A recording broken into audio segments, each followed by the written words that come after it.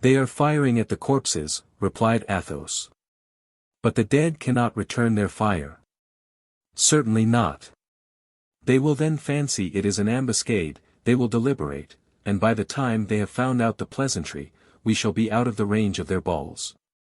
That renders it useless to get a pleurisy by too much haste. Oh, I comprehend now, said the astonished Porthos. That's lucky, said Athos, shrugging his shoulders.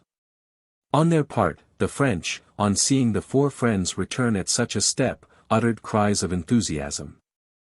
At length a fresh discharge was heard, and this time the balls came rattling among the stones around the four friends, and whistling sharply in their ears. The Rochellais had at last taken possession of the bastion. These Rochellais are bungling fellows, said Athos. How many have we killed of them, a dozen? Or 15? How many did we crush under the wall? 8 or 10. And in exchange for all that not even a scratch. Ah, but what is the matter with your hand, D'Artagnan? It bleeds, seemingly. Oh, it's nothing, said D'Artagnan. A spent ball? Not even that. What is it, then?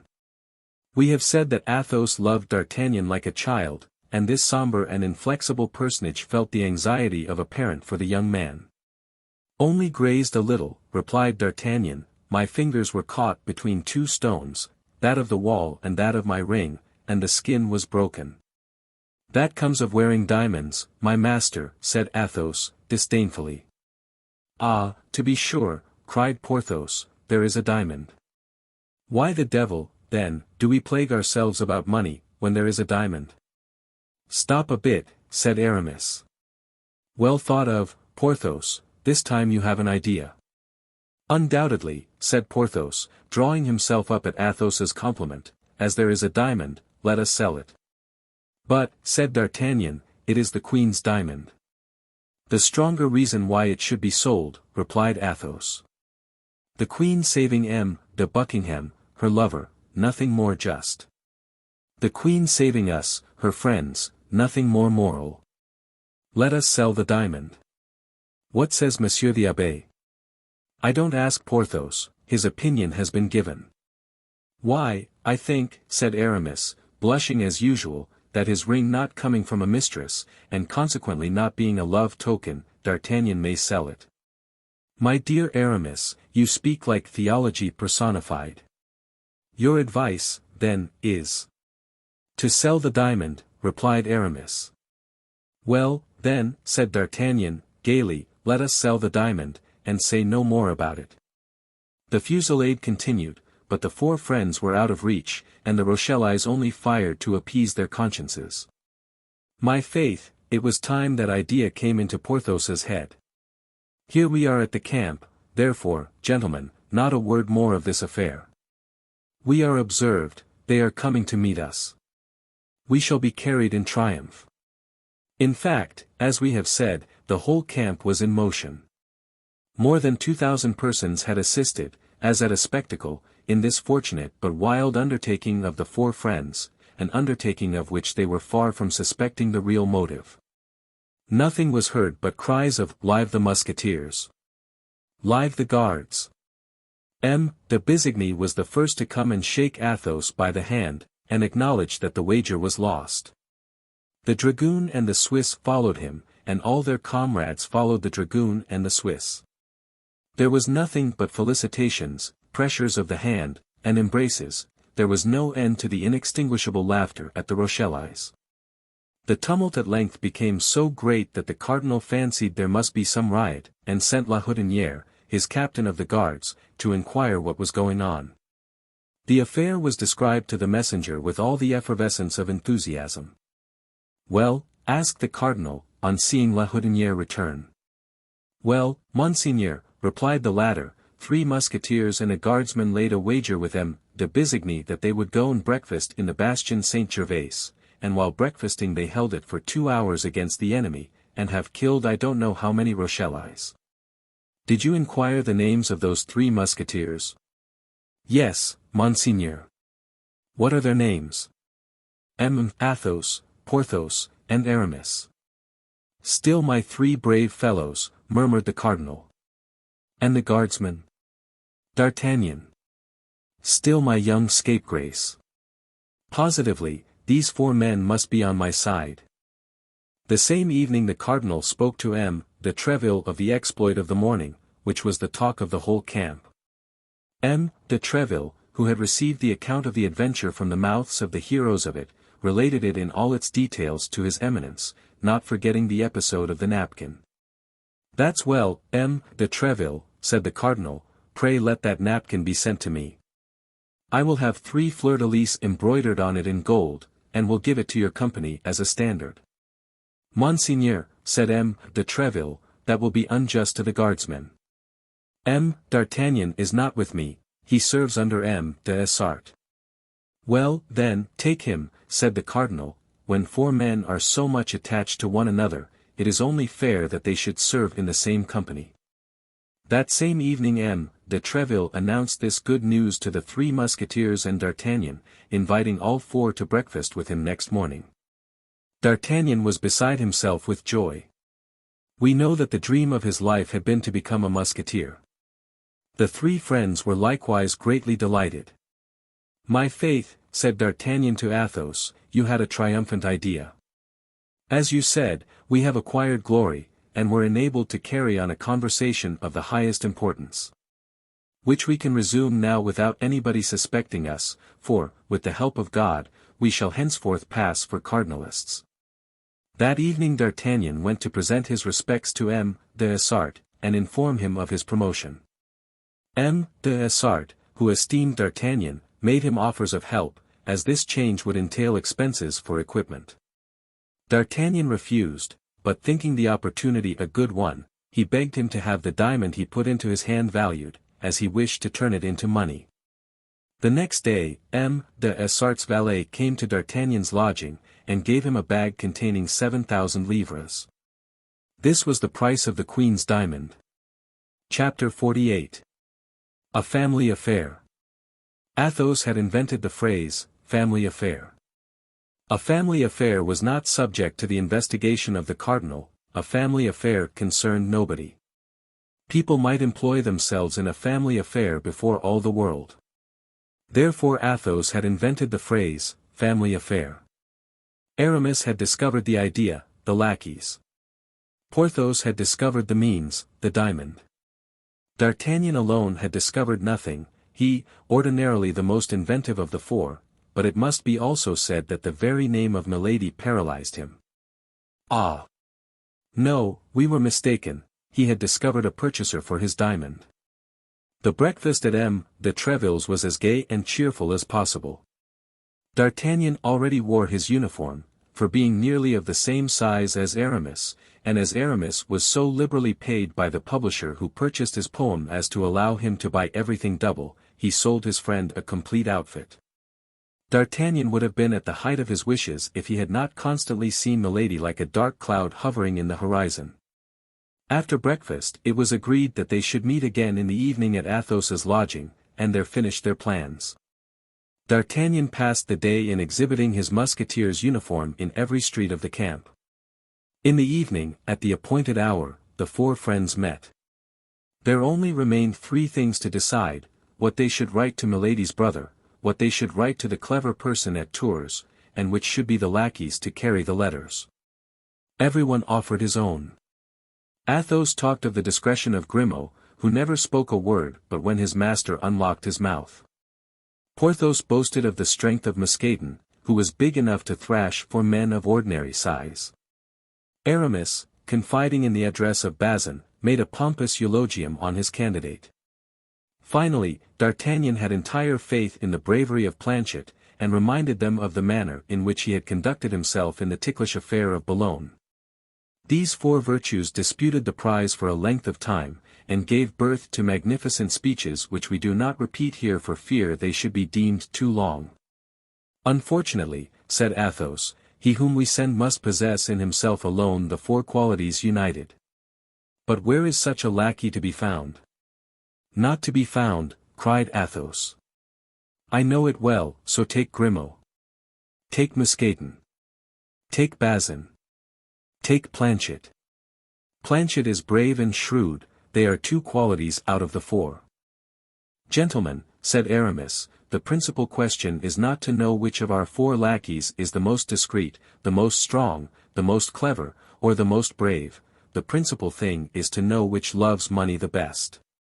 What Aramis says is very sensible, replied Athos, we must speculate upon the faults of people, and not upon their virtues. Monsieur Abbé, you are a great moralist.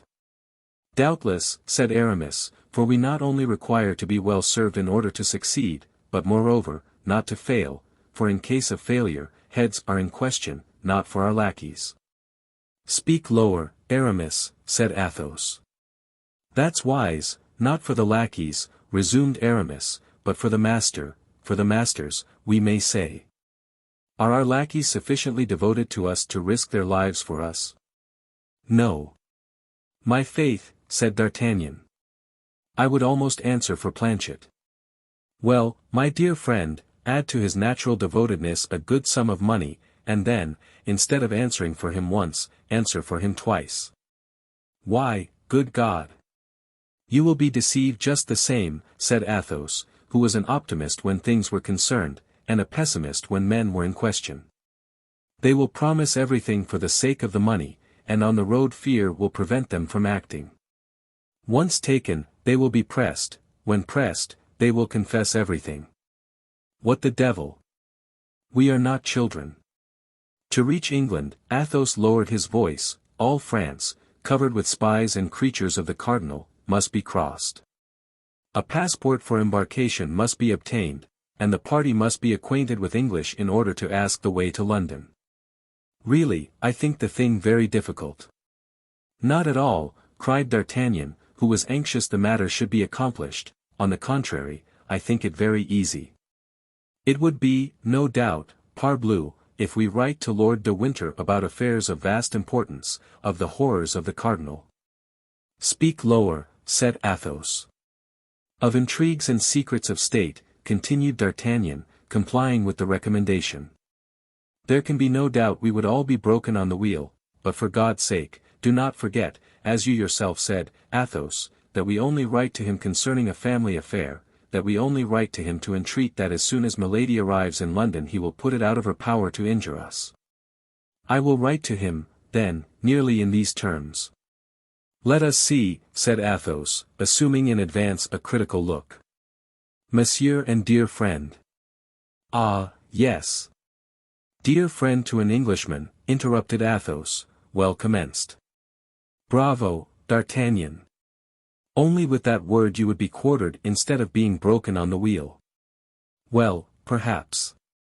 I will say, then, monsieur, quite short. You may even say, my lord, replied Athos, who stickled for propriety. My lord, do you remember the little goat pasture of the Luxembourg? Good, the Luxembourg. One might believe this is an allusion to the Queen Mother. That's ingenious, said Athos. Well, then, we will put simply, my lord, do you remember a certain little enclosure where your life was spared? My dear D'Artagnan, you will never make anything but a very bad secretary. Where your life was spared. For shame. That's unworthy. A man of spirit is not to be reminded of such services. A benefit reproached is an offense committed. The devil, said D'Artagnan, you are insupportable. If the letter must be written under your censure, my faith, I renounce the task. And you will do right. Handle the musket and the sword, my dear fellow. You will come off splendidly at those 2 exercises, but pass the pen over to Monsieur Abbé. That's his province. I, said Porthos, pass the pen to Aramis, who writes theses in Latin. Well, so be it, said D'Artagnan. Draw up this note for us, Aramis, but by our Holy Father the Pope, cut it short, for I shall prune you in my turn, I warn you. I ask no better, said Aramis, with that ingenious air of confidence which every poet has in himself, but let me be properly acquainted with the subject. I have heard here and there that this sister-in-law was a hussy. I have obtained proof of it by listening to her conversation with the cardinal. Lower. Sacrebleu, said Athos. But, continued Aramis, the details escape me. And me also, said Porthos. D'Artagnan and Athos looked at each other for some time in silence. At length Athos, after serious reflection and becoming more pale than usual, made a sign of assent to D'Artagnan, who by it understood he was at liberty to speak.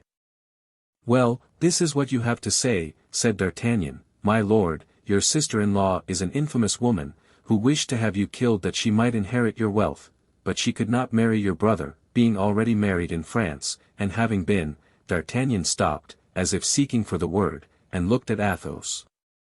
"Repudiated by her husband," said Athos. "Because she had been branded," continued D'Artagnan. "Bah!" cried Porthos. "Impossible! What do you say, that she wanted to have her brother-in-law killed?" "Yes." "She was married?" asked Aramis. "Yes." "And her husband found out that she had a fleur-de-lis on her shoulder?" cried Porthos. "Yes." These three yes had been pronounced by Athos, each with a sadder intonation. "And who has seen this fleur-de-lis?" inquired Aramis. "D'Artagnan and I. Or rather, to observe the chronological order, I and D'Artagnan," replied Athos. "And does the husband of this frightful creature still live?" said Aramis. "He still lives." "Are you quite sure of it?" "I am he." There was a moment of cold silence, during which everyone was affected according to his nature. "This time," said Athos, first breaking the silence, "D'Artagnan has given us an excellent program, and the letter must be written at once." "The devil! You are right, Athos," said Aramis, "and it is a rather difficult matter. The Chancellor himself would be puzzled how to write such a letter, and yet the Chancellor draws up an official report very readily. Never mind. Be silent, I will write." Aramis accordingly took the quill, reflected for a few moments, wrote 8 or 10 lines in a charming little female hand, and then with a voice soft and slow, as if each word had been scrupulously weighed, he read the following. "My lord, the person who writes these few lines had the honor of crossing swords with you in the little enclosure of the Rue d'Enfer. As you have several times since declared yourself the friend of that person, he thinks it his duty to respond to that friendship by sending you important information. Twice you have nearly been the victim of a near relative, whom you believe to be your heir because you are ignorant that before she contracted a marriage in England she was already married in France. But the third time, which is the present, you may succumb. Your relative left La Rochelle for England during the night. Watch her arrival, for she has great and terrible projects. If you require to know positively what she is capable of, read her past history on her left shoulder." "Well, now that will do wonderfully well," said Athos. "My dear Aramis, you have the pen of a Secretary of State. Lord de Winter will now be upon his guard if the letter should reach him, and even if it should fall into the hands of the cardinal, we shall not be compromised. But as the lackey who goes may make us believe he has been to London and may stop at Châtellerault, let us give him only half the sum promised him, with the letter, with an agreement that he shall have the other half in exchange for the reply. Have you the diamond?" continued Athos. "I have what is still better. I have the price," and D'Artagnan threw the bag upon the table. At the sound of the gold Aramis raised his eyes and Porthos started. As to Athos, he remained unmoved. "How much in that little bag?" 7,000 livres, in Louis of 12 francs. 7,000 livres, cried Porthos. That poor little diamond was worth 7,000 livres. "It appears so," said Athos, "since here they are. I don't suppose that our friend D'Artagnan has added any of his own to the amount. But, gentlemen, in all this," said D'Artagnan, "we do not think of the Queen. Let us take some heed of the welfare of her dear Buckingham. That is the least we owe her." "That's true," said Athos, "but that concerns Aramis." "Well," replied the latter, blushing, "what must I say?" "Oh, that's simple enough," replied Athos. "Write a second letter for that clever personage who lives at Tours." Aramis resumed his pen, reflected a little, and wrote the following lines, which he immediately submitted to the approbation of his friends. "My dear cousin." "Ah, ah," said Athos. "This clever person is your relative, then?" "Cousin german." "Go on, to your cousin, then." Aramis continued.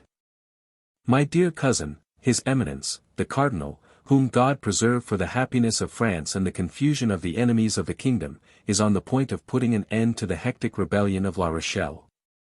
It is probable that the succor of the English fleet will never even arrive in sight of the place. I will even venture to say that I am certain M. de Buckingham will be prevented from setting out by some great event. His Eminence is the most illustrious politician of times past, of times present, and probably of times to come.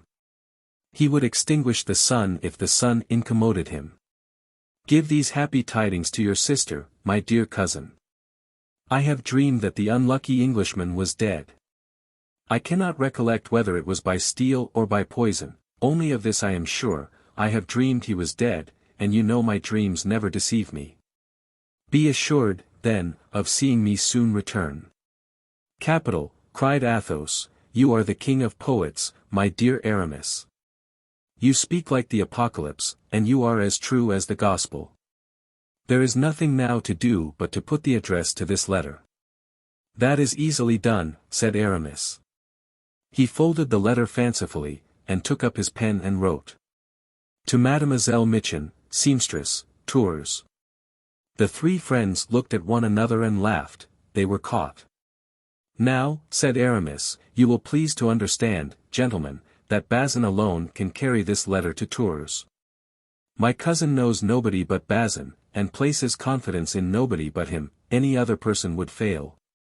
Besides, Bazin is ambitious and learned, Bazin has read history, gentlemen, he knows that Sixtus V became pope after having kept pigs. Well, as he means to enter the church at the same time as myself, he does not despair of becoming pope in his turn, or at least a cardinal. You can understand that a man who has such views will never allow himself to be taken, or if taken, will undergo martyrdom rather than speak." "Very well," said D'Artagnan, "I consent to Bazin with all my heart, but grant me Planchet." Milady had him one day turned out of doors, with sundry blows of a good stick to accelerate his motions.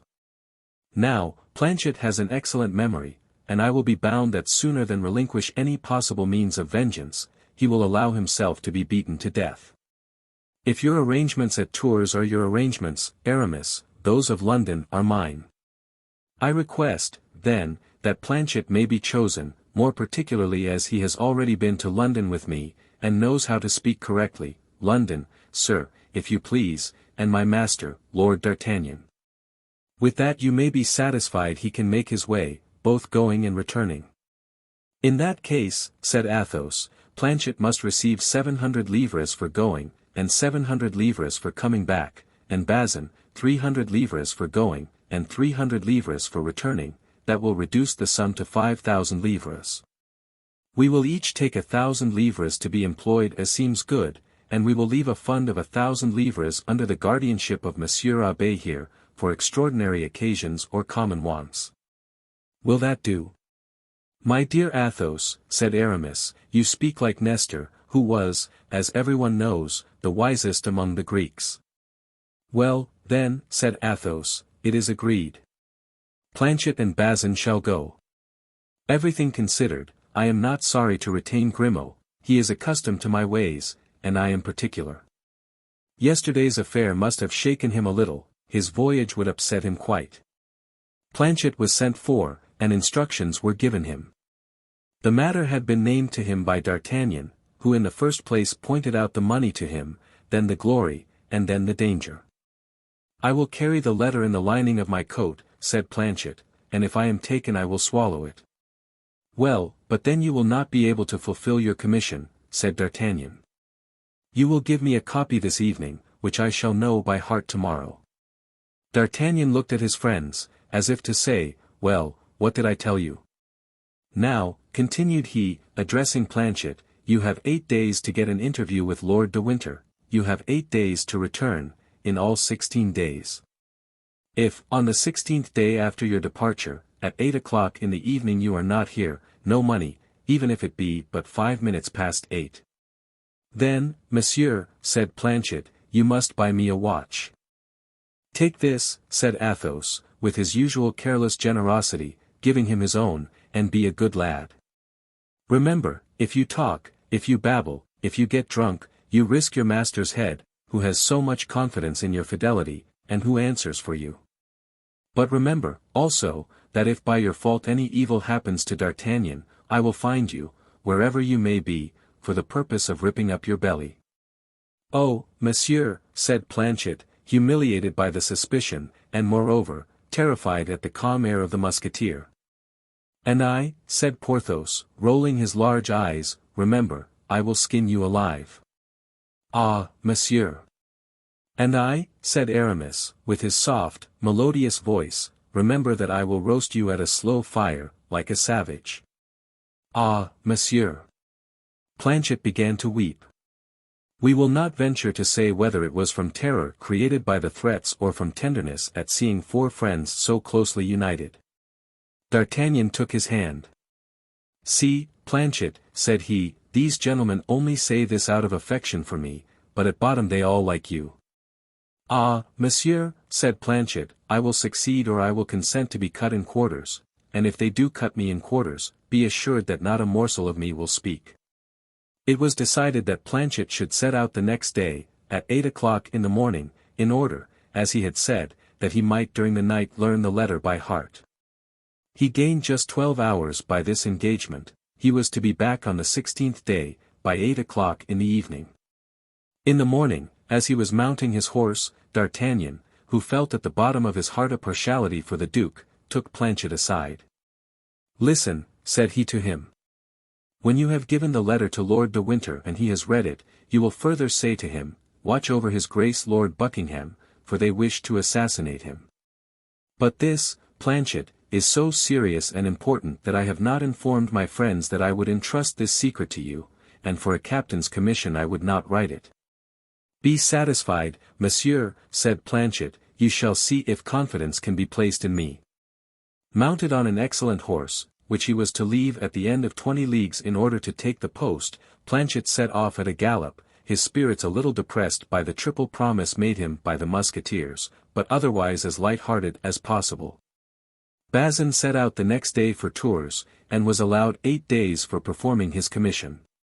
The four friends, during the period of these 2 absences, had, as may well be supposed, the eye on the watch, the nose to the wind, and the ear on the hark. Their days were passed in endeavoring to catch all that was said, in observing the proceeding of the cardinal, and in looking out for all the couriers who arrived. More than once an involuntary trembling seized them when called upon for some unexpected service. They had, besides, to look constantly to their own proper safety. Milady was a phantom which, when it had once appeared to people, did not allow them to sleep very quietly. On the morning of the 8th day, Bazin, fresh as ever, and smiling, according to custom, entered the cabaret of the Parpaillot as the four friends were sitting down to breakfast, saying, as had been agreed upon, Monsieur Aramis, the answer from your cousin. The four friends exchanged a joyful glance. Half of the work was done. It is true, however, that it was the shorter and easier part. Aramis, blushing in spite of himself, took the letter, which was in a large, coarse hand and not particular for its orthography. Good God, cried he, laughing, I quite despair of my poor Mitchen, she will never write like M. de Voiture. What does you mean by poor Mitchen? Said the Swiss, who was chatting with the four friends when the letter came. Oh, pardieu, less than nothing, said Aramis, a charming little seamstress, whom I love dearly and from whose hand I requested a few lines as a sort of keepsake. The devil, said the Swiss, if she is as great a lady as her writing is large, you are a lucky fellow, comrade. Aramis read the letter, and passed it to Athos. See what she writes to me, Athos, said he. Athos cast a glance over the epistle, and to disperse all the suspicions that might have been created, read aloud. My cousin, my sister and I are skillful in interpreting dreams, and even entertain great fear of them, but of yours it may be said, I hope, every dream is an illusion. Adieu. Take care of yourself, and act so that we may from time to time hear you spoken of. Marie Mitchin. And what dream does she mean? Asked the dragoon, who had approached during the reading. Yes, what's the dream? Said the Swiss. Well, pardieu, said Aramis, it was only this, I had a dream, and I related it to her. Yes, said the Swiss, it's simple enough to tell a dream, but I never dream. You are very fortunate, said Athos, rising, I wish I could say as much. Never, replied the Swiss, enchanted that a man like Athos could envy him anything. Never. D'Artagnan, seeing Athos rise, did likewise, took his arm, and went out. Porthos and Aramis remained behind to encounter the jokes of the dragoon and the Swiss. As to Bazin, he went and lay down on a truss of straw, and as he had more imagination than the Swiss, he dreamed that Aramis, having become pope, adorned his head with a cardinal's hat. But, as we have said, Bazin had not, by his fortunate return, removed more than a part of the uneasiness which weighed upon the four friends. The days of expectation are long, and D'Artagnan, in particular, would have wagered that the days were 44 hours. He forgot the necessary slowness of navigation, he exaggerated to himself the power of Milady. He credited this woman, who appeared to him the equal of a demon, with agents as supernatural as herself. At the least noise, he imagined himself about to be arrested, and that Planchet was being brought back to be confronted with himself and his friends. Still further, his confidence in the worthy Picard, at one time so great, diminished day by day. This anxiety became so great that it even extended to Aramis and Porthos. Athos alone remained unmoved, as if no danger hovered over him, and as if he breathed his customary atmosphere. On the 16th day, in particular, these signs were so strong in D'Artagnan and his two friends that they could not remain quiet in one place, and wandered about like ghosts on the road by which Planchet was expected. Really, said Athos to them, you are not men but children, to let a woman terrify you so. And what does it amount to, after all? To be imprisoned. Well, but we should be taken out of prison, Madame Bonacieux was released. To be decapitated? Why, every day in the trenches we go cheerfully to expose ourselves to worse than that, for a bullet may break a leg, and I am convinced a surgeon would give us more pain in cutting off a thigh than an executioner in cutting off a head. Wait quietly, then, in 2 hours, in 4, in 6 hours at latest, Planchet will be here. He promised to be here, and I have very great faith in Planchet, who appears to me to be a very good lad. But if he does not come, said D'Artagnan. Well, if he does not come, it will be because he has been delayed, that's all. He may have fallen from his horse, he may have cut a caper from the deck, he may have travelled so fast against the wind as to have brought on a violent catarrh.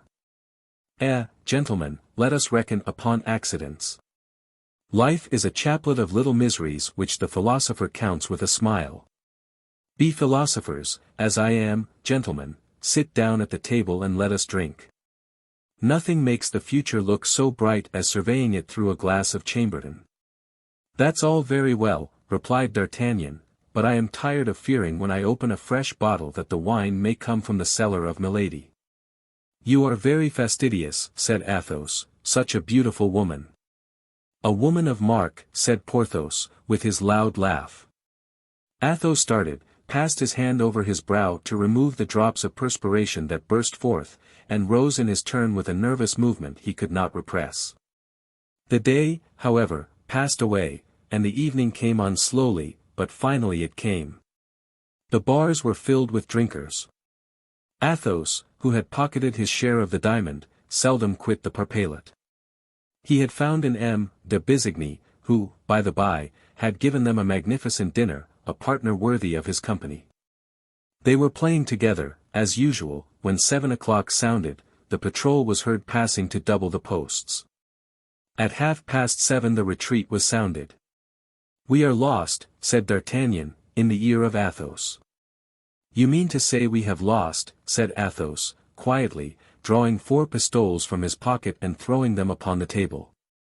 Come, gentlemen, said he, they are beating the tattoo. Let us to bed. And Athos went out of the parpaillot, followed by D'Artagnan. Aramis came behind, giving his arm to Porthos. Aramis mumbled verses to himself, and Porthos from time to time pulled a hair or two from his mustache, in sign of despair. But all at once a shadow appeared in the darkness, the outline of which was familiar to D'Artagnan, and a well-known voice said, "Monsieur, I have brought your cloak, it is chilly this evening." "Planchet," cried D'Artagnan, beside himself with joy. "Planchet," repeated Aramis and Porthos. "Well, yes, Planchet, to be sure," said Athos. "What is there so astonishing in that? He promised to be back by 8 o'clock, and 8 is striking. Bravo, Planchet, you are a lad of your word, and if ever you leave your master, I will promise you a place in my service." "Oh, no, never," said Planchet, "I will never leave D'Artagnan." At the same time D'Artagnan felt that Planchet slipped a note into his hand. D'Artagnan felt a strong inclination to embrace Planchet as he had embraced him on his departure, but he feared lest this mark of affection, bestowed upon his lackey in the open street, might appear extraordinary to passers-by, and he restrained himself. "I have the note," said he to Athos and to his friends. "That's well," said Athos, "let us go home and read it." The note burned the hand of D'Artagnan. He wished to hasten their steps, but Athos took his arm and passed it under his own, and the young man was forced to regulate his pace by that of his friend. At length they reached the tent, lit a lamp, and while Planchet stood at the entrance that the four friends might not be surprised, D'Artagnan, with a trembling hand, broke the seal and opened the so anxiously expected letter. It contained half a line, in a hand perfectly British, and with a conciseness as perfectly Spartan. "Thank you, be easy." D'Artagnan translated this for the others. Athos took the letter from the hands of D'Artagnan, approached the lamp, set fire to the paper, and did not let go till it was reduced to a cinder. Then, calling Planchet, he said, "Now, my lad, you may claim your 700 livres, but you did not run much risk with such a note as that." "I am not to blame for having tried every means to compress it," said Planchet. "Well," cried D'Artagnan, "tell us all about it." "Dame, that's a long job, monsieur." "You are right, Planchet," said Athos. "Besides, the tattoo has been sounded, and we should be observed if we kept a light burning much longer than the others." "So be it," said D'Artagnan. "Go to bed, Planchet, and sleep soundly." "My faith, monsieur. That will be the first time I have done so for 16 days. "And me, too," said D'Artagnan. "And me, too," said Porthos. "And me, too," said Aramis. "Well, if you will have the truth, and me, too," said Athos. Chapter 49. Fatality. Meantime Milady, drunk with passion, roaring on the deck like a lioness that has been embarked, had been tempted to throw herself into the sea that she might regain the coast, for she could not get rid of the thought that she had been insulted by D'Artagnan, threatened by Athos, and that she had quit France without being revenged on them. This idea soon became so insupportable to her that at the risk of whatever terrible consequences might result to herself from it, she implored the captain to put her on shore, but the captain, eager to escape from his false position, placed between French and English cruisers, like the bat between the mice and the birds, was in great haste to regain England, and positively refused to obey what he took for a woman's caprice, promising his passenger, who had been particularly recommended to him by the cardinal, to land her, if the sea and the French permitted him, at one of the ports of Brittany, either at Lorient or Brest. But the wind was contrary, the sea bad, they tacked and kept off shore.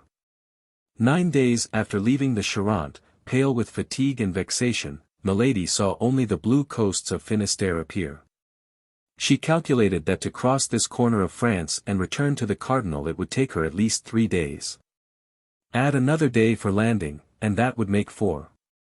Add these 4 to the 9 others, that would be 13 days lost, 13 days, during which so many important events might pass in London. She reflected likewise that the cardinal would be furious at her return, and consequently would be more disposed to listen to the complaints brought against her than to the accusations she brought against others. She allowed the vessel to pass Lorient and Brest without repeating her request to the captain, who, on his part, took care not to remind her of it.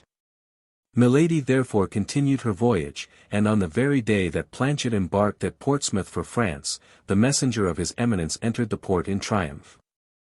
All the city was agitated by an extraordinary movement. For large vessels, recently built, had just been launched. At the end of the jetty, his clothes richly laced with gold, glittering, as was customary with him, with diamonds and precious stones, his hat ornamented with a white feather which drooped upon his shoulder, Buckingham was seen surrounded by a staff almost as brilliant as himself. It was one of those rare and beautiful days in winter when England remembers that there is a sun.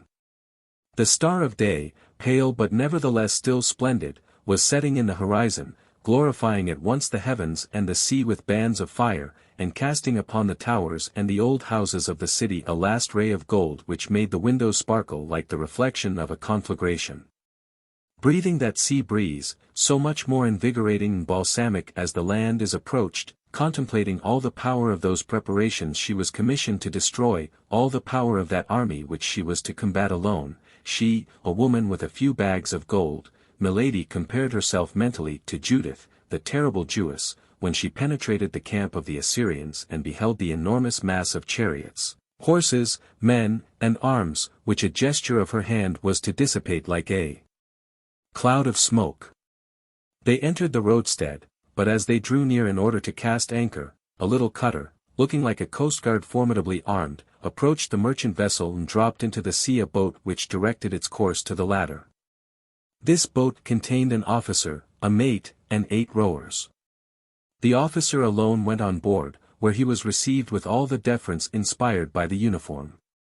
The officer conversed a few instants with the captain, gave him several papers, of which he was the bearer, to read, and upon the order of the merchant captain the whole crew of the vessel, both passengers and sailors, were called upon deck. When this species of summons was made, the officer inquired aloud the point of the brig's departure, its route, its landings, and to all these questions the captain replied without difficulty and without hesitation. Then the officer began to pass in review all the people, one after the other, and stopping when he came to Milady, surveyed her very closely, but without addressing a single word to her. He then returned to the captain, said a few words to him, and as if from that moment the vessel was under his command, he ordered a maneuver which the crew executed immediately. Then the vessel resumed its course, still escorted by the little cutter, which sailed side by side with it, menacing it with the mouths of its 6 cannon. The boat followed in the wake of the ship, a speck near the enormous mass. During the examination of Milady by the officer, as may well be imagined, Milady on her part was not less scrutinizing in her glances. But however great was the power of this woman with eyes of flame in reading the hearts of those whose secrets she wished to divine, she met this time with a countenance of such impassivity that no discovery followed her investigation. The officer who had stopped in front of her and studied her with so much care might have been 25 or 26 years of age.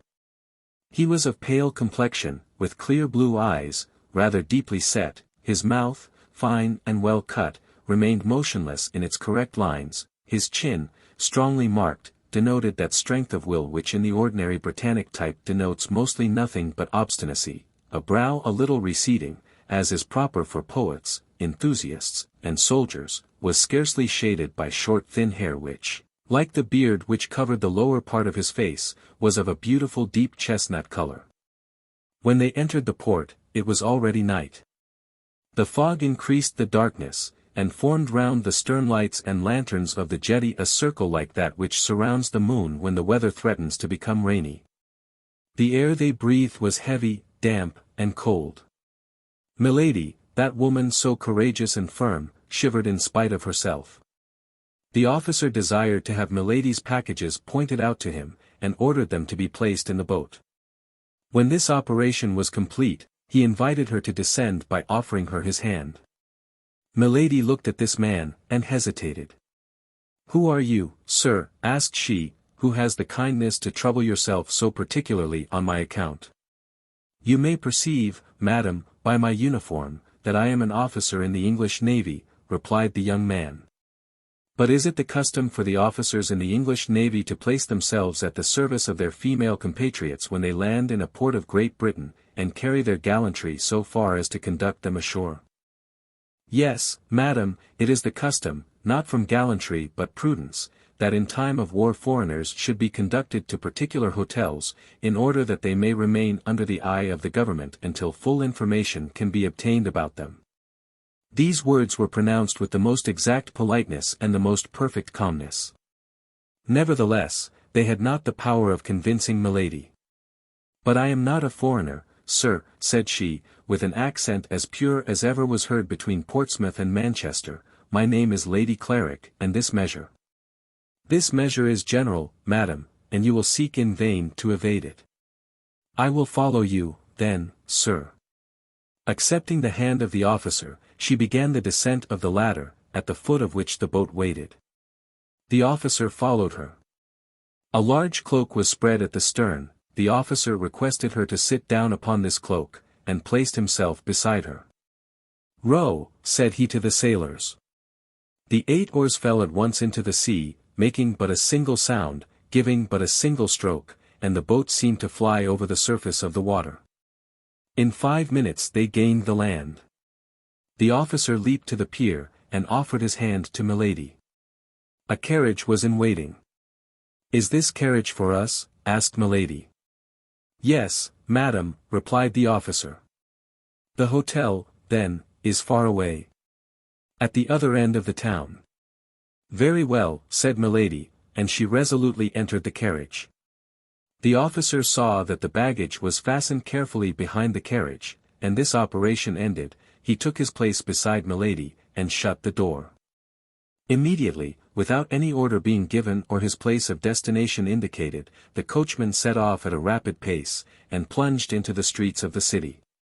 So strange a reception naturally gave milady ample matter for reflection, so seeing that the young officer did not seem at all disposed for conversation, she reclined in her corner of the carriage, and one after the other passed in review all the surmises which presented themselves to her mind. At the end of a quarter of an hour, however, surprised at the length of the journey, she leaned forward toward the door to see whither she was being conducted. Houses were no longer to be seen, trees appeared in the darkness like great black phantoms chasing one another. Milady shuddered. "But we are no longer in the city, sir," said she. The young officer preserved silence. "I beg you to understand, sir, I will go no farther unless you tell me whither you are taking me." This threat brought no reply. "Oh, this is too much," cried milady. "Help! Help!" No voice replied to hers, the carriage continued to roll on with rapidity, the officer seemed a statue. Milady looked at the officer with one of those terrible expressions peculiar to her countenance, and which so rarely failed of their effect. Anger made her eyes flash in the darkness. The young man remained immovable. Milady tried to open the door in order to throw herself out. "Take care, madam," said the young man, coolly, "you will kill yourself in jumping." Milady reseated herself, foaming. The officer leaned forward, looked at her in his turn, and appeared surprised to see that face, just before so beautiful, distorted with passion and almost hideous. The artful creature at once comprehended that she was injuring herself by allowing him thus to read her soul. She collected her features, and in a complaining voice said, "In the name of heaven, sir, tell me if it is to you, if it is to your government, if it is to an enemy I am to attribute the violence that is done me?" "No violence will be offered to you, madam, and what happens to you is the result of a very simple measure which we are obliged to adopt with all who land in England." "Then you don't know me, sir." "It is the first time I have had the honor of seeing you." "And on your honor, you have no cause of hatred against me?" "None, I swear to you." There was so much serenity, coolness, mildness even, in the voice of the young man, that milady felt reassured. At length, after a journey of nearly an hour, the carriage stopped before an iron gate, which closed an avenue leading to a castle severe in form, massive, and isolated. Then, as the wheels rolled over a fine gravel, milady could hear a vast roaring, which she at once recognized as the noise of the sea dashing against some steep cliff. The carriage passed under 2 arched gateways, and at length stopped in a court large, dark, and square. Almost immediately the door of the carriage was opened, the young man sprang lightly out and presented his hand to Milady, who leaned upon it, and in her turn alighted with tolerable calmness. "Still, then, I am a prisoner," said Milady, looking around her, and bringing back her eyes with a most gracious smile to the young officer, "but I feel assured it will not be for long," added she. "My own conscience and your politeness, sir, are the guarantees of that." However flattering this compliment, the officer made no reply, but drawing from his belt a little silver whistle, such as boatswains use in ships of war, he whistled 3 times, with 3 different modulations. Immediately several men appeared, who unharnessed the smoking horses, and put the carriage into a coach-house. Then the officer, with the same calm politeness, invited his prisoner to enter the house. She, with a still smiling countenance, took his arm, and passed with him under a low arched door, which by a vaulted passage, lighted only at the farther end, led to a stone staircase around an angle of stone. They then came to a massive door, which after the introduction into the lock of a key which the young man carried with him, turned heavily upon its hinges, and disclosed the chamber destined for Milady. With a single glance the prisoner took in the apartment in its minutest details. It was a chamber whose furniture was at once appropriate for a prisoner or a free man, and yet bars at the windows and outside bolts at the door decided the question in favor of the prison. In an instant all the strength of mind of this creature, though drawn from the most vigorous sources, abandoned her. She sank into a large easy chair, with her arms crossed, her head lowered, and expecting every instant to see a judge enter to interrogate her. But no one entered except 2 or 3 marines, who brought her trunks and packages, deposited them in a corner, and retired without speaking. The officer superintended all these details with the same calmness Milady had constantly seen in him, never pronouncing a word himself, and making himself obeyed by a gesture of his hand or a sound of his whistle. It might have been said that between this man and his inferiors spoken language did not exist, or had become useless. At length Milady could hold out no longer, she broke the silence. "In the name of heaven, sir," cried she, "what means all that is passing? Put an end to my doubts, I have courage enough for any danger I can foresee, for every misfortune which I understand. Where am I, and why am I here? If I am free, why these bars and these doors? If I am a prisoner, what crime have I committed? You are here in the apartment destined for you, madam. I received orders to go and take charge of you on the sea, and to conduct you to this castle. This order I believe I have accomplished with all the exactness of a soldier, but also with the courtesy of a gentleman. There terminates, at least to the present moment, the duty I had to fulfill toward you, the rest concerns another person." "And who is that other person?" asked Milady, warmly. "Can you not tell me his name?" At the moment a great jingling of spurs was heard on the stairs. Some voices passed and faded away, and the sound of a single footstep approached the door. "That person is here, madam," said the officer, leaving the entrance open, and drawing himself up in an attitude of respect. At the same time the door opened, a man appeared on the threshold. He was without a hat, carried a sword, and flourished a handkerchief in his hand. Milady thought she recognized this shadow in the gloom. She supported herself with one hand upon the arm of the chair, and advanced her head as if to meet a certainty. The stranger advanced slowly, and as he advanced, after entering into the circle of light projected by the lamp, Milady involuntarily drew back. Then when she had no longer any doubt, she cried, in a state of stupor, "What, my brother, is it you?" "Yes, fair lady," replied Lord de Winter, making a bow, half courteous, half ironical, "it is I, myself."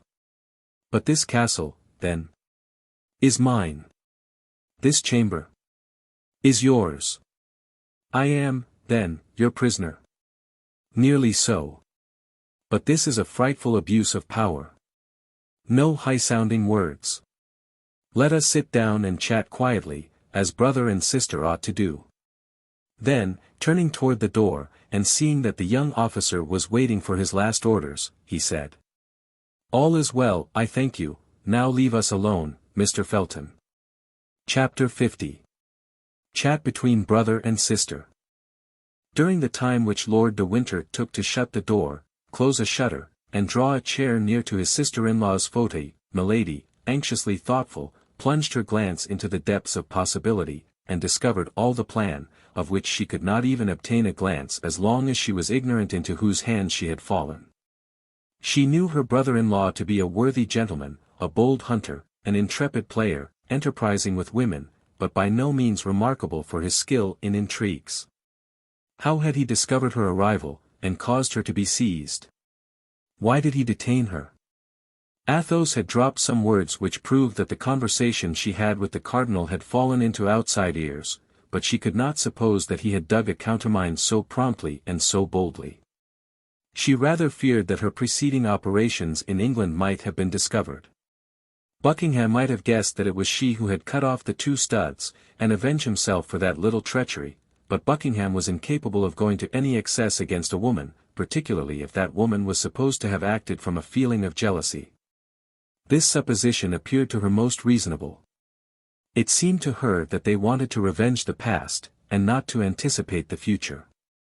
At all events, she congratulated herself upon having fallen into the hands of her brother-in-law, with whom she reckoned she could deal very easily, rather than into the hands of an acknowledged and intelligent enemy.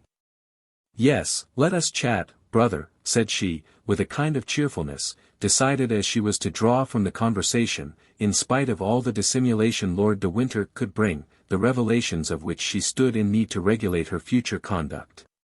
"You have, then, decided to come to England again," said Lord de Winter, "in spite of the resolutions you so often expressed in Paris never to set your feet on British ground?"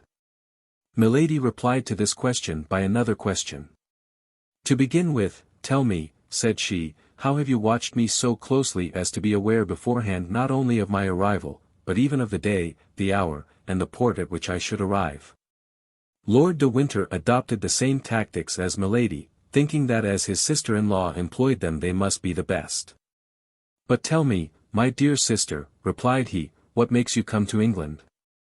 "I come to see you," replied Milady, without knowing how much she aggravated by this reply the suspicions to which D'Artagnan's letter had given birth in the mind of her brother-in-law, and only desiring to gain the goodwill of her auditor by a falsehood. "Ah, to see me?" said de Winter, cunningly. "To be sure, to see you. What is there astonishing in that? And you had no other object in coming to England but to see me?" "No.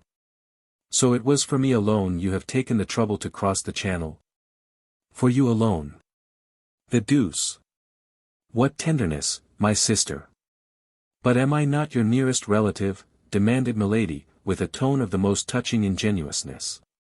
"And my only heir, are you not?" said Lord de Winter in his turn, fixing his eyes on those of Milady. Whatever command she had over herself, Milady could not help starting, and as in pronouncing the last words Lord de Winter placed his hand upon the arm of his sister, this start did not escape him. In fact, the blow was direct and severe. The first idea that occurred to Milady's mind was that she had been betrayed by Kitty, and that she had recounted to the Baron the selfish aversion toward himself of which she had imprudently allowed some marks to escape before her servant. She also recollected the furious and imprudent attack she had made upon D'Artagnan when he spared the life of her brother.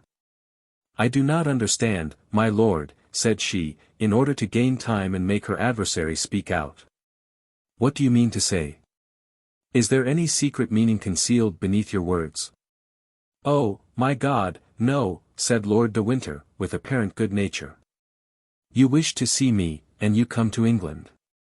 I learn this desire, or rather I suspect that you feel it, and in order to spare you all the annoyances of a nocturnal arrival in a port and all the fatigues of landing, I send one of my officers to meet you, I place a carriage at his orders, and he brings you hither to this castle, of which I am governor, whither I come every day, and where, in order to satisfy our mutual desire of seeing each other, I have prepared you a chamber. What is there more astonishing in all that I have said to you than in what you have told me? No, what I think astonishing is that you should expect my coming. And yet that is the most simple thing in the world, my dear sister. Have you not observed that the captain of your little vessel, on entering the roadstead, sent forward, in order to obtain permission to enter the port, a little boat bearing his logbook and the register of his voyagers. I am commandant of the port. They brought me that book. I recognized your name in it. My heart told me what your mouth has just confirmed, that is to say, with what view you have exposed yourself to the dangers of a sea so perilous, or at least so troublesome at this moment, and I sent my cutter to meet you. You know the rest. Milady knew that Lord de Winter lied, and she was the more alarmed. My brother, continued she, was not that my Lord Buckingham whom I saw on the jetty this evening as we arrived? Himself. Ah, I can understand how the sight of him struck you, replied Lord de Winter. You came from a country where he must be very much talked of, and I know that his armaments against France greatly engaged the attention of your friend the Cardinal. My friend the Cardinal, cried Milady, seeing that on this point as on the other Lord de Winter seemed well instructed. Is he not your friend? Replied the Baron, negligently. Ah, pardon. I thought so, but we will return to my Lord Duke presently. Let us not depart from the sentimental turn our conversation had taken. You came, you say, to see me? Yes. Well, I reply that you shall be served to the height of your wishes, and that we shall see each other every day.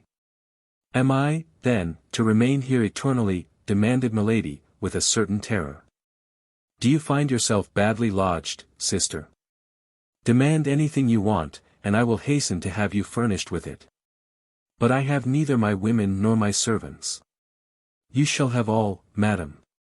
Tell me on what footing your household was established by your first husband, and although I am only your brother-in-law, I will arrange one similar.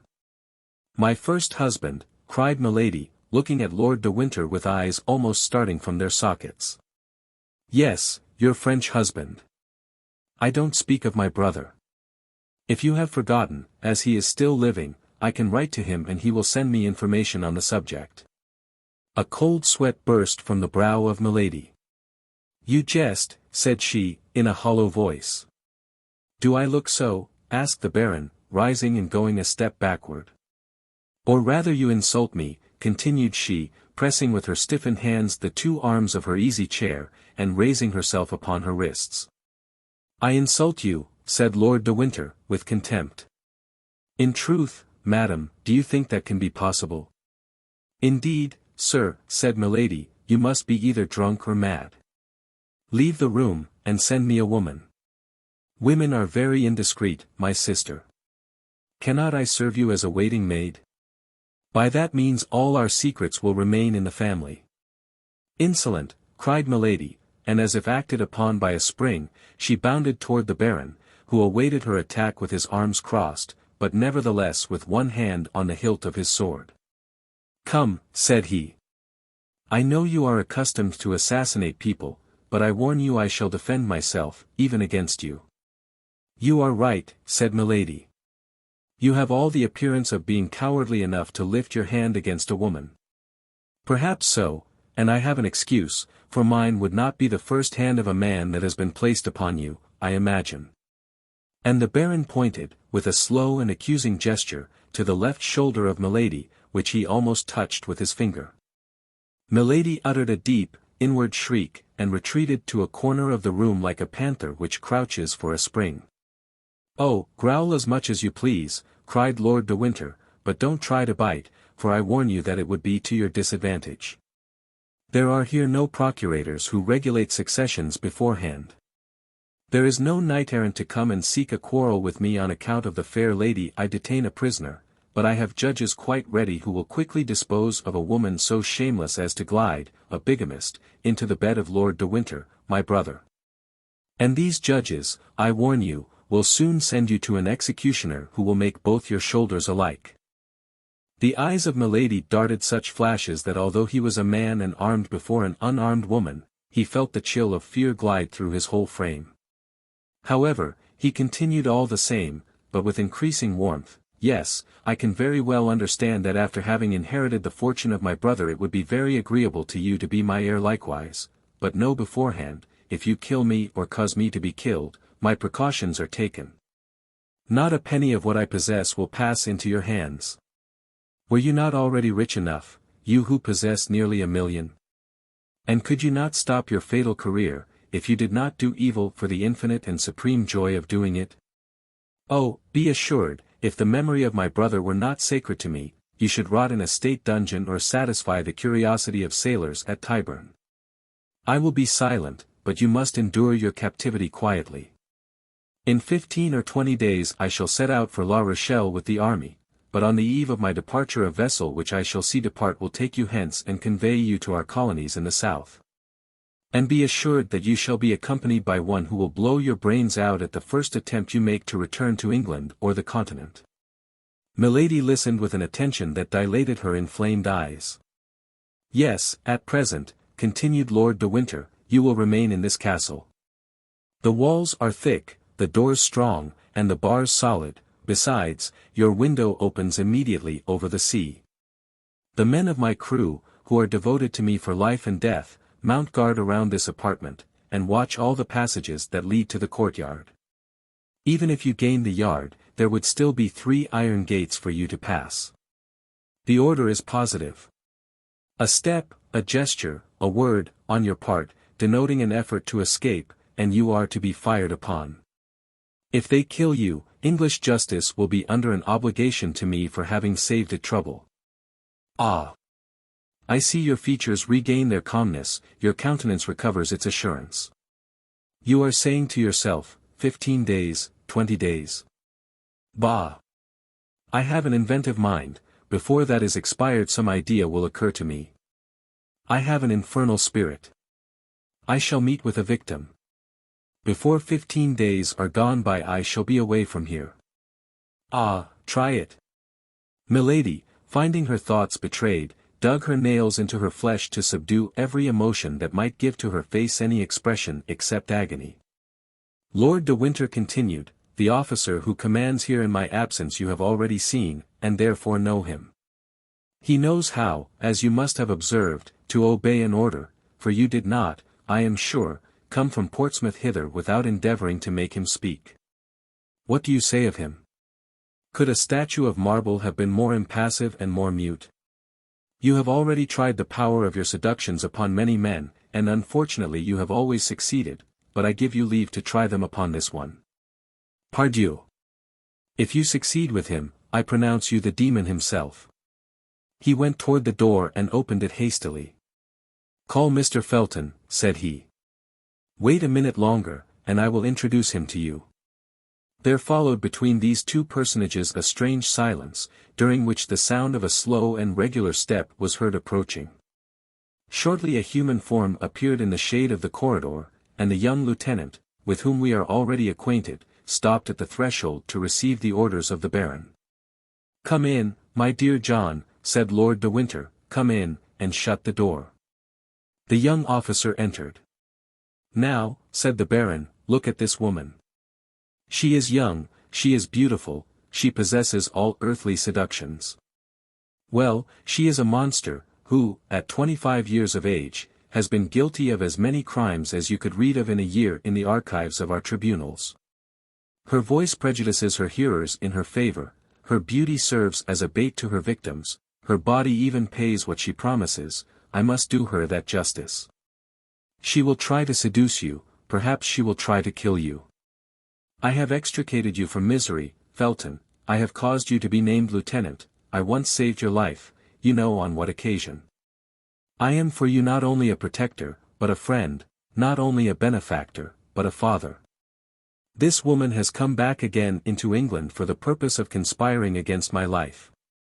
I hold this serpent in my hands.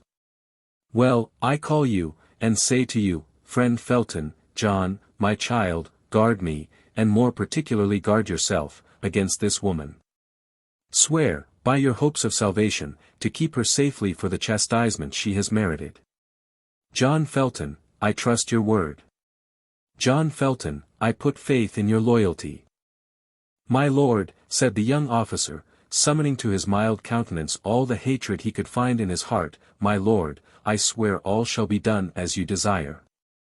Milady received this look like a resigned victim, it was impossible to imagine a more submissive or a more mild expression than that which prevailed on her beautiful countenance. Lord de Winter himself could scarcely recognize the tigress who, a minute before, prepared apparently for a fight. "She is not to leave this chamber, understand, John," continued the Baron. "She is to correspond with nobody, she is to speak to no one but you, if you will do her the honor to address a word to her." "That is sufficient, my lord. I have sworn. And now, madam, try to make your peace with God, for you are judged by men." Milady let her head sink, as if crushed by this sentence. Lord de Winter went out, making a sign to Felton, who followed him, shutting the door after him. One instant after, the heavy step of a marine who served as sentinel was heard in the corridor, his axe in his girdle and his musket on his shoulder. Milady remained for some minutes in the same position, for she thought they might perhaps be examining her through the keyhole. She then slowly raised her head, which had resumed its formidable expression of menace and defiance, ran to the door to listen, looked out of her window, and returning to bury herself again in her large armchair, she reflected. Chapter 51. Officer. Meanwhile, the cardinal looked anxiously for news from England, but no news arrived that was not annoying and threatening. Although La Rochelle was invested, however certain success might appear, thanks to the precautions taken, and above all to the dike, which prevented the entrance of any vessel into the besieged city, the blockade might last a long time yet. This was a great affront to the king's army, and a great inconvenience to the cardinal, who had no longer, it is true, to embroil Louis XIII with Anne of Austria, for that affair was over, but he had to adjust matters for M. de Bassompierre, who was embroiled with the Duc d'Angoulême. As to Monsieur, who had begun the siege, he left to the cardinal the task of finishing it. The city, notwithstanding the incredible perseverance of its mayor, had attempted a sort of mutiny for a surrender. The mayor had hanged the mutineers. This execution quieted the ill-disposed, who resolved to allow themselves to die of hunger, this death always appearing to them more slow and less sure than strangulation. On their side, from time to time, the besiegers took the messengers which the Rochellais sent to Buckingham, or the spies which Buckingham sent to the Rochellais. In one case or the other, the trial was soon over. The cardinal pronounced the single word, hanged. The king was invited to come and see the hanging. He came languidly, placing himself in a good situation to see all the details.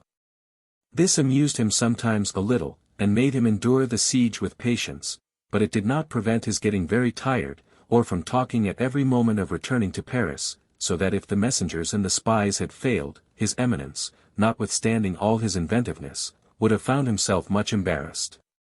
Nevertheless, time passed on, and the Rochellais did not surrender. The last spy that was taken was the bearer of a letter. This letter told Buckingham that the city was at an extremity, but instead of adding, "If your succor does not arrive within 15 days, we will surrender," it added, quite simply, "If your succor comes not within 15 days, we shall all be dead with hunger when it comes." The Rochellais, then, had no hope but in Buckingham. Buckingham was their Messiah. It was evident that if they one day learned positively that they must not count on Buckingham, their courage would fail with their hope. The cardinal looked, then, with great impatience for the news from England which would announce to him that Buckingham would not come. The question of carrying the city by assault, though often debated in the council of the king, had been always rejected. In the first place, La Rochelle appeared impregnable.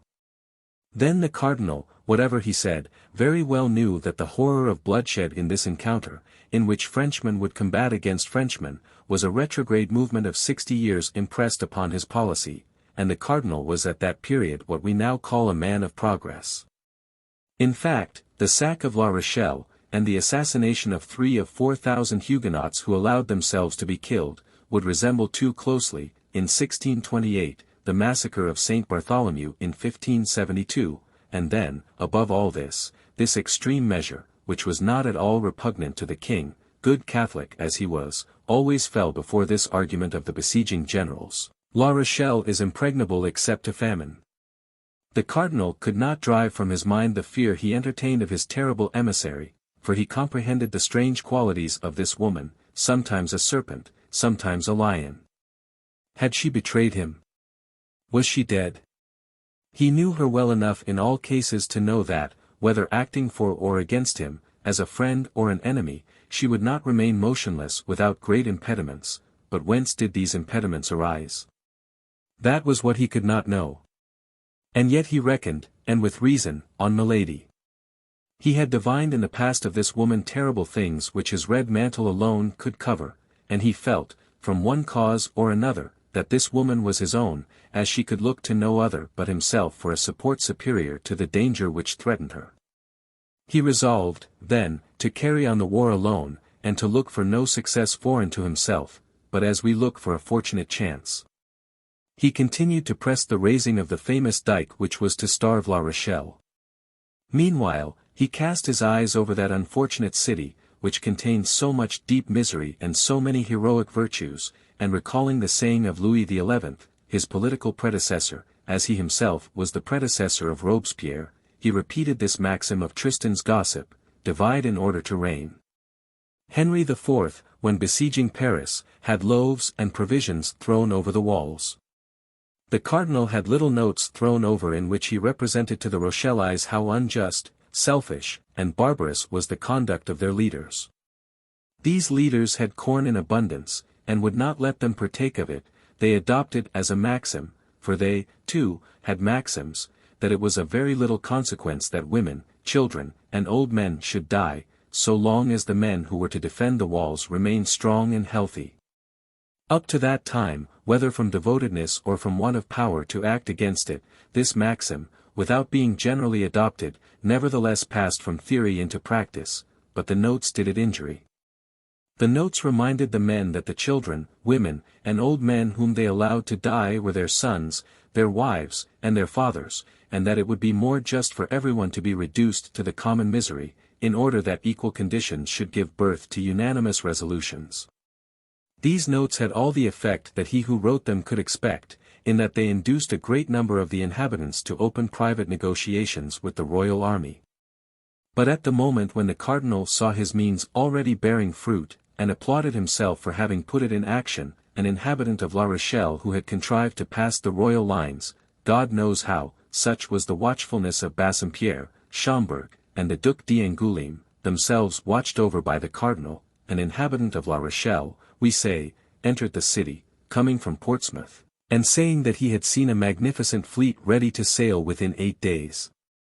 Still further, Buckingham announced to the mayor that at length the Great League was about to declare itself against France, and that the kingdom would be at once invaded by the English, Imperial, and Spanish armies. This letter was read publicly in all parts of the city. Copies were put up at the corners of the streets, and even they who had begun to open negotiations interrupted them, being resolved to await the succor so pompously announced.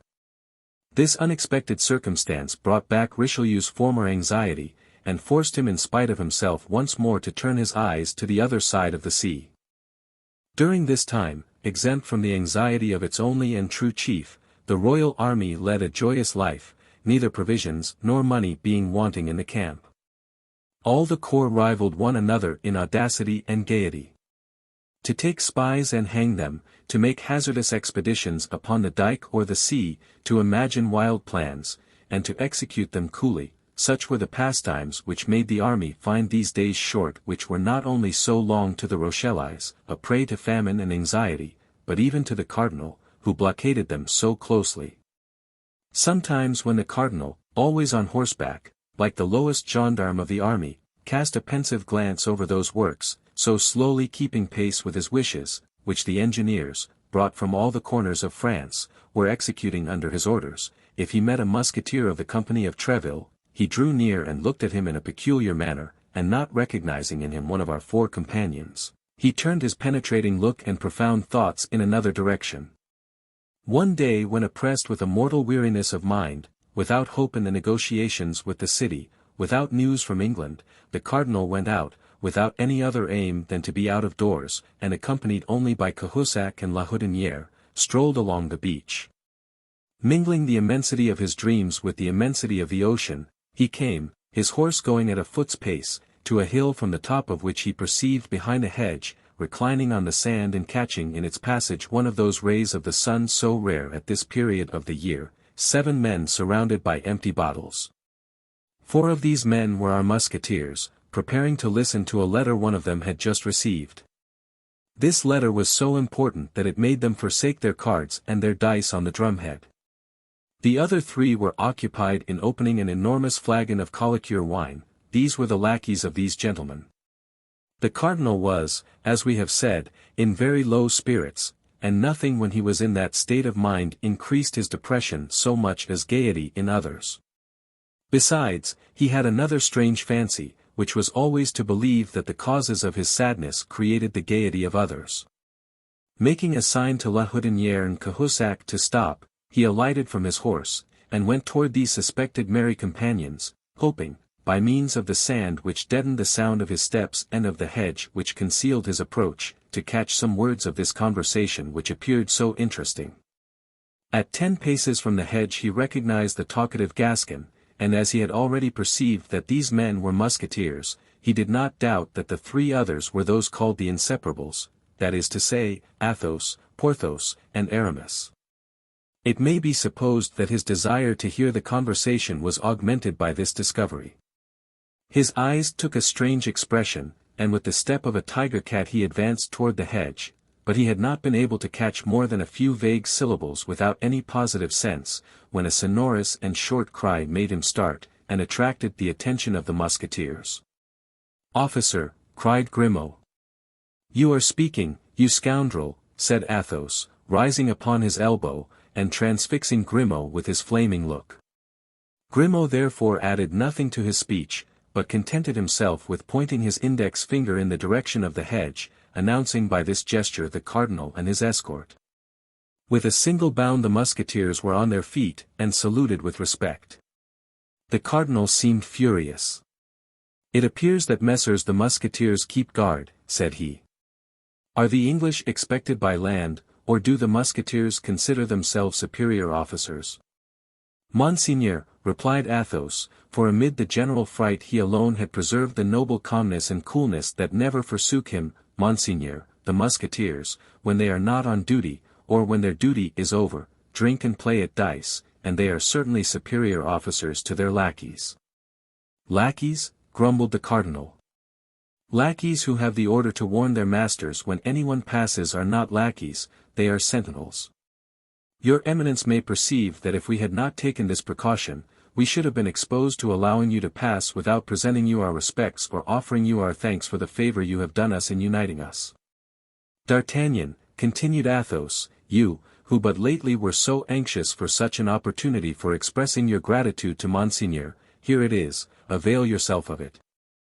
These words were pronounced with that imperturbable phlegm which distinguished Athos in the hour of danger, and with that excessive politeness which made of him at certain moments a king more majestic than kings by birth. D'Artagnan came forward and stammered out a few words of gratitude which soon expired under the gloomy looks of the cardinal. "It does not signify, gentlemen," continued the cardinal, without appearing to be in the least swerved from his first intention by the diversion which Athos had started, "it does not signify, gentlemen. I do not like to have simple soldiers, because they have the advantage of serving in a privileged corps, thus to play the great lords. Discipline is the same for them as for everybody else." Athos allowed the cardinal to finish his sentence completely, and bowed in sign of assent. Then he resumed in his turn, "Discipline, Monseigneur, has, I hope, in no way been forgotten by us.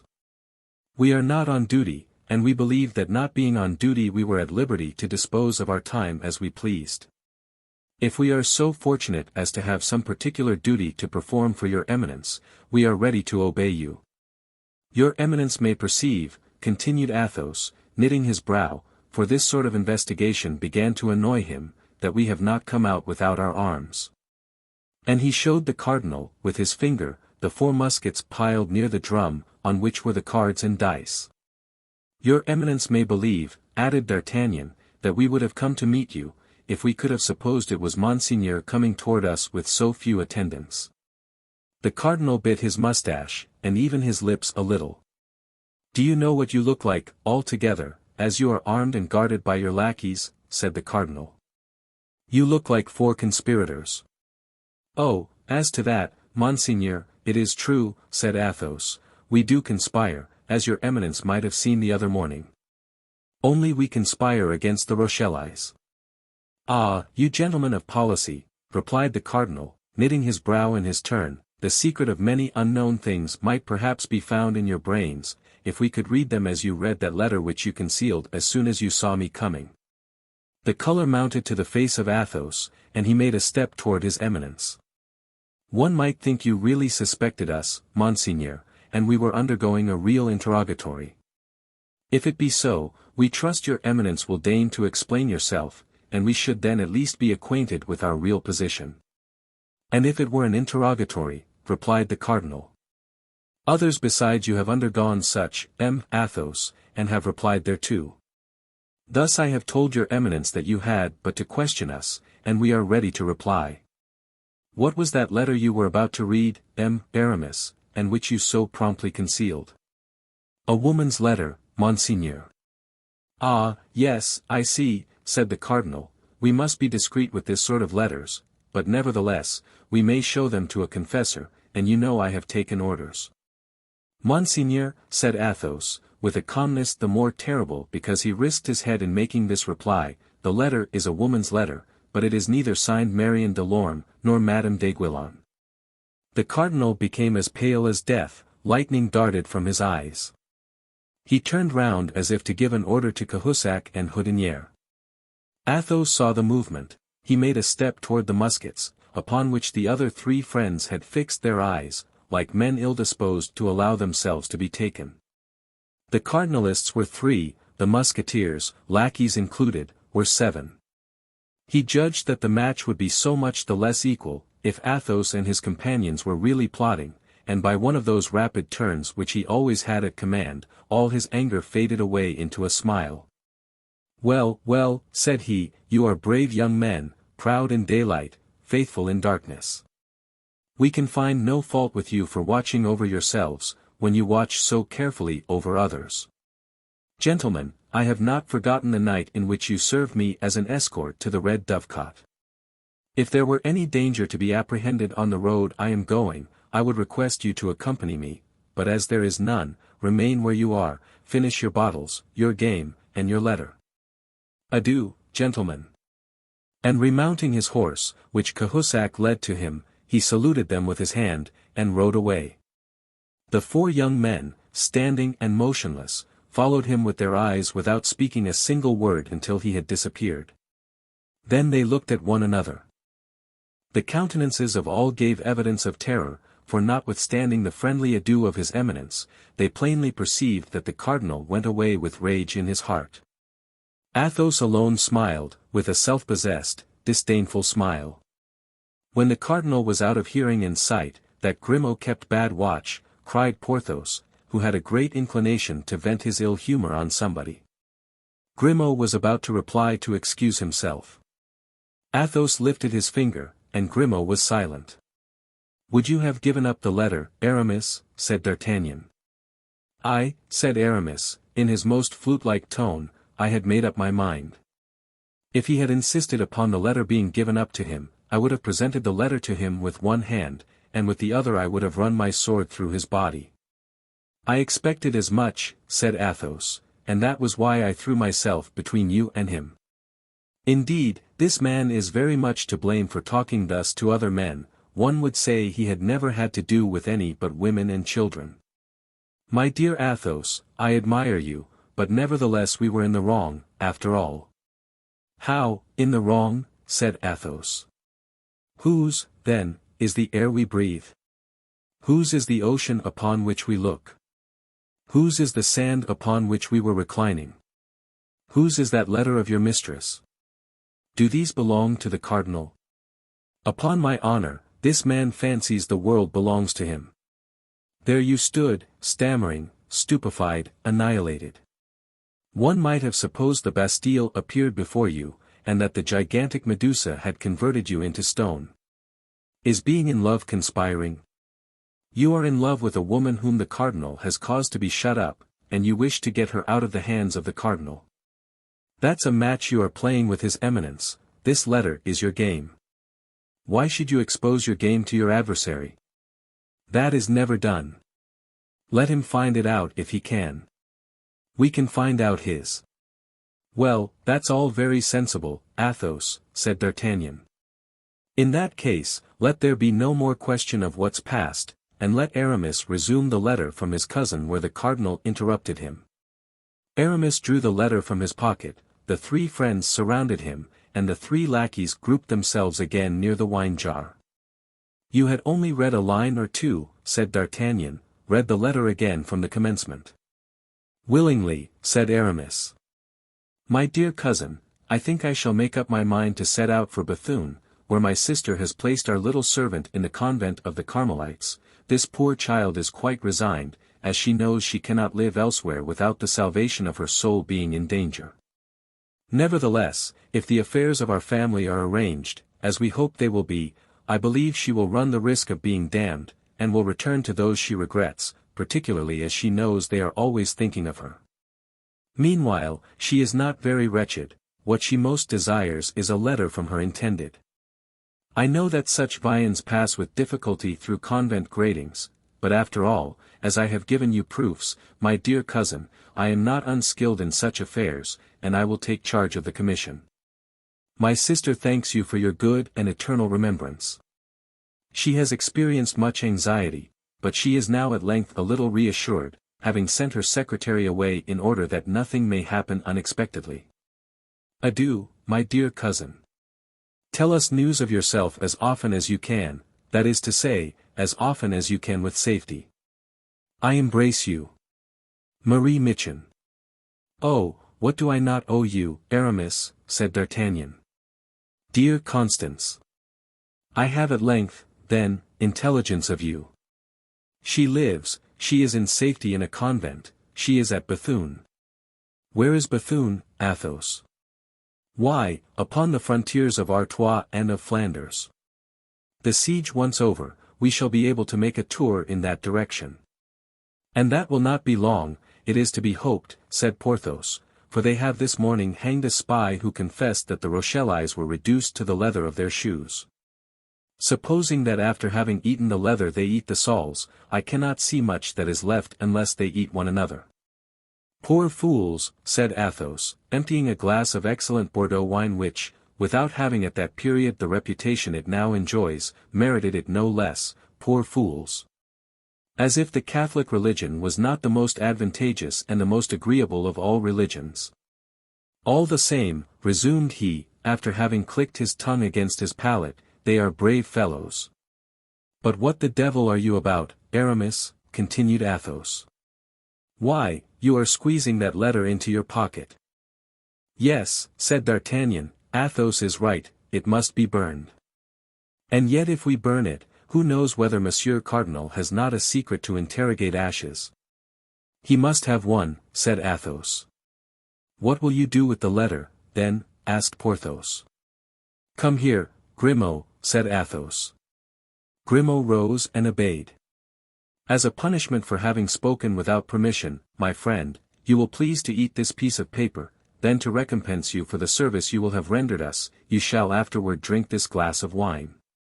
First, here is the letter. Eat heartily. Grimaud smiled, and with his eyes fixed upon the glass which Athos held in his hand, he ground the paper well between his teeth and then swallowed it. Bravo, M. Grimaud, said Athos, and now take this. That's well. We dispense with your saying grace.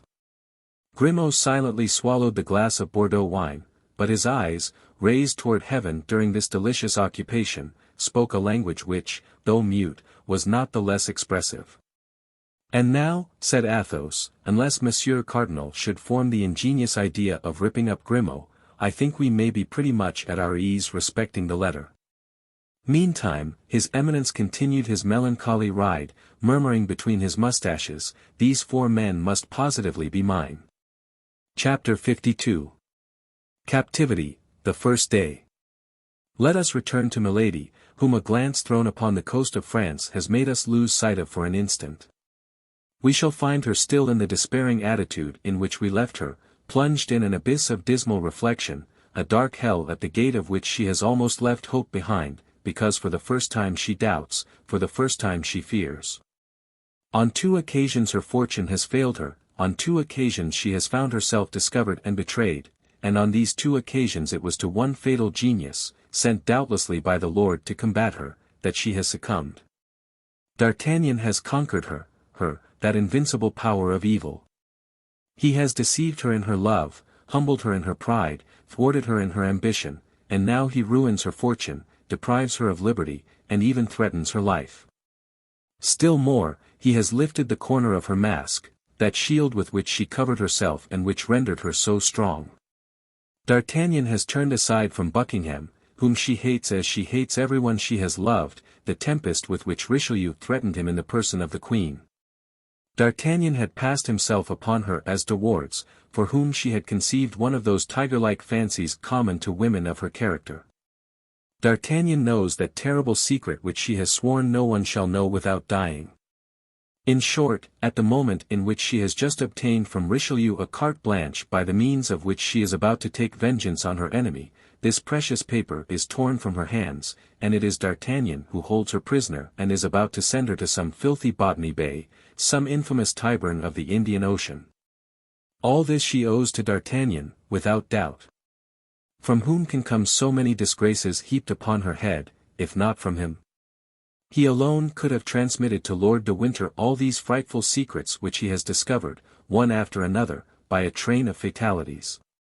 He knows her brother-in-law. He must have written to him. What hatred she distills! Motionless, with her burning and fixed glances, in her solitary apartment, how well the outbursts of passion which at times escape from the depths of her chest with her respiration, accompany the sound of the surf which rises, growls, roars, and breaks itself like an eternal and powerless despair against the rocks on which is built this dark and lofty castle. How many magnificent projects of vengeance she conceives by the light of the flashes which her tempestuous passion casts over her mind against Madame Bonacieux, against Buckingham, but above all against D'Artagnan, projects lost in the distance of the future. Yes, but in order to avenge herself she must be free. And to be free, a prisoner has to pierce a wall, detach bars, cut through a floor, all undertakings which a patient and strong man may accomplish, but before which the feverish irritations of a woman must give way. Besides, to do all this, time is necessary, months, years, and she has 10 or 12 days, as Lord de Winter, her fraternal and terrible jailer, has told her. And yet, if she were a man she would attempt all this, and perhaps might succeed. Why, then, did heaven make the mistake of placing that manlike soul in that frail and delicate body? The first moments of her captivity were terrible, a few convulsions of rage which she could not suppress paid her debt of feminine weakness to nature. But by degrees she overcame the outbursts of her mad passion, and nervous tremblings which agitated her frame disappeared, and she remained folded within herself like a fatigued serpent in repose. Go to. I must have been mad to allow myself to be carried away so, says she, gazing into the glass, which reflects back to her eyes the burning glance by which she appears to interrogate herself. No violence is the proof of weakness. In the first place, I have never succeeded by that means. Perhaps if I employed my strength against women I might perchance find them weaker than myself, and consequently conquer them, but it is with men that I struggle, and I am but a woman to them. Let me fight like a woman, then, my strength is in my weakness. Then, as if to render an account to herself of the changes she could place upon her countenance, so mobile and so expressive, she made it take all expressions from that of passionate anger, which convulsed her features, to that of the most sweet, most affectionate, and most seducing smile. Then her hair assumed successively, under her skilful hands, all the undulations she thought might assist the charms of her face. At length she murmured, satisfied with herself, "Come, nothing is lost, I am still beautiful." It was then nearly 8 o'clock in the evening. Milady perceived a bed. She calculated that the repose of a few hours would not only refresh her head and her ideas, but still further, her complexion. A better idea, however, came into her mind before going to bed. She had heard something said about supper. She had already been an hour in this apartment, they could not long delay bringing her a repast. The prisoner did not wish to lose time, and she resolved to make that very evening some attempts to ascertain the nature of the ground she had to work upon, by studying the characters of the men to whose guardianship she was committed. A light appeared under the door. This light announced the reappearance of her jailers. Milady, who had arisen, threw herself quickly into the armchair, her head thrown back, her beautiful hair unbound and dishevelled, her bosom half bare beneath her crumpled lace, one hand on her heart, and the other hanging down. The bolts were drawn, the door groaned upon its hinges. Steps sounded in the chamber, and drew near. "Place that table there," said a voice which the prisoner recognized as that of Felton. The order was executed. "You will bring lights, and relieve the sentinel," continued Felton.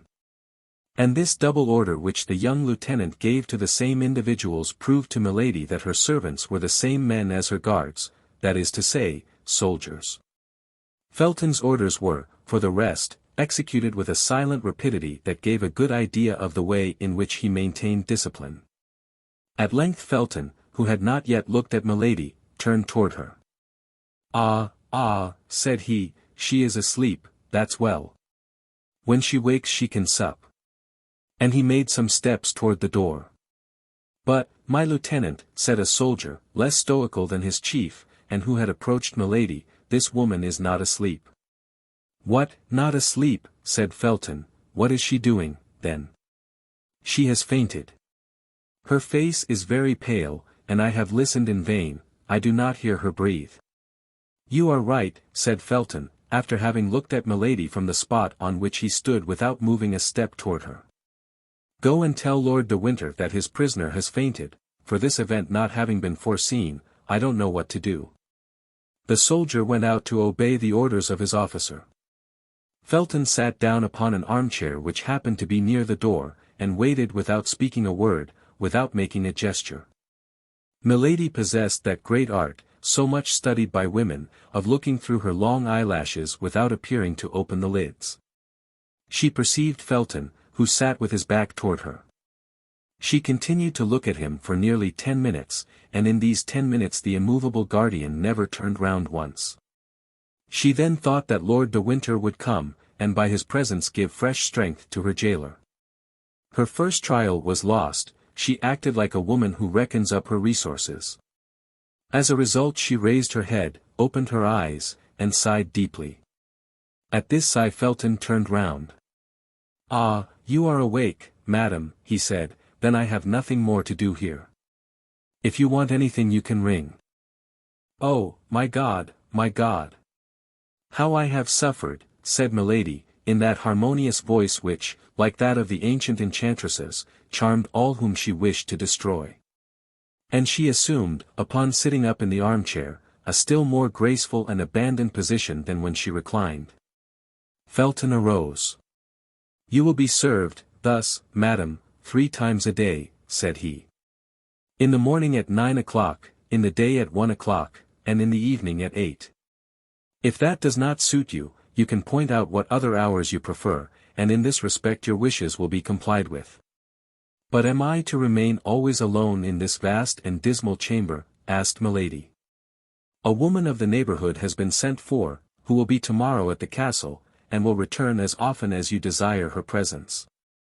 "I thank you, sir," replied the prisoner, humbly. Felton made a slight bow, and directed his steps toward the door. At the moment he was about to go out, Lord de Winter appeared in the corridor, followed by the soldier who had been sent to inform him of the swoon of Milady. He held a vial of salts in his hand. "Well, what is it? What is going on here?" said he, in a jeering voice, on seeing the prisoner sitting up and Felton about to go out. "Is this corpse come to life already? Felton, my lad, did you not perceive that you were taken for a novice, and that the first act was being performed of a comedy of which we shall doubtless have the pleasure of following out all the developments?" "I thought so, my lord," said Felton, "but as the prisoner is a woman, after all, I wish to pay her the attention that every man of gentle birth owes to a woman, if not on her account, at least on my own." Milady shuddered through her whole system. These words of Felton's passed like ice through her veins. "So," replied de Winter, laughing, "that beautiful hair so skillfully dishevelled, that white skin, and that languishing look, have not yet seduced you, you heart of stone.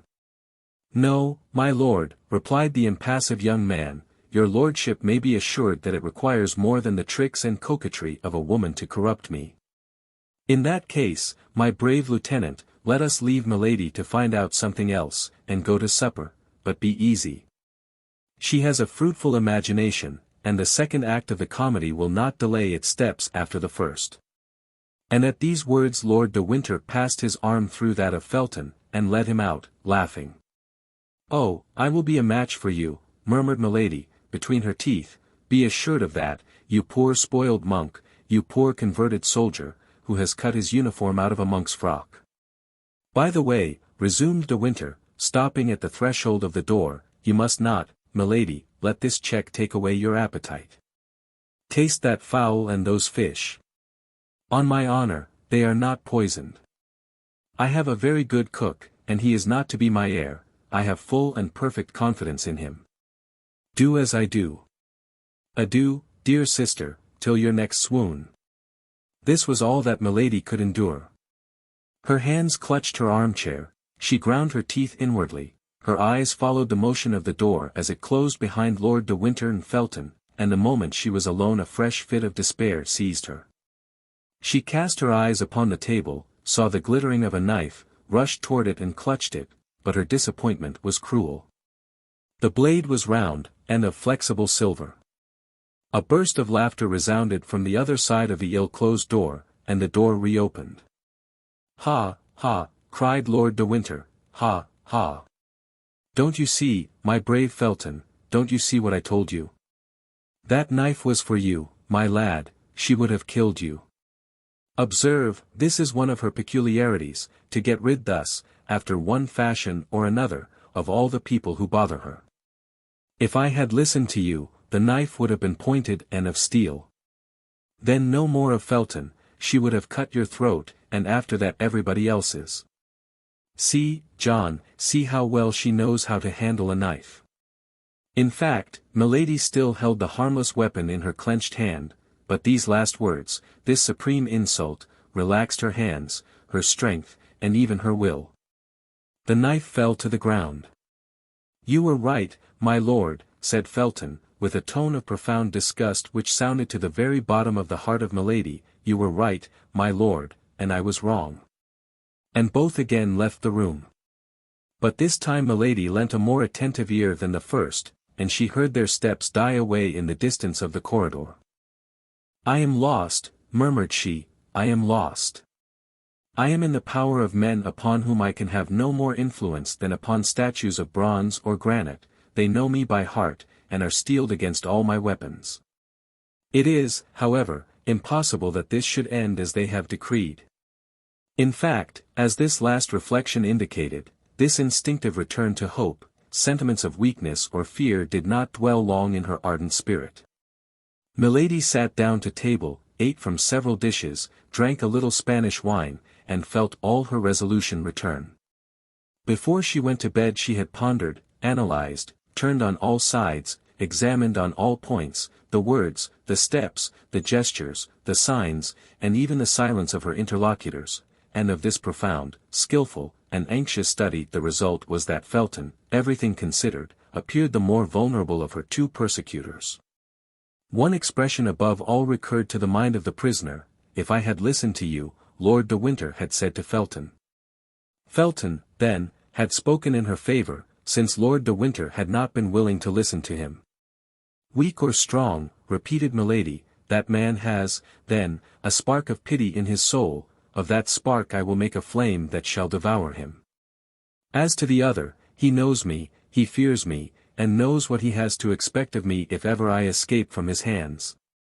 It is useless, then, to attempt anything with him.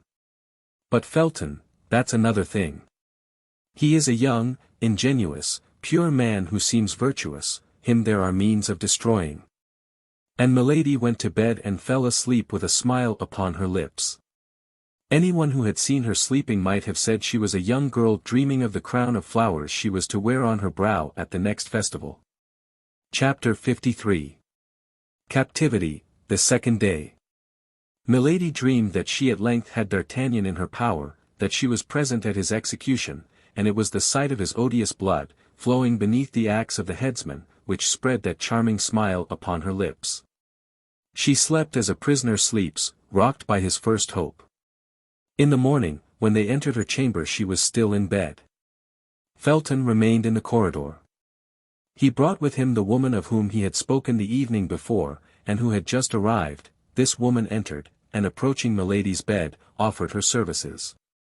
Milady was habitually pale, her complexion might therefore deceive a person who saw her for the first time. "I am in a fever," said she, "I have not slept a single instant during all this long night. I suffer horribly. Are you likely to be more humane to me than others were yesterday? All I ask is permission to remain abed." "Would you like to have a physician called?" said the woman. Felton listened to this dialogue without speaking a word. Milady reflected that the more people she had around her the more she would have to work upon, and Lord de Winter would redouble his watch. Besides, the physician might declare the ailment feigned, and Milady, after having lost the first trick, was not willing to lose the second. "Go and fetch a physician," said she. "What could be the good of that? These gentlemen declared yesterday that my illness was a comedy. It would be just the same today, no doubt, for since yesterday evening they have had plenty of time to send for a doctor." "Then," said Felton, who became impatient, "say yourself, madam, what treatment you wish followed." How can I tell? My God! I know that I suffer, that's all. Give me anything you like, it is of little consequence." "Go and fetch Lord de Winter," said Felton, tired of these eternal complaints. "Oh, no, no," cried Milady, "no, sir, do not call him, I conjure you. I am well, I want nothing, do not call him." She gave so much vehemence, such magnetic eloquence to this exclamation, that Felton in spite of himself advanced some steps into the room. "He has come," thought Milady. "Meanwhile, madam, if you really suffer," said Felton, "a physician shall be sent for, and if you deceive us, well, it will be the worse for you. But at least we shall not have to reproach ourselves with anything." Milady made no reply, but turning her beautiful head round upon her pillow, she burst into tears, and uttered heartbreaking sobs. Felton surveyed her for an instant with his usual impassiveness, then, seeing that the crisis threatened to be prolonged, he went out. The woman followed him, and Lord de Winter did not appear. "I fancy I begin to see my way," murmured Milady, with a savage joy, burying herself under the clothes to conceal from anybody who might be watching her this burst of inward satisfaction. 2 hours passed away. "Now it is time that the malady should be over," said she, "let me rise, and obtain some success this very day. I have but 10 days, and this evening 2 of them will be gone."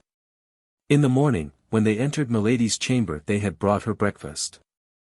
Now, she thought, they could not long delay coming to clear the table, and that Felton would then reappear. Milady was not deceived. Felton reappeared, and without observing whether Milady had or had not touched her repast, made a sign that the table should be carried out of the room, it having been brought in ready spread. Felton remained behind, he held a book in his hand. Milady, reclining in an armchair near the chimney, beautiful, pale, and resigned, looked like a holy virgin awaiting martyrdom. Felton approached her, and said, "Lord de Winter, who is a Catholic, like yourself, madam, thinking that the deprivation of the rites and ceremonies of your church might be painful to you, has consented that you should read every day the ordinary of your Mass, and here is a book which contains the ritual." At the manner in which Felton laid the book upon the little table near which Milady was sitting, at the tone in which he pronounced the 2 words, "your Mass," at the disdainful smile with which he accompanied them, Milady raised her head, and looked more attentively at the officer. By that plain arrangement of the hair, by that costume of extreme simplicity, by the brow polished like marble and as hard and impenetrable, she recognized one of those gloomy Puritans she had so often met, not only in the court of King James, but in that of the King of France, where, in spite of the remembrance of the street Bartholomew, they sometimes came to seek refuge. She then had one of those sudden inspirations which only people of genius receive in great crises, in supreme moments which are to decide their fortunes or their lives. Those two words, your mass, and a simple glance cast upon Felton, revealed to her all the importance of the reply she was about to make, but with that rapidity of intelligence which was peculiar to her, this reply, ready arranged, presented itself to her lips. "I," said she, with an accent of disdain in unison with that which she had remarked in the voice of the young officer, "Sir. My mass." Lord de Winter, the corrupted Catholic, knows very well that I am not of his religion, and this is a snare he wishes to lay for me. "And of what religion are you, then, madam?" asked Felton, with an astonishment which in spite of the empire he held over himself he could not entirely conceal. "I will tell it," cried Milady, with a feigned exultation, "on the day when I shall have suffered sufficiently for my faith." The look of Felton revealed to Milady the full extent of the space she had opened for herself by this single word. The young officer, however, remained mute and motionless, his look alone had spoken. "I am in the hands of my enemies," continued she, with that tone of enthusiasm which she knew was familiar to the Puritans. "Well, let my God save me, or let me perish for my God. That is the reply I beg you to make to Lord de Winter. And as to this book," added she, pointing to the manual with her finger but without touching it, as if she must be contaminated by it, "you may carry it back and make use of it yourself, for doubtless you are doubly the accomplice of Lord de Winter, the accomplice in his persecutions, the accomplice in his heresies." Felton made no reply, took the book with the same appearance of repugnance which he had before manifested, and retired pensively. Lord de Winter came toward 5 o'clock in the evening. Milady had had time, during the whole day, to trace her plan of conduct. She received him like a woman who had already recovered all her advantages. "It appears," said the Baron, seating himself in the armchair opposite that occupied by Milady, and stretching out his legs carelessly upon the hearth, "it appears we have made a little apostasy." "What do you mean, sir?" "I mean to say that since we last met you have changed your religion. You have not by chance married a Protestant for a third husband, have you?" "Explain yourself, my lord," replied the prisoner, with majesty, "for though I hear your words, I declare I do not understand them." "Then you have no religion at all, I like that best," replied Lord de Winter, laughing. "Certainly that is most in accord with your own principles," replied Milady, frigidly. "Oh, I confess it is all the same to me." "Oh, you need not avow this religious indifference, my lord, your debaucheries and crimes would vouch for it." "What, you talk of debaucheries, Madame Messalina, Lady Macbeth? Either I misunderstand you or you are very shameless." "You only speak thus because you are overheard," coolly replied Milady, "and you wish to interest your jailers and your hangman against me." "My jailers and my hangman? Heyday, madam! You are taking a poetical tone, and the comedy of yesterday turns to a tragedy this evening. As to the rest, in 8 days you will be where you ought to be, and my task will be completed." "Infamous task! Impious task!" cried Milady, with the exultation of a victim who provokes his judge. "My word," said de Winter, rising, "I think the hussy is going mad. Come, come, calm yourself, Madam Puritan, or I'll remove you to a dungeon. It's my Spanish wine that has got into your head, is it not? But never mind, that sort of intoxication is not dangerous, and will have no bad effects." And Lord de Winter retired swearing, which at that period was a very nightly habit. Felton was indeed behind the door, and had not lost one word of this scene. Milady had guessed aright. "Yes, go, go," said she to her brother, "the effects are drawing near, on the contrary, but you, weak fool, will not see them until it is too late to shun them." Silence was re-established. 2 hours passed away. Milady's supper was brought in, and she was found deeply engaged in saying her prayers aloud, prayers which she had learned of an old servant of her second husband, a most austere Puritan. She appeared to be in ecstasy, and did not pay the least attention to what was going on around her. Felton made a sign that she should not be disturbed, and when all was arranged, he he went out quietly with the soldiers. Milady knew she might be watched, so she continued her prayers to the end, and it appeared to her that the soldier who was on duty at her door did not march with the same step, and seemed to listen. For the moment she wished nothing better. She arose, came to the table, ate but little, and drank only water. An hour after, her table was cleared, but Milady remarked that this time Felton did not accompany the soldiers. He feared, then, to see her too often. She turned toward the wall to smile, for there was in this smile such an expression of triumph that this smile alone would have betrayed her. She allowed, therefore, half an hour to pass away, and as at that moment all was silence in the old castle, as nothing was heard but the eternal murmur of the waves, that immense breaking of the ocean, with her pure, harmonious, and powerful voice, she began the first couplet of the psalm then in great favor with the Puritans. Thou leavest thy servants, Lord, to see if they be strong, but soon thou dost afford thy hand to lead them on.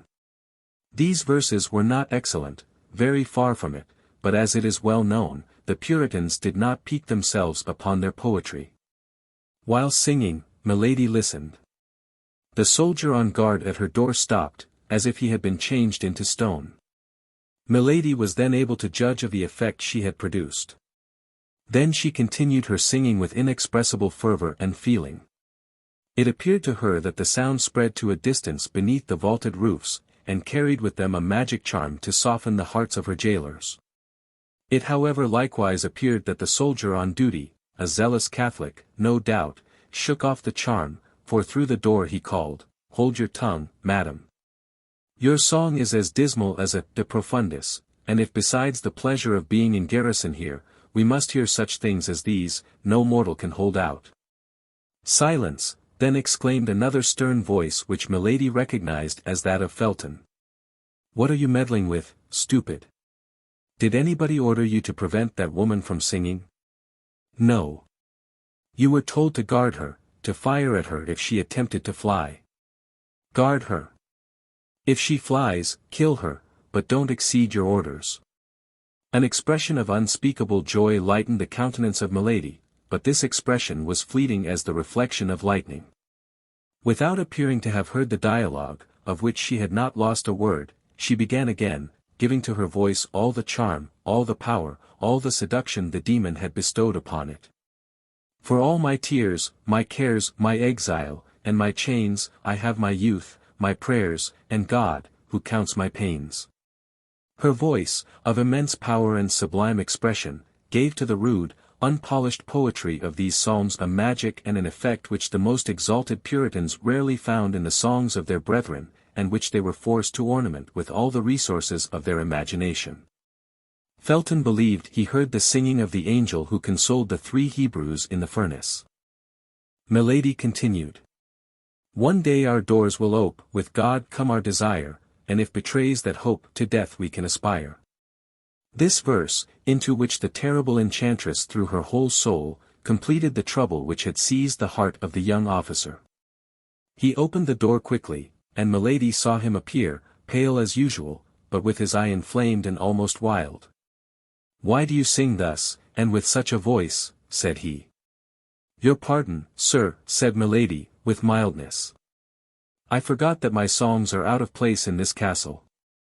I have perhaps offended you in your creed, but it was without wishing to do so, I swear. Pardon me, then, a fault which is perhaps great, but which certainly was involuntary." Milady was so beautiful at this moment, the religious ecstasy in which she appeared to be plunged gave such an expression to her countenance, that Felton was so dazzled that he fancied he beheld the angel whom he had only just before heard. "Yes, yes," said he, "you disturb, you agitate the people who live in the castle." The poor, senseless young man was not aware of the incoherence of his words, while Milady was reading with her lynx's eyes the very depths of his heart. "I will be silent, then," said Milady, casting down her eyes with all the sweetness she could give to her voice, with all the resignation she could impress upon her manner. "No, no, madam," said Felton, "only do not sing so loud, particularly at night." And at these words Felton, feeling that he could not long maintain his severity toward his prisoner, rushed out of the room. You have done right, Lieutenant, said the soldier. Such songs disturb the mind, and yet we become accustomed to them, her voice is so beautiful. Chapter 54. Captivity, the third day. Felton had fallen, but there was still another step to be taken. He must be retained, or rather he must be left quite alone, and Milady but obscurely perceived the means which could lead to this result. Still more must be done. He must be made to speak, in order that he might be spoken to, for Milady very well knew that her greatest seduction was in her voice, which so skillfully ran over the whole gamut of tones from human speech to language celestial. Yet in spite of all this seduction Milady might fail, for Felton was forewarned, and that against the least chance. From that moment she watched all his actions, all his words, from the simplest glance of his eyes to his gestures, even to a breath that could be interpreted as a sigh. In short, she studied everything, as a skillful comedian does to whom a new part has been assigned in a line to which he is not accustomed. Face to face with Lord de Winter her plan of conduct was more easy. She had laid that down the preceding evening. To remain silent and dignified in his presence, from time to time to irritate him by affected disdain, by a contemptuous word, to provoke him to threats and violence which would produce a contrast with her own resignation, such was her plan. Felton would see all, perhaps he would say nothing, but he would see. In the morning, Felton came as usual, but Milady allowed him to preside over all the preparations for breakfast without addressing a word to him. At the moment when he was about to retire, she was cheered with a ray of hope, for she thought he was about to speak, but his lips moved without any sound leaving his mouth, and making a powerful effort to control himself, he sent back to his heart the words that were about to escape from his lips, and went out. Toward midday, Lord de Winter entered. It was a tolerably fine winter's day, and a ray of that pale English sun which lights but does not warm came through the bars of her prison. Milady was looking out at the window, and pretended not to hear the door as it opened. Ah, said Lord de Winter, after having played comedy, after having played tragedy, we are now playing melancholy. The prisoner made no reply. Yes, continued Lord de Winter, I understand. You would like very well to be at liberty on that beach. You would like very well to be in a good ship dancing upon the waves of that emerald green sea, you would like very well, either on land or on the ocean, to lay for me one of those nice little ambuscades you are so skillful in planning. Patience. In 4 days' time the shore will be beneath your feet, the sea will be open to you, more open than will perhaps be agreeable to you, for in 4 days England will be relieved of you. Milady folded her hands, and raising her fine eyes toward heaven, Lord, said she, with an angelic meekness of gesture and tone, pardon this man, as I myself pardon him. Yes, pray, accursed woman, cried the Baron, your prayer is so much the more generous from your being, I swear to you, in the power of a man who will never pardon you, and he went out. At the moment he went out a piercing glance darted through the opening of the nearly closed door, and she perceived Felton, who drew quickly to one side to prevent being seen by her. Then she threw herself upon her knees, and began to pray. My God, said she, thou knowest in what holy cause I suffer, give me, then, strength to suffer. The door opened gently, the beautiful supplicant pretended not to hear the noise, and in a voice broken by tears, she continued. God of vengeance! God of goodness! Wilt thou allow the frightful projects of this man to be accomplished? Then only she pretended to hear the sound of Felton's steps, and rising quick as thought, she blushed, as if ashamed of being surprised on her knees. I do not like to disturb those who pray, madam, said Felton, seriously, do not disturb yourself on my account, I beseech you. How do you know I was praying, sir, said Milady, in a voice broken by sobs. You were deceived, sir, I was not praying. Do you think, then, madam, replied Felton, in the same serious voice, but with a milder tone, do you think I assume the right of preventing a creature from prostrating herself before her Creator? God forbid. Besides, repentance becomes the guilty, whatever crimes they may have committed, for me the guilty are sacred at the feet of God. Guilty? I, said Milady, with a smile which might have disarmed the angel of the last judgment. Guilty? Oh, my God, thou knowest whether I am guilty. Say I am condemned, sir, if you please, but you know that God, who loves martyrs, sometimes permits the innocent to be condemned. Were you condemned, were you innocent, were you a martyr, replied Felton, the greater would be the necessity for prayer, and I myself would aid you with my prayers. Oh, you are a just man, cried Milady, throwing herself at his feet. I can hold out no longer, for I fear I shall be wanting in strength at the moment when I shall be forced to undergo the struggle, and confess my faith. Listen, then, to the supplication of a despairing woman. You are abused, sir, but that is not the question. I only ask you one favor, and if you grant it me, I will bless you in this world and in the next. Speak to the master, madam, said Felton. Happily I am neither charged with the power of pardoning nor punishing. It is upon one higher placed than I am that God has laid this responsibility. To you, no, to you alone. Listen to me, rather than add to my destruction, rather than add to my ignominy. If you have merited this shame, madam, if you have incurred this ignominy, you must submit to it as an offering to God. What do you say? Oh, you do not understand me. When I speak of ignominy, you think I speak of some chastisement, of imprisonment or death. Would to heaven! Of what consequence to me is imprisonment or death? It is I who no longer understand you, madam, said Felton. Or, rather, who pretend not to understand me, sir, replied the prisoner, with a smile of incredulity. No, madam, on the honor of a soldier, on the faith of a Christian. What, you are ignorant of Lord de Winter's designs upon me? I am. Impossible, you are his confidant. I never lie, madam. Oh, he conceals them too little for you not to divine them. I seek to divine nothing, madam, I wait till I am confided in, and apart from that which Lord de Winter has said to me before you, he has confided nothing to me.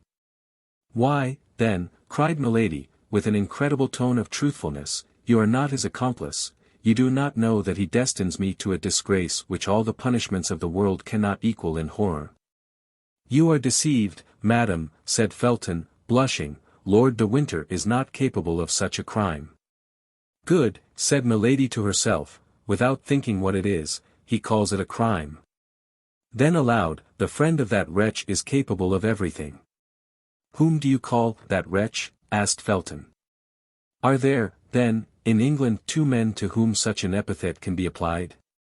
You mean George Villiers? Asked Felton, whose looks became excited. Whom pagans and unbelieving Gentiles call Duke of Buckingham, replied Milady. I could not have thought that there was an Englishman in all England who would have required so long an explanation to make him understand of whom I was speaking.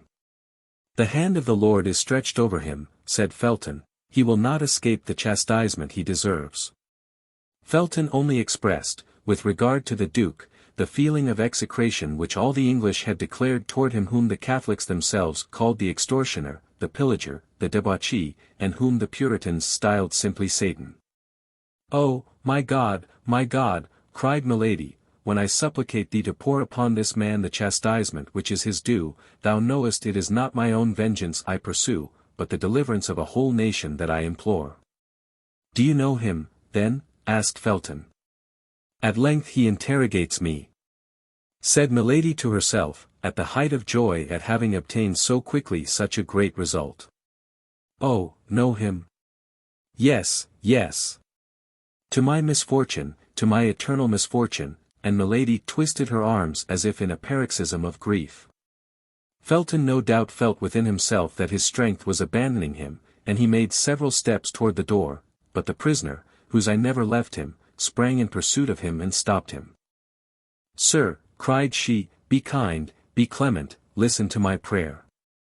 That knife, which the fatal prudence of the Baron deprived me of, because he knows the use I would make of it. Oh, hear me to the end. That knife, give it to me for a minute only, for mercy's, for pity's sake. I will embrace your knees. You shall shut the door that you may be certain I contemplate no injury to you. My God! To you, the only just, good, and compassionate being I have met with. To you, my preserver, perhaps. 1 minute that knife, 1 minute, a single minute, and I will restore it to you through the grating of the door. Only 1 minute, Mr. Felton, and you will have saved my honor. To kill yourself, cried Felton, with terror, forgetting to withdraw his hands from the hands of the prisoner, to kill yourself. I have told, sir, murmured Milady, lowering her voice, and allowing herself to sink overpowered to the ground, I have told my secret. He knows all. My God, I am lost. Felton remained standing, motionless and undecided. He still doubts, thought Milady, I have not been earnest enough. Someone was heard in the corridor. Milady recognized the step of Lord de Winter. Felton recognized it also, and made a step toward the door. Milady sprang toward him. Oh, not a word, said she in a concentrated voice, not a word of all that I have said to you to this man, or I am lost, and it would be you. Then as the steps drew near, she became silent for fear of being heard, applying, with a gesture of infinite terror, her beautiful hand to Felton's mouth.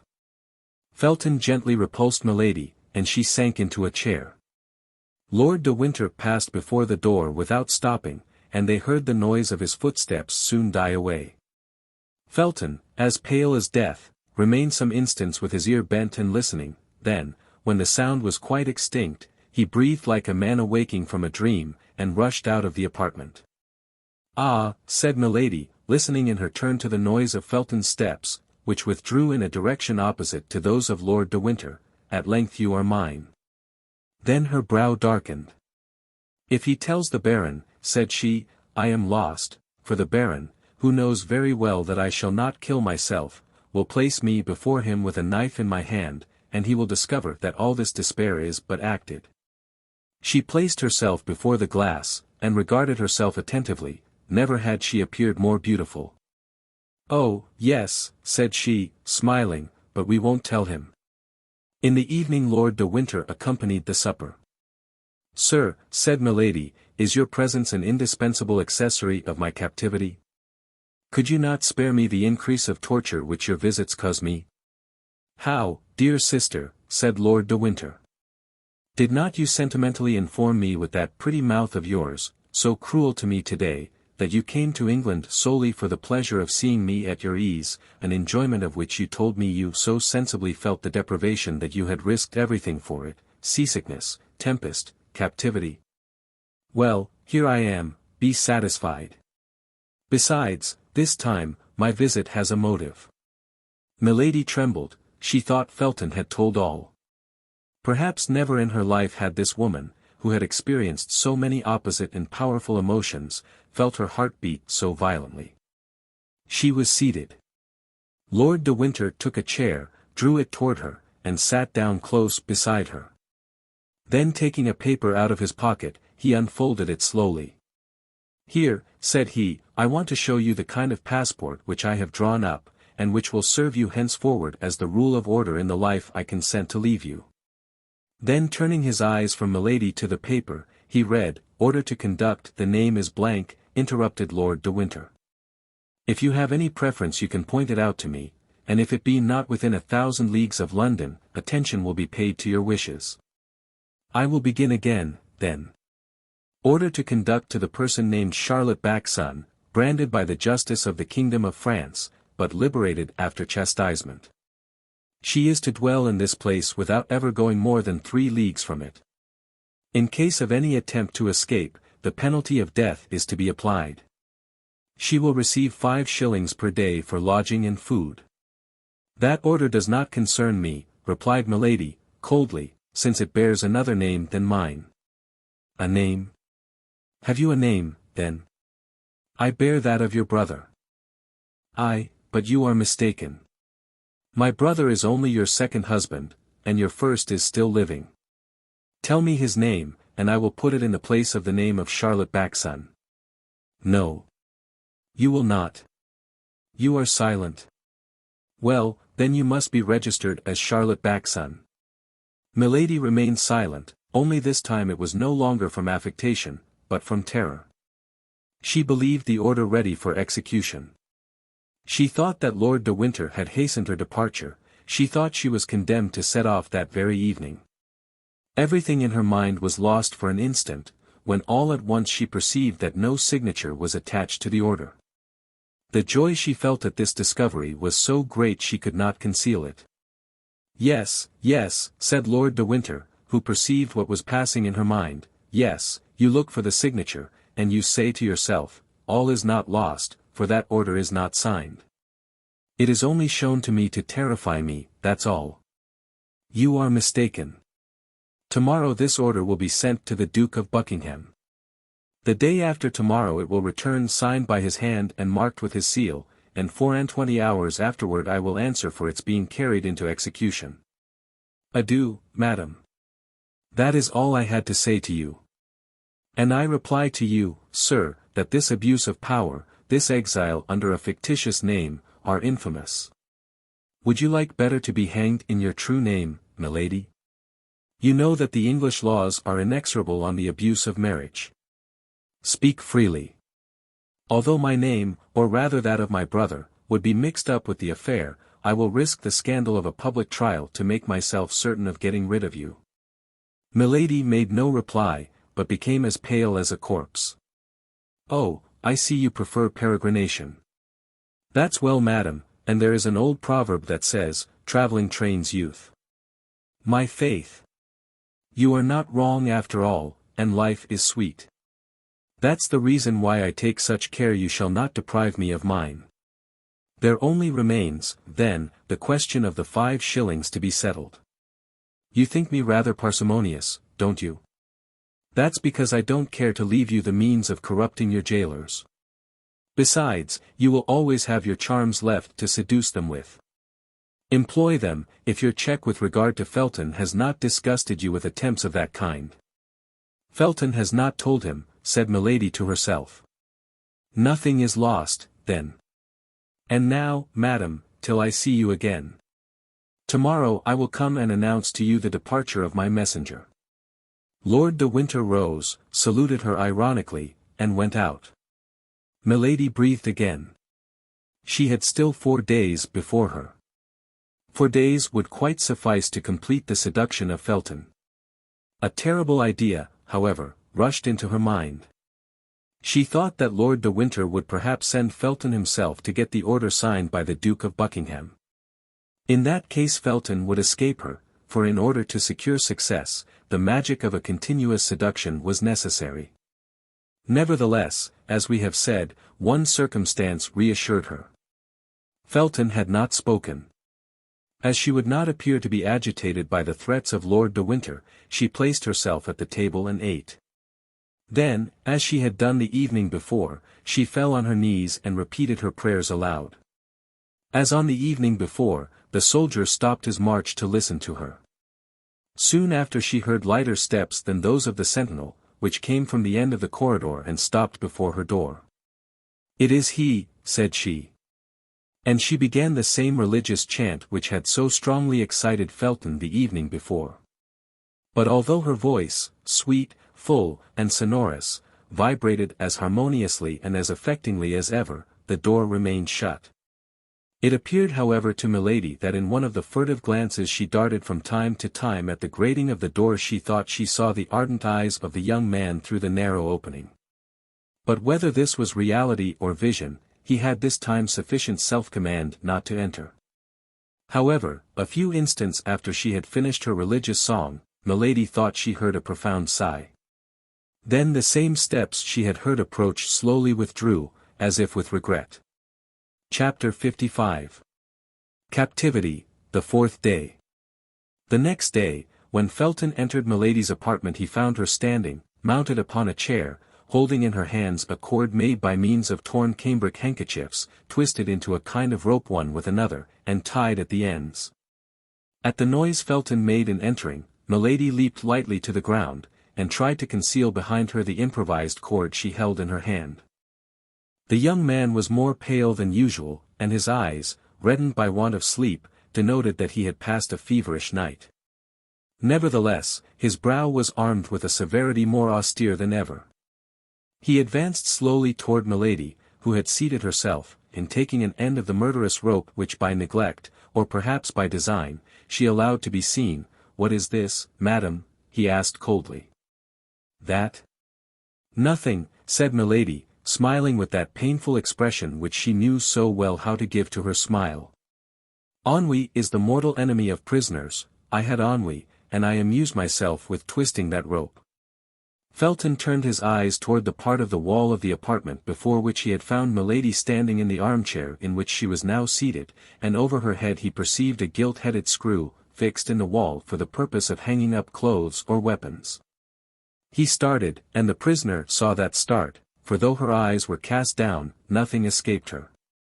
"What were you doing on that armchair?" asked he. "Of what consequence?" replied Milady. "But," replied Felton, "I wish to know." "Do not question me," said the prisoner, "you know that we who are true Christians are forbidden to lie."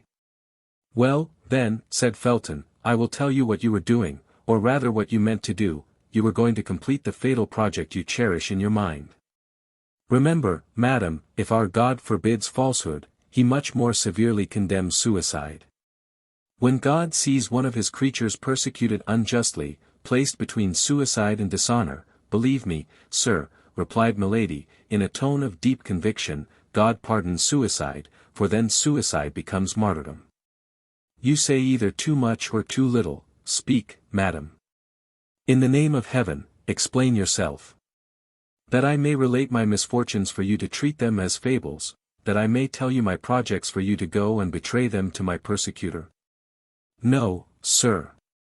Besides, of what importance to you is the life or death of a condemned wretch? You are only responsible for my body, is it not so?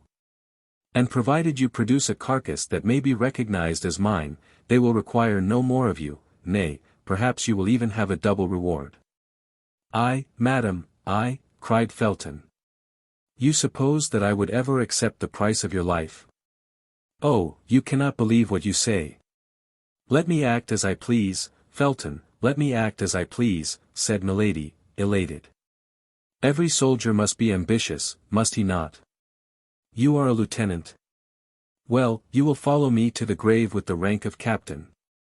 "What have I, then, done to you," said Felton, much agitated, "that you should load me with such a responsibility before God and before men? In a few days you will be away from this place. Your life, madam, will then no longer be under my care, and," added he, with a sigh, "then you can do what you will with it." "So," cried Milady, as if she could not resist giving utterance to a holy indignation, "you, a pious man, you who are called a just man, you ask but one thing, and that is that you may not be inculpated, annoyed, by my death. It is my duty to watch over your life, madam, and I will watch. But do you understand the mission you are fulfilling? Cruel enough, if I am guilty, but what name can you give it, what name will the Lord give it, if I am innocent? I am a soldier, madam, and fulfill the orders I have received. Do you believe, then, that at the day of the last judgment God will separate blind executioners from iniquitous judges? You are not willing that I should kill my body, and you make yourself the agent of him who would kill my soul. But I repeat it again to you," replied Felton, in great emotion, "no danger threatens you, I will answer for Lord de Winter as for myself." "Dunce," cried Milady, "dunce! Who dares to answer for another man, when the wisest, when those most after God's own heart, hesitate to answer for themselves, and who ranges himself on the side of the strongest and the most fortunate, to crush the weakest and the most unfortunate?"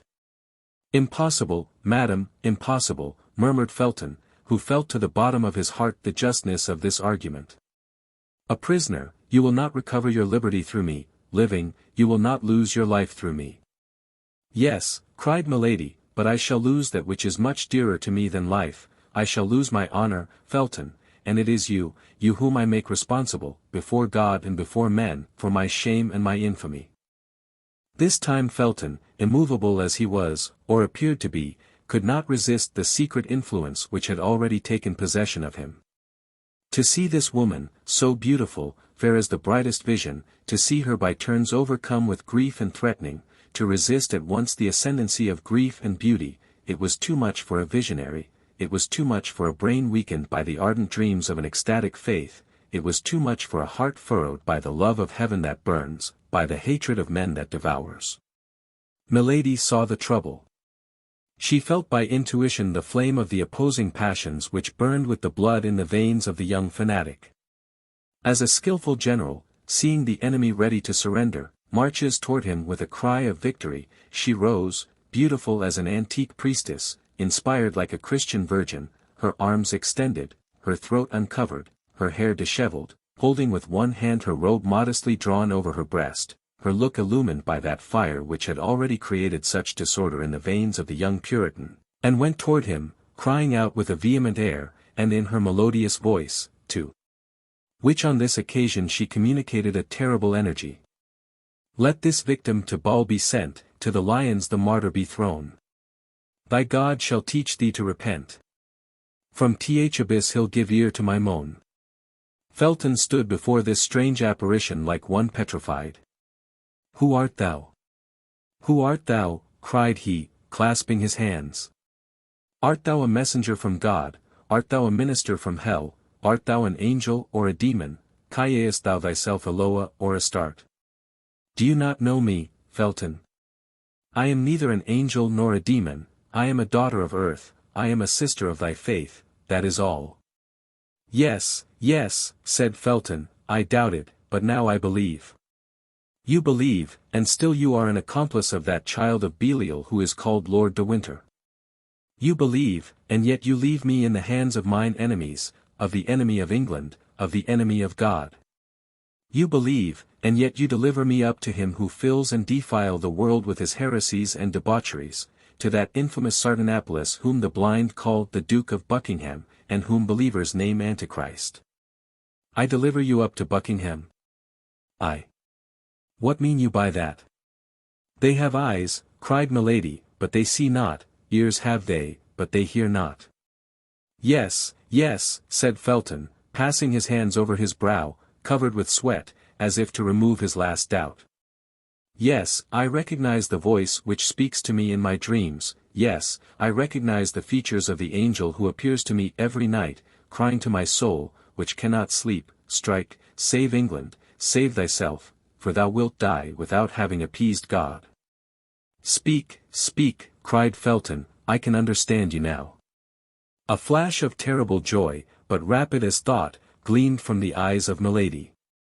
However fugitive this homicide flash, Felton saw it, and started as if its light had revealed the abysses of this woman's heart. He recalled, all at once, the warnings of Lord de Winter, the seductions of Milady, her first attempts after her arrival. He drew back a step, and hung down his head, without, however, ceasing to look at her, as if, fascinated by this strange creature, he could not detach his eyes from her eyes. Milady was not a woman to misunderstand the meaning of this hesitation. Under her apparent emotions her icy coolness never abandoned her. Before Felton replied, and before she should be forced to resume this conversation, so difficult to be sustained in the same exalted tone, she let her hands fall, and as if the weakness of the woman overpowered the enthusiasm of the inspired fanatic, she said, But no, it is not for me to be the Judith to deliver Bethulia from this Holofernes. The sword of the Eternal is too heavy for my arm. Allow me, then, to avoid dishonor by death, let me take refuge in martyrdom. I do not ask you for liberty, as a guilty one would, nor for vengeance, as would a pagan. Let me die, that is all. I supplicate you, I implore you on my knees, let me die, and my last sigh shall be a blessing for my preserver. Hearing that voice, so sweet and suppliant, seeing that look, so timid and downcast, Felton reproached himself.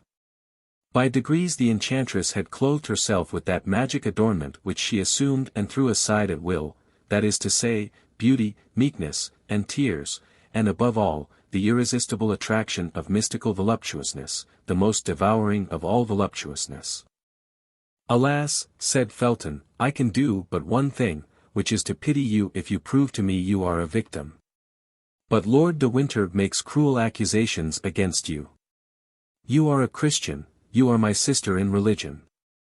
I feel myself drawn toward you, I, who have never loved anyone but my benefactor, I who have met with nothing but traitors and impious men.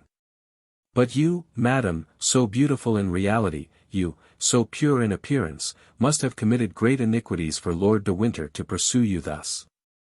They have eyes, repeated Milady, with an accent of indescribable grief, but they see not, ears have they, but they hear not. But, cried the young officer, speak, then, speak. Confide my shame to you, cried Milady, with the blush of modesty upon her countenance, for often the crime of one becomes the shame of another. Confide my shame to you, a man, and I a woman. Oh, continued she, placing her hand modestly over her beautiful eyes, never. Never. I could not. To me, to a brother, said Felton. Milady looked at him for some time with an expression which the young man took for doubt, but which, however, was nothing but observation, or rather the wish to fascinate. Felton, in his turn a suppliant, clasped his hands. Well, then, said Milady, I confide in my brother, I will dare to. At this moment the steps of Lord de Winter were heard, but this time the terrible brother-in-law of Milady did not content himself, as on the preceding day, with passing before the door and going away again. He paused, exchanged 2 words with the sentinel, then the door opened, and he appeared. During the exchange of these 2 words Felton drew back quickly, and when Lord de Winter entered, he was several paces from the prisoner. The Baron entered slowly, sending a scrutinizing glance from Milady to the young officer. You have been here a very long time, John, said he. Has this woman been relating her crimes to you? In that case I can comprehend the length of the conversation. Felton started, and Milady felt she was lost if she did not come to the assistance of the disconcerted Puritan. Ah, you fear your prisoner should escape, said she. Well, ask your worthy jailer what favor I this instant solicited of him. You demanded a favor, said the Baron, suspiciously. Yes, my lord, replied the young man, confused. And what favor, pray, asked Lord de Winter. A knife, which she would return to me through the grating of the door a minute after she had received it, replied Felton.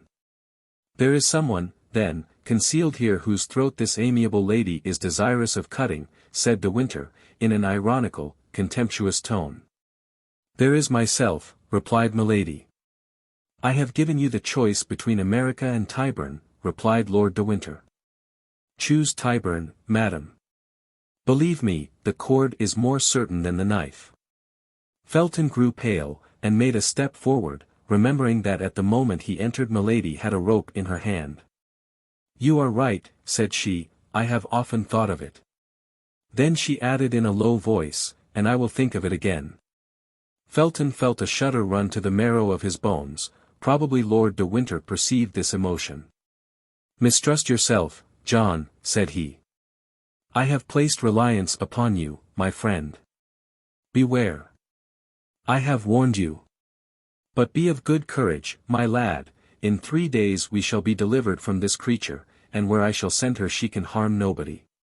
You hear him, cried Milady, with vehemence, so that the Baron might believe she was addressing heaven, and that Felton might understand she was addressing him. Felton lowered his head and reflected. The Baron took the young officer by the arm, and turned his head over his shoulder, so as not to lose sight of Milady till he was gone out. Well, said the prisoner, when the door was shut, I am not so far advanced as I believed. De Winter has changed his usual stupidity into a strange prudence. It is the desire of vengeance, and how desire molds a man. As to Felton, he hesitates. Ah, he is not a man like that cursed D'Artagnan. A Puritan only adores virgins, and he adores them by clasping his hands. A Musketeer loves women, and he loves them by clasping his arms round them. Milady waited, then, with much impatience, for she feared the day would pass away without her seeing Felton again. At last, in an hour after the scene we have just described, she heard someone speaking in a low voice at the door. Presently the door opened, and she perceived Felton. The young man advanced rapidly into the chamber, leaving the door open behind him, and making a sign to Milady to be silent. His face was much agitated. What do you want with me? Said she. Listen, replied Felton, in a low voice. I have just sent away the sentinel that I might remain here without anybody knowing it, in order to speak to you without being overheard. The Baron has just related a frightful story to me. Milady assumed her smile of a resigned victim, and shook her head. Either you are a demon, continued Felton, or the Baron, my benefactor, my father, is a monster. I have known you 4 days, I have loved him 4 years. I therefore may hesitate between you. Be not alarmed at what I say, I want to be convinced. Tonight, after 12, I will come and see you, and you shall convince me. No, Felton, no, my brother, said she, the sacrifice is too great, and I feel what it must cost you. No, I am lost, do not be lost with me.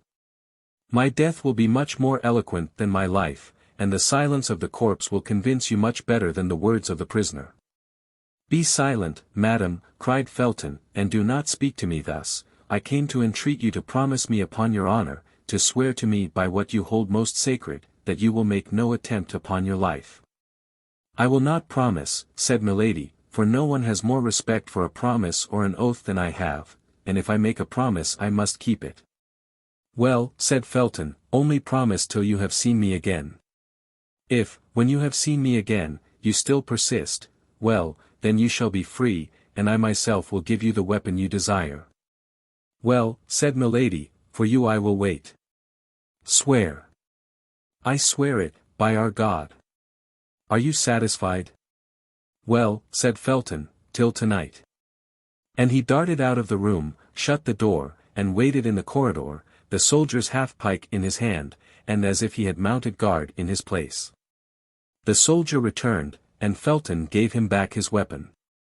Then, through the grating to which she had drawn near, Milady saw the young man make a sign with delirious fervor, and depart in an apparent transport of joy. As for her, she returned to her place with a smile of savage contempt upon her lips, and repeated, blaspheming, that terrible name of God, by whom she had just sworn without ever having learned to know him. My God, said she, what a senseless fanatic. My God, it is I, and this fellow who will help me to avenge myself. Chapter 56. Captivity, the 5th day. Milady had however achieved a half-triumph, and success doubled her forces. It was not difficult to conquer, as she had hitherto done, men prompt to let themselves be seduced, and whom the gallant education of a court led quickly into her net. Milady was handsome enough not to find much resistance on the part of the flesh, and she was sufficiently skilful to prevail over all the obstacles of the mind. But this time she had to contend with an unpolished nature, concentrated and insensible by force of austerity. Religion and its observances had made Felton a man inaccessible to ordinary seductions. There fermented in that sublimated brain plans so vast, projects so tumultuous, that there remained no room for any capricious or material love, that sentiment which is fed by leisure and grows with corruption. Milady had, then, made a breach by her false virtue in the opinion of a man horribly prejudiced against her, and by her beauty in the heart of a man hitherto chaste and pure. In short, she had taken the measure of motives hitherto unknown to herself, through this experiment, made upon the most rebellious subject that nature and religion could submit to her study. Many a time, nevertheless, during the evening she despaired of fate and of herself. She did not invoke God, we very well know, but she had faith in the genius of evil, that immense sovereignty which reigns in all the details of human life, and by which, as in the Arabian fable, a single pomegranate seed is sufficient to reconstruct a ruined world. Milady, being well prepared for the reception of Felton, was able to erect her batteries for the next day. She knew she had only 2 days left, that when once the order was signed by Buckingham, and Buckingham would sign it the more readily from its bearing a false name, and he could not, therefore, recognize the woman in question, once this order was signed, we say, the Baron would make her embark immediately, and she knew very well that women condemned to exile employ arms much less powerful in their seductions than the pretendedly virtuous woman whose beauty is lighted by the sun of the world, whose style the voice of fashion lauds, and whom a halo of aristocracy gilds with enchanting splendors. To be a woman condemned to a painful and disgraceful punishment is no impediment to beauty, but it is an obstacle to the recovery of power. Like all persons of real genius, Milady knew what suited her nature and her means. Poverty was repugnant to her, degradation took away 2/3 of her greatness. Milady was only a queen while among queens. The pleasure of satisfied pride was necessary to her domination. To command inferior beings was rather a humiliation than a pleasure for her. She should certainly return from her exile, she did not doubt that a single instant, but how long might this exile last?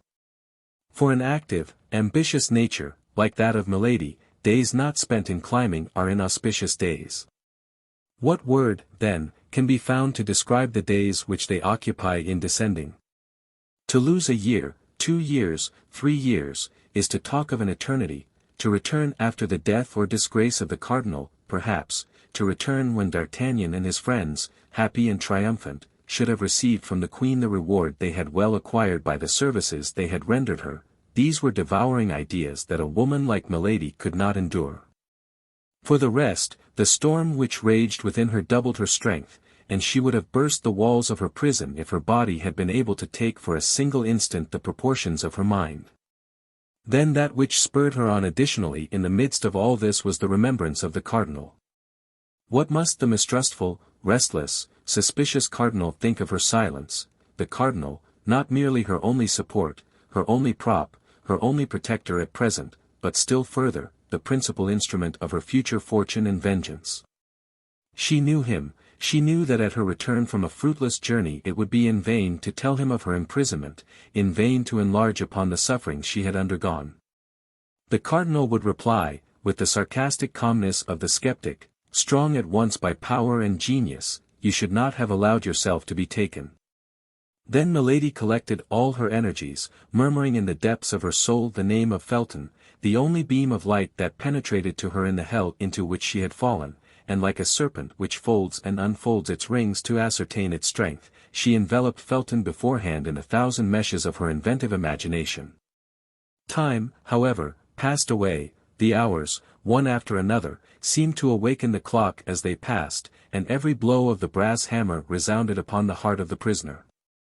At 9 o'clock, Lord de Winter made his customary visit, examined the window and the bars, sounded the floor and the walls, looked to the chimney and the doors, without, during this long and minute examination, he or Milady pronouncing a single word. Doubtless both of them understood that the situation had become too serious to lose time in useless words and aimless wrath. Well, said the Baron, on leaving her, you will not escape tonight. At 10 o'clock Felton came and placed the sentinel. Milady recognized his step. She was as well acquainted with it now as a mistress is with that of the lover of her heart, and yet Milady at the same time detested and despised this weak fanatic. That was not the appointed hour. Felton did not enter. 2 hours after, as midnight sounded, the sentinel was relieved. This time it was the hour, and from this moment Milady waited with impatience. The new sentinel commenced his walk in the corridor. At the expiration of 10 minutes Felton came. Milady was all attention. Listen, said the young man to the sentinel. On no pretense leave the door, for you know that last night my lord punished a soldier for having quit his post for an instant, although I, during his absence, watched in his place. Yes, I know it, said the soldier. I recommend you therefore to keep the strictest watch. For my part I am going to pay a second visit to this woman, who I fear entertains sinister intentions upon her own life, and I have received orders to watch her. Good, murmured Milady, the austere Puritan lies. As to the soldier, he only smiled. Zounds, Lieutenant, said he, you are not unlucky in being charged with such commissions, particularly if my lord has authorized you to look into her bed. Felton blushed. Under any other circumstances he would have reprimanded the soldier for indulging in such pleasantry, but his conscience murmured too loud for his mouth to dare speak. If I call, come, said he. If anyone comes, call me. I will, Lieutenant, said the soldier. Felton entered Milady's apartment. Milady arose. You are here, said she. I promised to come, said Felton, and I have come. You promised me something else. What, my God, said the young man, who in spite of his self-command felt his knees tremble and the sweat start from his brow. You promised to bring a knife, and to leave it with me after our interview. Say no more of that, madam, said Felton. There is no situation, however terrible it may be, which can authorize a creature of God to inflict death upon himself. I have reflected, and I must not be guilty of such a sin. Ah, you have reflected, said the prisoner, sitting down in her armchair, with a smile of disdain, and I also have reflected. Upon what? That I can have nothing to say to a man who does not keep his word. Oh, my God, murmured Felton. You may retire, said Milady. I will not talk. Here is the knife, said Felton, drawing from his pocket the weapon which he had brought, according to his promise, but which he hesitated to give to his prisoner. Let me see it, said Milady. For what purpose? Upon my honor, I will instantly return it to you. You shall place it on that table, and you may remain between it and me. Felton offered the weapon to Milady, who examined the temper of it attentively, and who tried the point on the tip of her finger. Well, said she, returning the knife to the young officer, this is fine and good steel. You are a faithful friend, Felton. Felton took back the weapon, and laid it upon the table, as he had agreed with the prisoner. Milady followed him with her eyes, and made a gesture of satisfaction. Now, said she, listen to me. The request was needless. The young officer stood upright before her, awaiting her words as if to devour them. Felton, said Milady, with a solemnity full of melancholy, imagine that your sister, the daughter of your father, speaks to you. While yet young, unfortunately handsome, I was dragged into a snare. I resisted. Ambushes and violences multiplied around me, but I resisted. The religion I serve, the God I adore, were blasphemed because I called upon that religion and that God, but still I resisted. Then outrages were heaped upon me, and as my soul was not subdued they wished to defile my body forever. Finally, Milady stopped, and a bitter smile passed over her lips. Finally, said Felton, finally, what did they do? At length, one evening my enemy resolved to paralyze the resistance he could not conquer.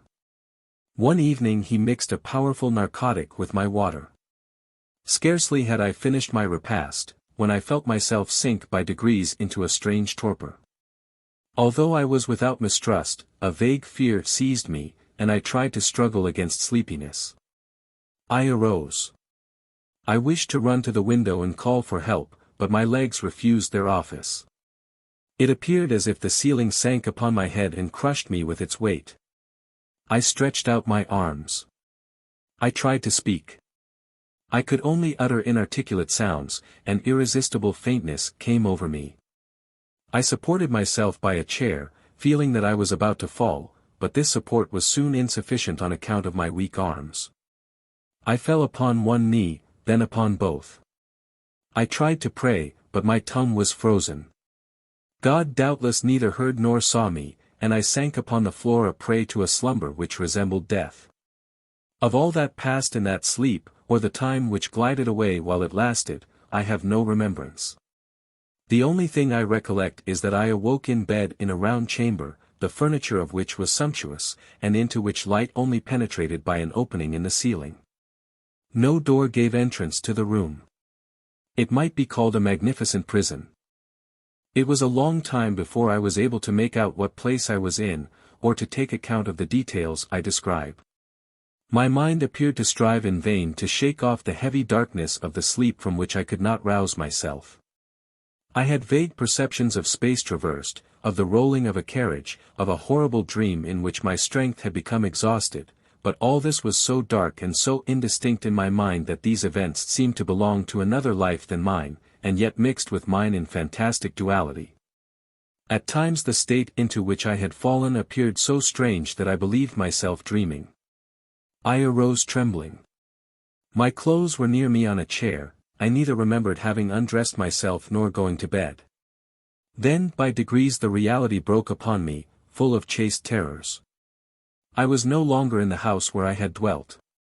As well as I could judge by the light of the sun, the day was already 2/3 gone. It was the evening before when I had fallen asleep. My sleep, then, must have lasted 24 hours. What had taken place during this long sleep? I dressed myself as quickly as possible. My slow and stiff motions all attested that the effects of the narcotic were not yet entirely dissipated. The chamber was evidently furnished for the reception of a woman, and the most finished coquette could not have formed a wish, but on casting her eyes about the apartment, she would have found that wish accomplished. Certainly I was not the first captive that had been shut up in this splendid prison, but you may easily comprehend, Felton, that the more superb the prison, the greater was my terror. Yes, it was a prison, for I tried in vain to get out of it. I sounded all the walls, in the hopes of discovering a door, but everywhere the walls returned a full and flat sound. I made the tour of the room at least 20 times, in search of an outlet of some kind, but there was none. I sank exhausted with fatigue and terror into an armchair. Meantime, night came on rapidly, and with night my terrors increased. I did not know but I had better remain where I was seated. It appeared that I was surrounded with unknown dangers into which I was about to fall at every instant. Although I had eaten nothing since the evening before, my fears prevented my feeling hunger. No noise from without by which I could measure the time reached me. I only supposed it must be 7 or 8 o'clock in the evening, for it was in the month of October and it was quite dark. All at once the noise of a door, turning on its hinges, made me start.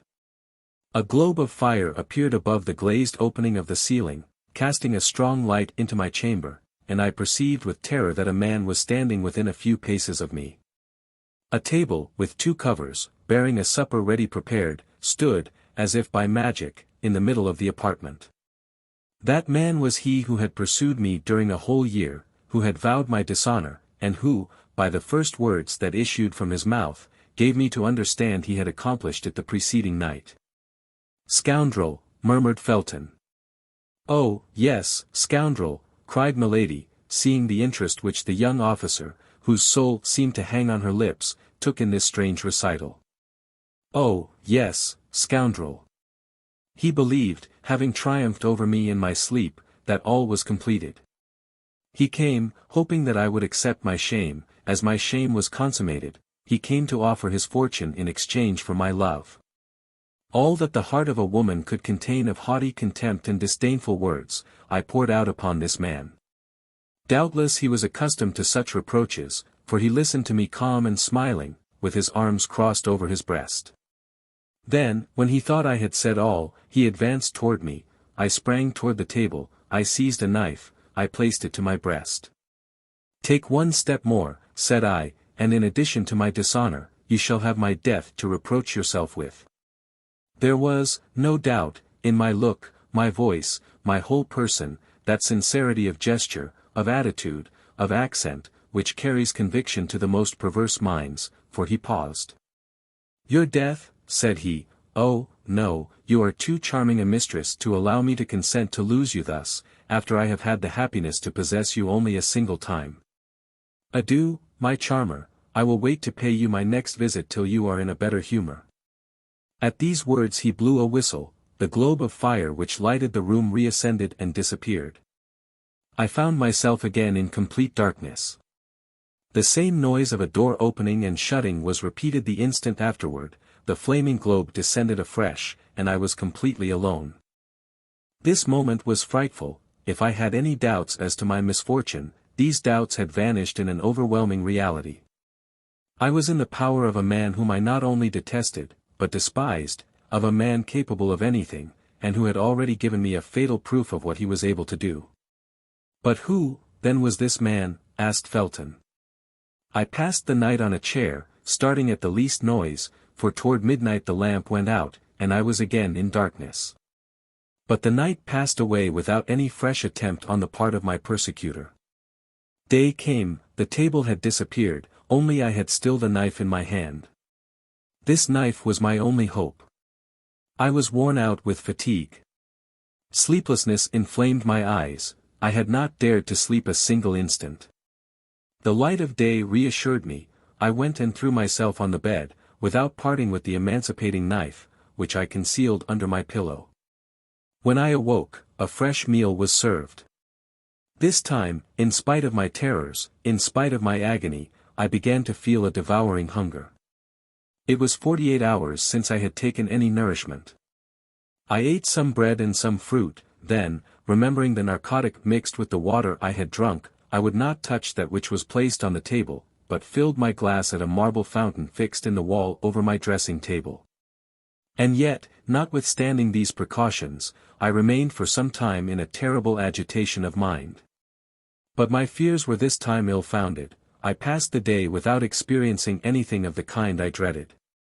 I took the precaution to half-empty the carafe, in order that my suspicions might not be noticed. The evening came on, and with it darkness, but however profound was this darkness, my eyes began to accustom themselves to it. I saw, amid the shadows, the table sink through the floor. A quarter of an hour later it reappeared, bearing my supper. In an instant, thanks to the lamp, my chamber was once more lighted. I was determined to eat only such things as could not possibly have anything soporific introduced into them. 2 eggs and some fruit composed my repast. Then I drew another glass of water from my protecting fountain, and drank it. At the first swallow, it appeared to me not to have the same taste as in the morning. Suspicion instantly seized me. I paused, but I had already drunk half a glass. I threw the rest away with horror, and waited, with the dew of fear upon my brow. No doubt some invisible witness had seen me draw the water from that fountain, and had taken advantage of my confidence in it, the better to assure my ruin, so coolly resolved upon, so cruelly pursued. Half an hour had not passed when the same symptoms began to appear, but as I had only drunk half a glass of the water, I contended longer, and instead of falling entirely asleep, I sank into a state of drowsiness which left me a perception of what was passing around me, while depriving me of the strength either to defend myself or to fly. I dragged myself toward the bed, to seek the only defense I had left, my saving knife, but I could not reach the bolster.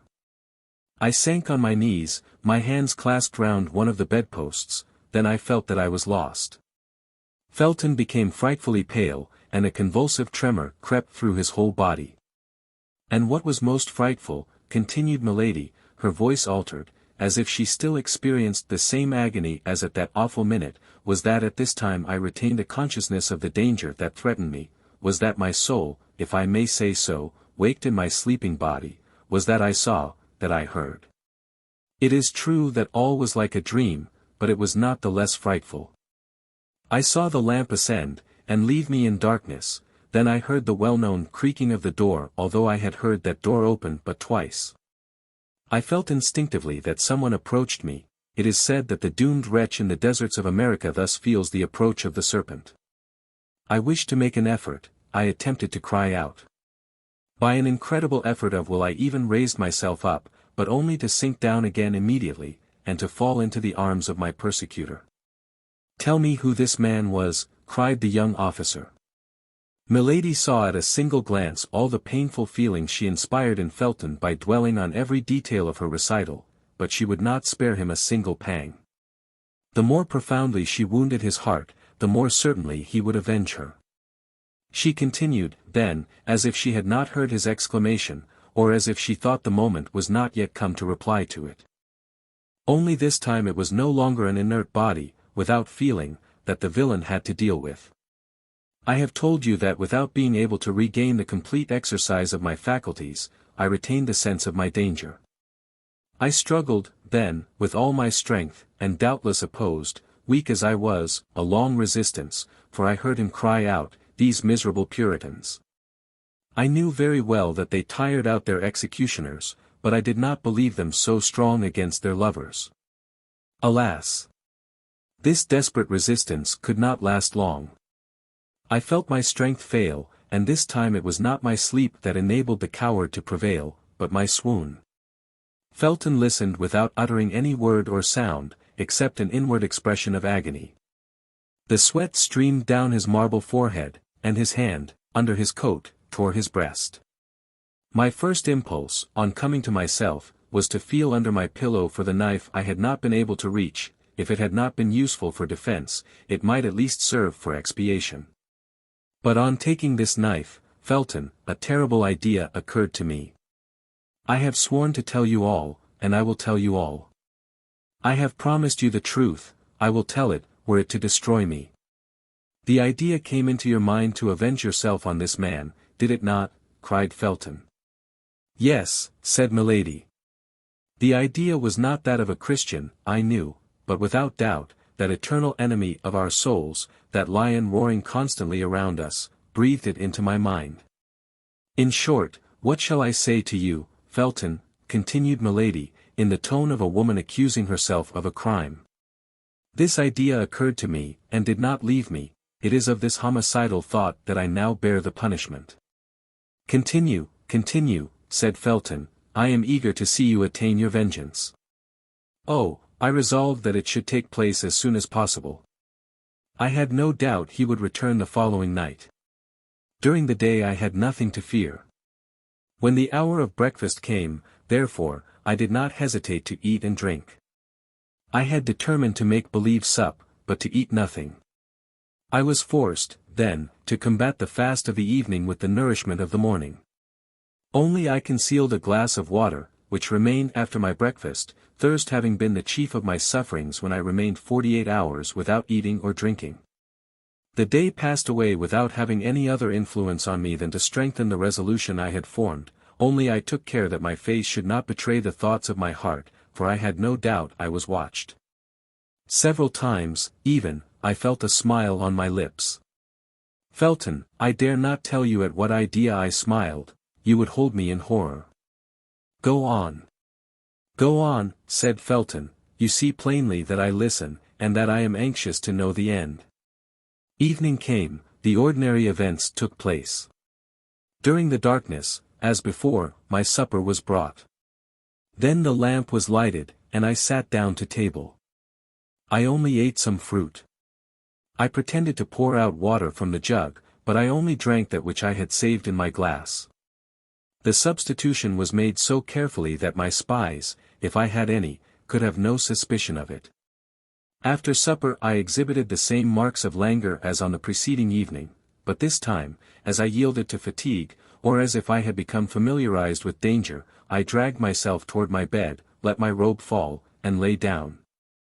I found my knife where I had placed it, under my pillow, and while feigning to sleep, my hand grasped the handle of it convulsively.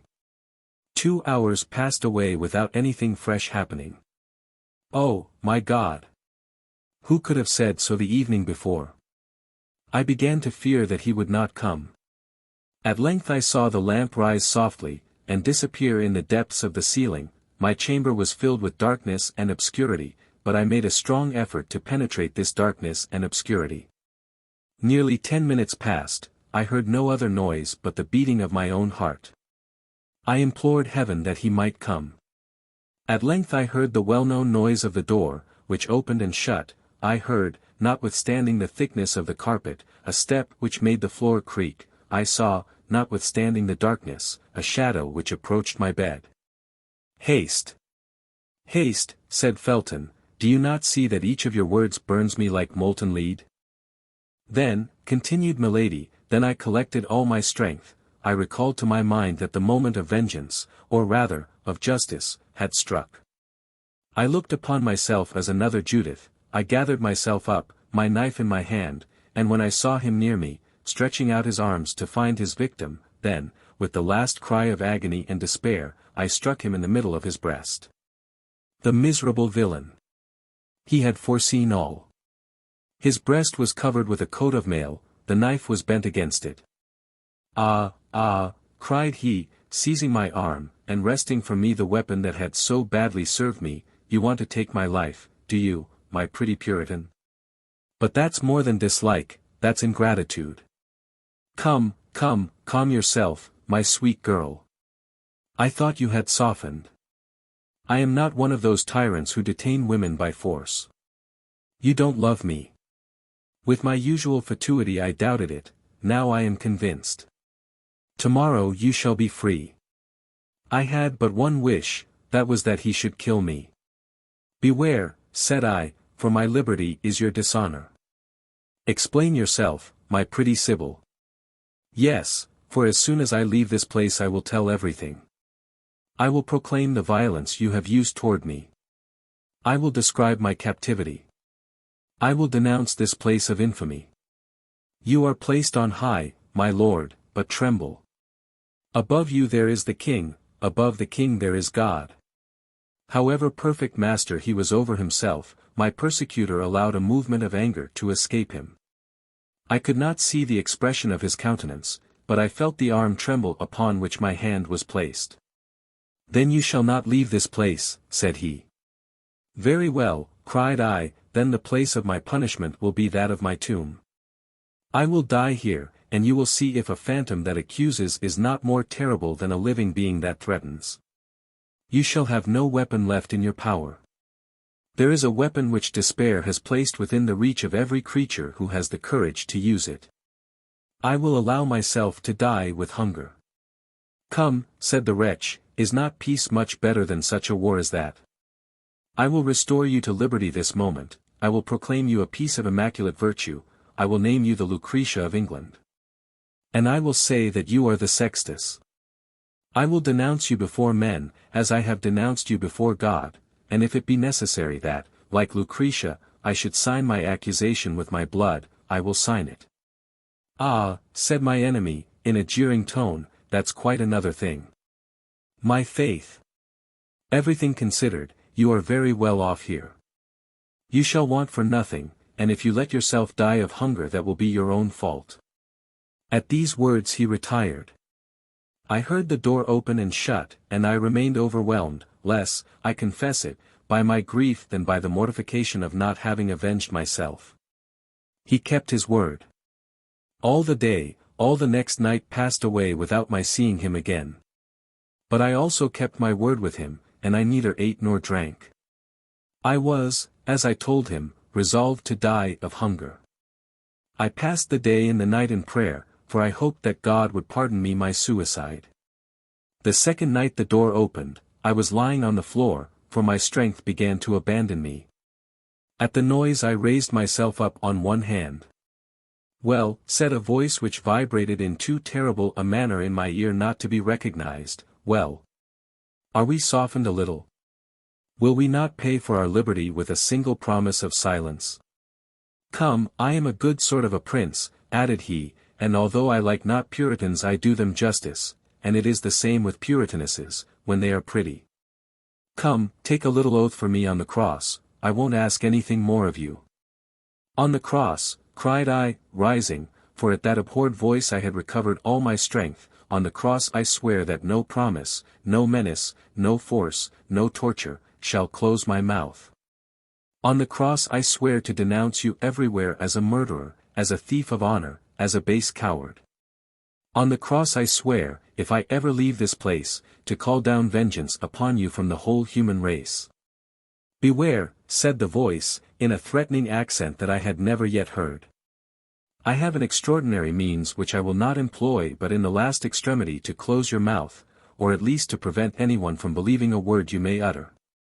I mustered all my strength to reply to him with a burst of laughter. He saw that it was a merciless war between us, a war to the death. Listen, said he. I give you the rest of tonight and all day tomorrow.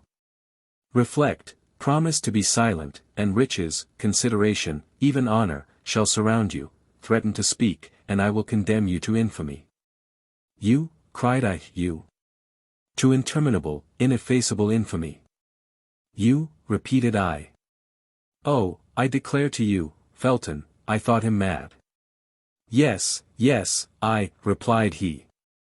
Oh, leave me, said I, begone, if you do not desire to see me dash my head against that wall before your eyes. Very well, it is your own doing. Till tomorrow evening, then. Till tomorrow evening, then, replied I, allowing myself to fall, and biting the carpet with rage. Felton leaned for support upon a piece of furniture, and Milady saw, with the joy of a demon, that his strength would fail him perhaps before the end of her recital. Chapter 57. Means for Classical Tragedy. After a moment of silence employed by Milady in observing the young man who listened to her, Milady continued her recital. It was nearly 3 days since I had eaten or drunk anything. I suffered frightful torments. At times there passed before me clouds which pressed my brow, which veiled my eyes. This was delirium. When the evening came I was so weak that every time I fainted I thanked God, for I thought I was about to die. In the midst of one of these swoons I heard the door open. Terror recalled me to myself. He entered the apartment followed by a man in a mask. He was masked likewise, but I knew his step, I knew his voice, I knew him by that imposing bearing which hell has bestowed upon his person for the curse of humanity. "Well," said he to me, "have you made your mind up to take the oath I requested of you? You have said Puritans have but one word. Mine you have heard, and that is to pursue you, on earth to the tribunal of men, in heaven to the tribunal of God. You persist, then. I swear it before the God who hears me. I will take the whole world as a witness of your crime, and that until I have found an avenger. You are a prostitute," said he, in a voice of thunder, "and you shall undergo the punishment of prostitutes. Branded in the eyes of the world you invoke, try to prove to that world that you are neither guilty nor mad." Then, addressing the man who accompanied him, "Executioner," said he, "do your duty." "Oh, his name," cried Felton. "His name, tell it me." Then in spite of my cries, in spite of my resistance, for I began to comprehend that there was a question of something worse than death, the executioner seized me, threw me on the floor, fastened me with his bonds, and suffocated by sobs, almost without sense, invoking God, who did not listen to me, I uttered all at once a frightful cry of pain and shame. A burning fire, a red-hot iron, the iron of the executioner, was imprinted on my shoulder. Felton uttered a groan.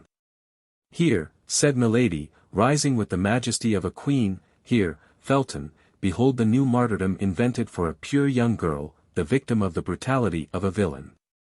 Learn to know the heart of men, and henceforth make yourself less easily the instrument of their unjust vengeance." Milady, with a rapid gesture, opened her robe, tore the cambric that covered her bosom, and read with feigned anger and simulated shame, showed the young man the ineffaceable impression which dishonored that beautiful shoulder. "But," cried Felton, "that is a fleur-de-lis which I see there." "And therein consisted the infamy," replied Milady. "The brand of England. It would be necessary to prove what tribunal had imposed it on me, and I could have made a public appeal to all the tribunals of the kingdom, but the brand of France. Oh, by that I was branded indeed." This was too much for Felton. Pale, motionless, overwhelmed by this frightful revelation, dazzled by the superhuman beauty of this woman who unveiled herself before him with an immodesty which appeared to him sublime, he ended by falling on his knees before her as the early Christians did before those pure and holy martyrs whom the persecution of the emperors gave up in the circus to the sanguinary sensuality of the populace. The brand disappeared, the beauty alone remained. "Pardon! Pardon!" cried Felton, "oh, pardon!" Milady read in his eyes love. "Love! Pardon for what?" asked she. "Pardon me for having joined with your persecutors." Milady held out her hand to him. "So beautiful! So young," cried Felton, covering that hand with his kisses. Milady let one of those looks fall upon him which make a slave of a king. Felton was a Puritan, he abandoned the hand of this woman to kiss her feet. He no longer loved her, he adored her. When this crisis was past, when Milady appeared to have resumed her self-possession, which she had never lost, when Felton had seen her recover with the veil of chastity those treasures of love which were only concealed from him to make him desire them the more ardently, he said, "Ah, now. I have only one thing to ask of you, that is, the name of your true executioner. For to me there is but one, the other was an instrument, that was all." "What, brother," cried Milady, "must I name him again? Have you not yet divined who he is?" "What?" cried Felton, "he, again he, always he. What, the truly guilty?" The truly guilty, said Milady, is the ravager of England, the persecutor of true believers, the base ravisher of the honor of so many women, he who, to satisfy a caprice of his corrupt heart, is about to make England shed so much blood, who protects the Protestants today and will betray them tomorrow. Buckingham. It is, then, Buckingham, cried Felton, in a high state of excitement. Milady concealed her face in her hands, as if she could not endure the shame which this name recalled to her. Buckingham, the executioner of this angelic creature, cried Felton. And thou hast not hurled thy thunder at him, my God. And thou hast left him noble, honored, powerful, for the ruin of us all. God abandons him who abandons himself, said Milady. But he will draw upon his head the punishment reserved for the damned, said Felton, with increasing exultation. He wills that human vengeance should precede celestial justice. Men fear him and spare him. I, said Felton, I do not fear him, nor will I spare him. The soul of Milady was bathed in an infernal joy. But how can Lord de Winter, my protector, my father, asked Felton, possibly be mixed up with all this? Listen, Felton, resumed Milady, for by the side of base and contemptible men there are often found great and generous natures. I had an affianced husband, a man whom I loved, and who loved me, a heart like yours, Felton, a man like you. I went to him and told him all, he knew me, that man did, and did not doubt an instant. He was a nobleman, a man equal to Buckingham in every respect. He said nothing, he only girded on his sword, wrapped himself in his cloak, and went straight to Buckingham Palace. Yes, yes, said Felton, I understand how he would act. But with such men it is not the sword that should be employed, it is the poniard. Buckingham had left England the day before, sent as ambassador to Spain, to demand the hand of the Infanta for King Charles I, who was then only Prince of Wales. My affianced husband returned. Hear me, said he, this man has gone, and for the moment has consequently escaped my vengeance, but let us be united, as we were to have been, and then leave it to Lord de Winter to maintain his own honor and that of his wife. Lord de Winter, cried Felton. Yes, said Milady, Lord de Winter, and now you can understand it all, can you not? Buckingham remained nearly a year absent. A week before his return Lord de Winter died, leaving me his sole heir. Whence came the blow? God who knows all, knows without doubt, but as for me, I accuse nobody. Oh, what an abyss, cried Felton. Lord de Winter died without revealing anything to his brother. The terrible secret was to be concealed till it burst, like a clap of thunder, over the head of the guilty. Your protector had seen with pain this marriage of his elder brother with a portionless girl. I was sensible that I could look for no support from a man disappointed in his hopes of an inheritance. I went to France, with a determination to remain there for the rest of my life. But all my fortune is in England. Communication being closed by the war, I was in want of everything. I was then obliged to come back again. 6 days ago, I landed at Portsmouth. Well, said Felton. Well, Buckingham heard by some means, no doubt, of my return. He spoke of me to Lord de Winter, already prejudiced against me, and told him that his sister-in-law was a prostitute, a branded woman. The noble and pure voice of my husband was no longer here to defend me. Lord de Winter believed all that was told him with so much the more ease that it was his interest to believe it. He caused me to be arrested, had me conducted hither, and placed me under your guard. You know the rest. The day after tomorrow he banishes me, he transports me, the day after tomorrow he exiles me among the infamous. Oh, the train is well laid, the plot is clever. My honor will not survive it. You see, then, Felton, I can do nothing but die. Felton, give me that knife.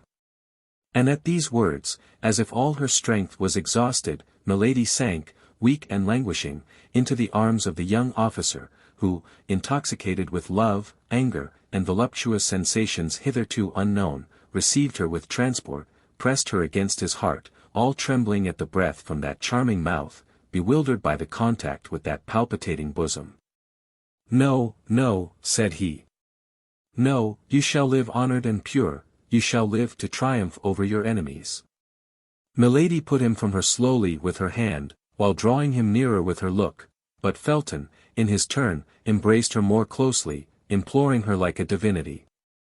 "Oh, death, death," said she, lowering her voice and her eyelids, "oh, death, rather than shame. Felton, my brother, my friend, I conjure you." "No," cried Felton, "no, you shall live and you shall be avenged. Felton, I bring misfortune to all who surround me. Felton, abandon me. Felton, let me die." "Well, then, we will live and die together," cried he, pressing his lips to those of the prisoner.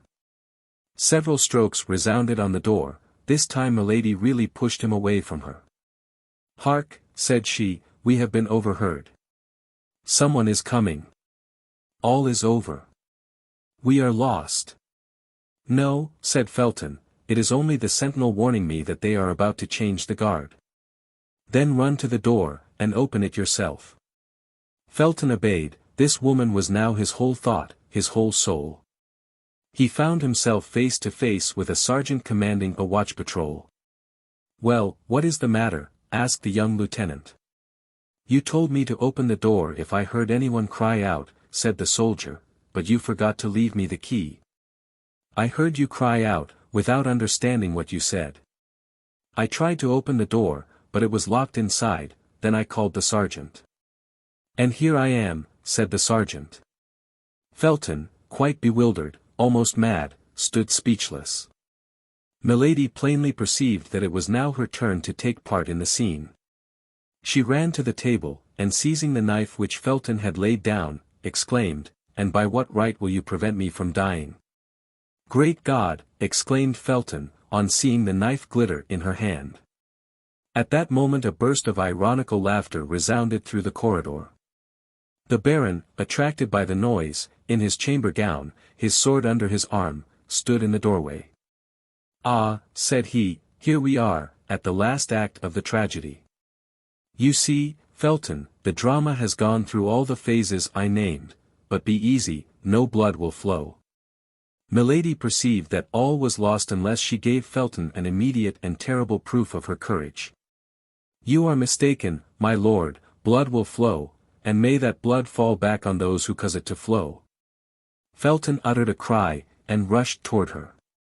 He was too late, Milady had stabbed herself. But the knife had fortunately, we ought to say skillfully, come in contact with the steel busk, which at that period, like a cuirass, defended the chests of women. It had glided down it, tearing the robe, and had penetrated slantingly between the flesh and the ribs. Milady's robe was not the less stained with blood in a second. Milady fell down, and seemed to be in a swoon. Felton snatched away the knife. "See, my lord," said he, in a deep, gloomy tone, "here is a woman who was under my guard, and who has killed herself." "Be at ease, Felton," said Lord de Winter. "She is not dead, demons do not die so easily. Be tranquil, and go wait for me in my chamber." "But, my lord—" "Go, sir, I command you." At this injunction from his superior, Felton obeyed, but in going out, he put the knife into his bosom. As to Lord de Winter, he contented himself with calling the woman who waited on Milady, and when she was come, he recommended the prisoner, who was still fainting, to her care, and left them alone. Meanwhile, all things considered and notwithstanding his suspicions, as the wound might be serious, he immediately sent off a mounted man to find a physician. Chapter 58. Escape. As Lord de Winter had thought, Milady's wound was not dangerous. So soon as she was left alone with the woman whom the Baron had summoned to her assistance, she opened her eyes. It was, however, necessary to affect weakness and pain, not a very difficult task for so finished an actress as Milady. Thus the poor woman was completely the dupe of the prisoner, whom, notwithstanding her hints, she persisted in watching all night. But the presence of this woman did not prevent Milady from thinking. There was no longer a doubt that Felton was convinced, Felton was hers. If an angel appeared to that young man as an accuser of Milady, he would take him, in the mental disposition in which he now found himself, for a messenger sent by the devil. Milady smiled at this thought, for Felton was now her only hope, her only means of safety. But Lord de Winter might suspect him, Felton himself might now be watched. Toward 4 o'clock in the morning the doctor arrived, but since the time Milady stabbed herself, however short, the wound had closed. The doctor could therefore measure neither the direction or the depth of it, he only satisfied himself by Milady's pulse that the case was not serious. In the morning Milady, under the pretext that she had not slept well in the night and wanted rest, sent away the woman who attended her. She had one hope, which was that Felton would appear at the breakfast hour, but Felton did not come. Were her fears realized? Was Felton, suspected by the Baron, about to fail her at the decisive moment? She had only 1 day left. Lord de Winter had announced her embarkation for the 23rd, and it was now the morning of the 22nd. Nevertheless she still waited patiently till the hour for dinner. Although she had eaten nothing in the morning, the dinner was brought in at its usual time. Milady then perceived, with terror, that the uniform of the soldiers who guarded her was changed. Then she ventured to ask what had become of Felton. She was told that he had left the castle an hour before on horseback. She inquired if the Baron was still at the castle.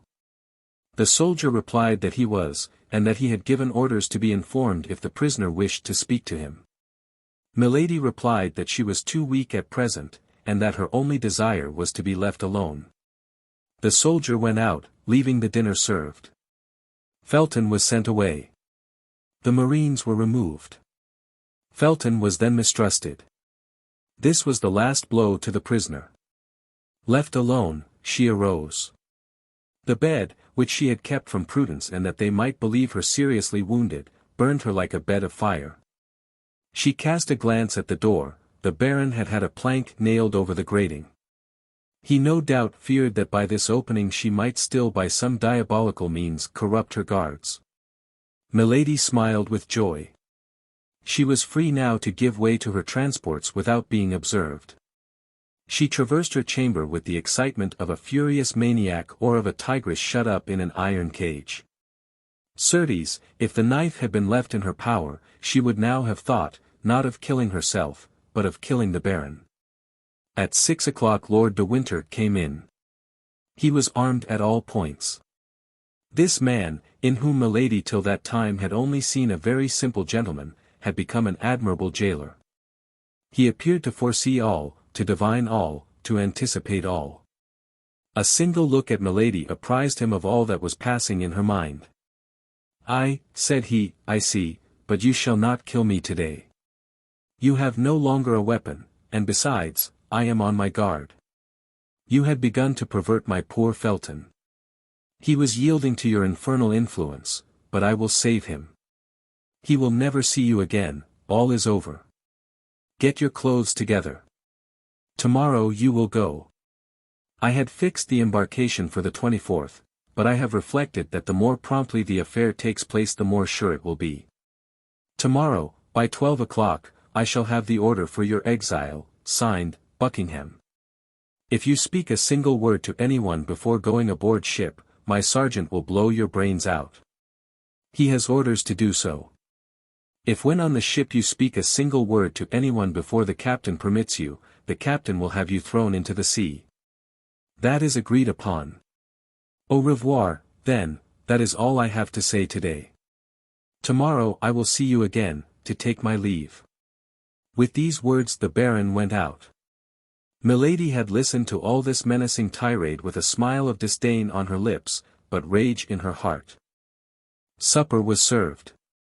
Milady felt that she stood in need of all her strength. She did not know what might take place during this night which approached so menacingly, for large masses of cloud rolled over the face of the sky, and distant lightning announced a storm. The storm broke about 10 o'clock. Milady felt a consolation in seeing nature partake of the disorder of her heart. The thunder growled in the air like the passion and anger in her thoughts. It appeared to her that the blast as it swept along dishevelled her brow, as it bowed the branches of the trees and bore away their leaves. She howled as the hurricane howled, and her voice was lost in the great voice of nature, which also seemed to groan with despair. All at once she heard a tap at her window, and by the help of a flash of lightning she saw the face of a man appear behind the bars. She ran to the window and opened it. "Felton," cried she. "I am saved." "Yes," said Felton, "but silence, silence. I must have time to file through these bars. Only take care that I am not seen through the wicket." "Oh, it is a proof that the Lord is on our side, Felton," replied Milady. "They have closed up the grating with a board." "That is well, God has made them senseless," said Felton. "But what must I do?" asked Milady. "Nothing, nothing, only shut the window. Go to bed, or at least lie down in your clothes. As soon as I have done I will knock on one of the panes of glass. But will you be able to follow me?" "Oh, yes. You're wound. Gives me pain, but will not prevent my walking. Be ready, then, at the first signal." Milady shut the window, extinguished the lamp, and went, as Felton had desired her, to lie down on the bed. Amid the moaning of the storm she heard the grinding of the file upon the bars, and by the light of every flash she perceived the shadow of Felton through the panes. She passed an hour without breathing, panting, with a cold sweat upon her brow, and her heart oppressed by frightful agony at every movement she heard in the corridor. There are hours which last a year. At the expiration of an hour, Felton tapped again. Milady sprang out of bed and opened the window. 2 bars removed formed an opening for a man to pass through. "Are you ready?" asked Felton. "Yes." "Must I take anything with me?" "Money, if you have any." "Yes, fortunately they have left me all I had." "So much the better, for I have expended all mine in chartering a vessel." "Here," said Milady, placing a bag full of louis in Felton's hands. Felton took the bag and threw it to the foot of the wall. "Now," said he, "will you come?" "I am ready." Milady mounted upon a chair and passed the upper part of her body through the window. She saw the young officer suspended over the abyss by a ladder of ropes. For the first time an emotion of terror reminded her that she was a woman. The dark space frightened her. "I expected this," said Felton. It's nothing," said Milady. "I will descend with my eyes shut." "Have you confidence in me?" said Felton. "You ask that? Put your 2 hands together. Cross them, that's right." Felton tied her 2 wrists together with his handkerchief, and then with a cord over the handkerchief. "What are you doing?" asked Milady, with surprise. "Pass your arms around my neck, and fear nothing. But I shall make you lose your balance, and we shall both be dashed to pieces. Don't be afraid. I am a sailor."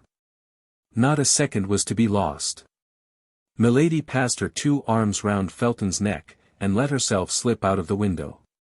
Felton began to descend the ladder slowly, step by step.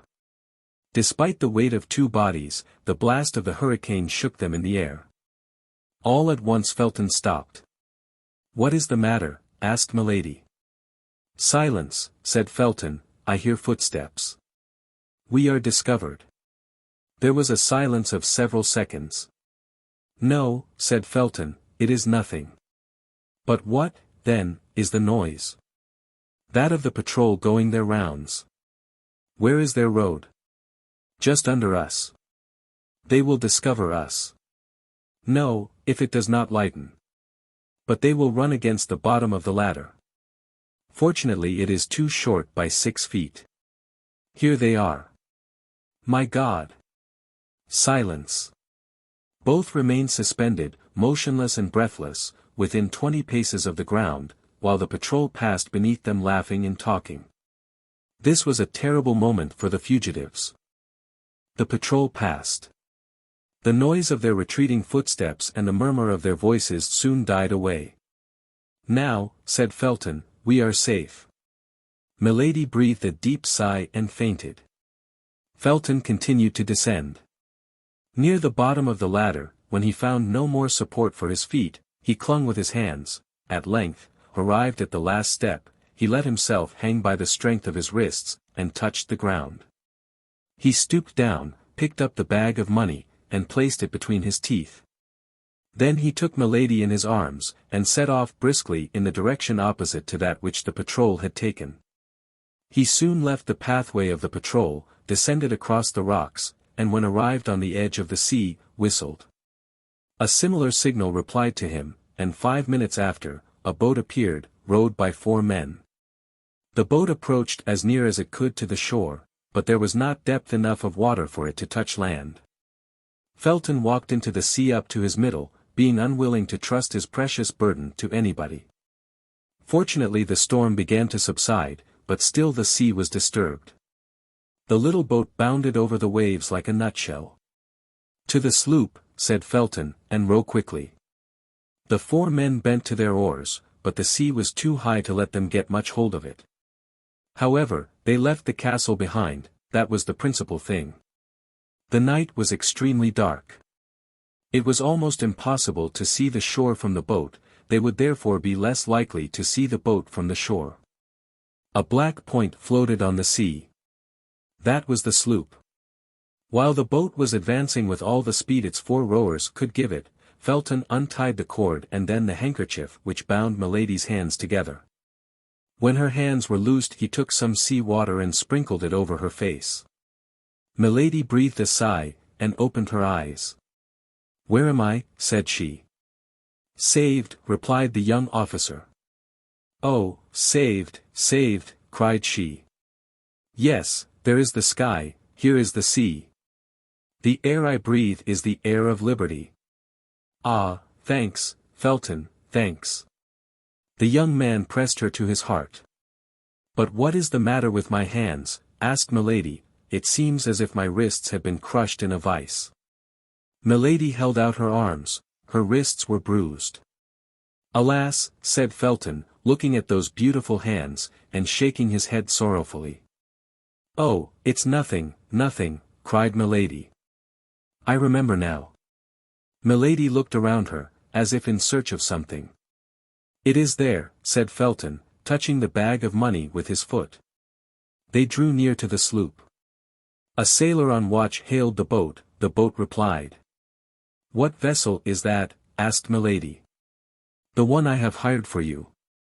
"Where will it take me?" "Where you please, after you have put me on shore at Portsmouth." "What are you going to do at Portsmouth?" asked Milady. "Accomplish the orders of Lord de Winter," said Felton, with a gloomy smile. "What orders?" asked Milady. "You do not understand?" asked Felton. "No, explain yourself, I beg." "As he mistrusted me, he determined to guard you himself, and sent me in his place to get Buckingham to sign the order for your transportation. But if he mistrusted you, how could he confide such an order to you? How could I know what I was the bearer of?" "That's true. And you are going to Portsmouth?" "I have no time to lose. Tomorrow is the 23rd, and Buckingham sets sail tomorrow with his fleet." "He sets sail tomorrow. Where for?" "For La Rochelle."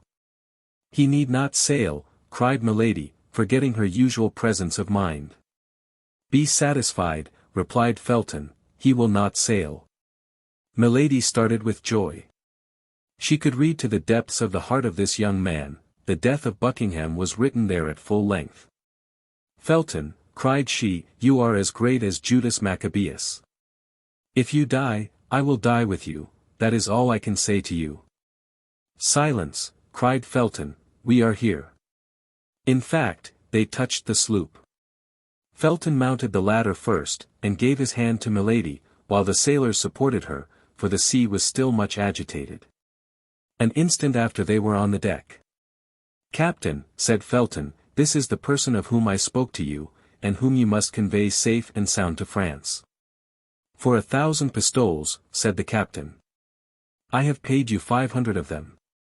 "That's correct," said the captain. "And here are the other 500, replied Milady, placing her hand upon the bag of gold.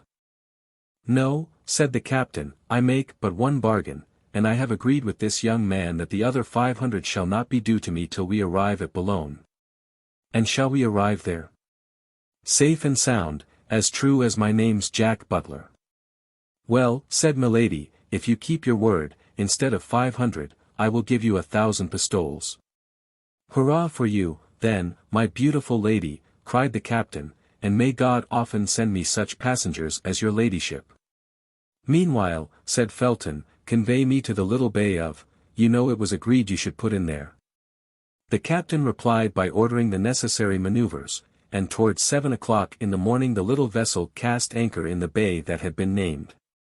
During this passage, Felton related everything to Milady, how, instead of going to London, he had chartered the little vessel, how he had returned, how he had scaled the wall by fastening cramps in the interstices of the stones, as he ascended, to give him foothold, and how, when he had reached the bars, he fastened his ladder. Milady knew the rest. On her side, Milady tried to encourage Felton in his project, but at the first words which issued from her mouth, she plainly saw that the young fanatic stood more in need of being moderated than urged. It was agreed that Milady should wait for Felton till 10 o'clock, if he did not return by 10 o'clock she was to sail. In that case, and supposing he was at liberty, he was to rejoin her in France, at the convent of the Carmelites at Bethune. Chapter 59. What took place at Portsmouth August 23, 1628. Felton took leave of Milady as a brother about to go for a mere walk takes leave of his sister, kissing her hand. His whole body appeared in its ordinary state of calmness, only an unusual fire beamed from his eyes, like the effects of a fever, his brow was more pale than it generally was, his teeth were clenched and his speech had a short dry accent which indicated that something dark was at work within him. As long as he remained in the boat which conveyed him to land, he kept his face toward Milady, who, standing on the deck, followed him with her eyes. Both were free from the fear of pursuit. Nobody ever came into Milady's apartment before 9 o'clock, and it would require 3 hours to go from the castle to London. Felton jumped on shore, climbed the little ascent which led to the top of the cliff, saluted Milady a last time, and took his course toward the city. At the end of 100 paces, the ground began to decline, and he could only see the mast of the sloop. He immediately ran in the direction of Portsmouth, which he saw at nearly half a league before him, standing out in the haze of the morning, with its houses and towers. Beyond Portsmouth the sea was covered with vessels whose masts, like a forest of poplars despoiled by the winter, bent with each breath of the wind. Felton, in his rapid walk, reviewed in his mind all the accusations against the favorite of James I and Charles I, furnished by 2 years of premature meditation and a long sojourn among the Puritans. When he compared the public crimes of this minister, startling crimes, European crimes, if so we may say, with the private and unknown crimes with which Milady had charged him, Felton found that the more culpable of the 2 men which formed the character of Buckingham was the one of whom the public knew not the life. This was because his love, so strange, so new, and so ardent, made him view the infamous and imaginary accusations of Milady de Winter as, through a magnifying glass, one views as frightful monsters atoms in reality imperceptible by the side of an ant. The rapidity of his walk heated his blood still more, the idea that he left behind him, exposed to a frightful vengeance, the woman he loved, or rather whom he adored as a saint, the emotion he had experienced, present fatigue, altogether exalted his mind above human feeling. He entered Portsmouth about 8 o'clock in the morning. The whole population was on foot, drums were beating in the streets and in the port, the troops about to embark were marching toward the sea. Felton arrived at the palace of the Admiralty, covered with dust and streaming with perspiration. His countenance, usually so pale, was purple with heat and passion.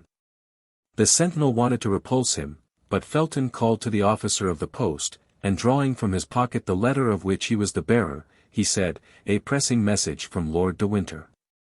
At the name of Lord de Winter, who was known to be one of his Grace's most intimate friends, the officer of the post gave orders to let Felton pass, who, besides, wore the uniform of a naval officer. Felton darted into the palace. At the moment he entered the vestibule, another man was entering likewise, dusty, out of breath, leaving at the gate a post horse, which, on reaching the palace, tumbled on his 4 knees. Felton, and he addressed Patrick, the Duke's confidential lackey, at the same moment. Felton named Lord de Winter, the unknown would not name anybody, and pretended that it was to the Duke alone he would make himself known. Each was anxious to gain admission before the other.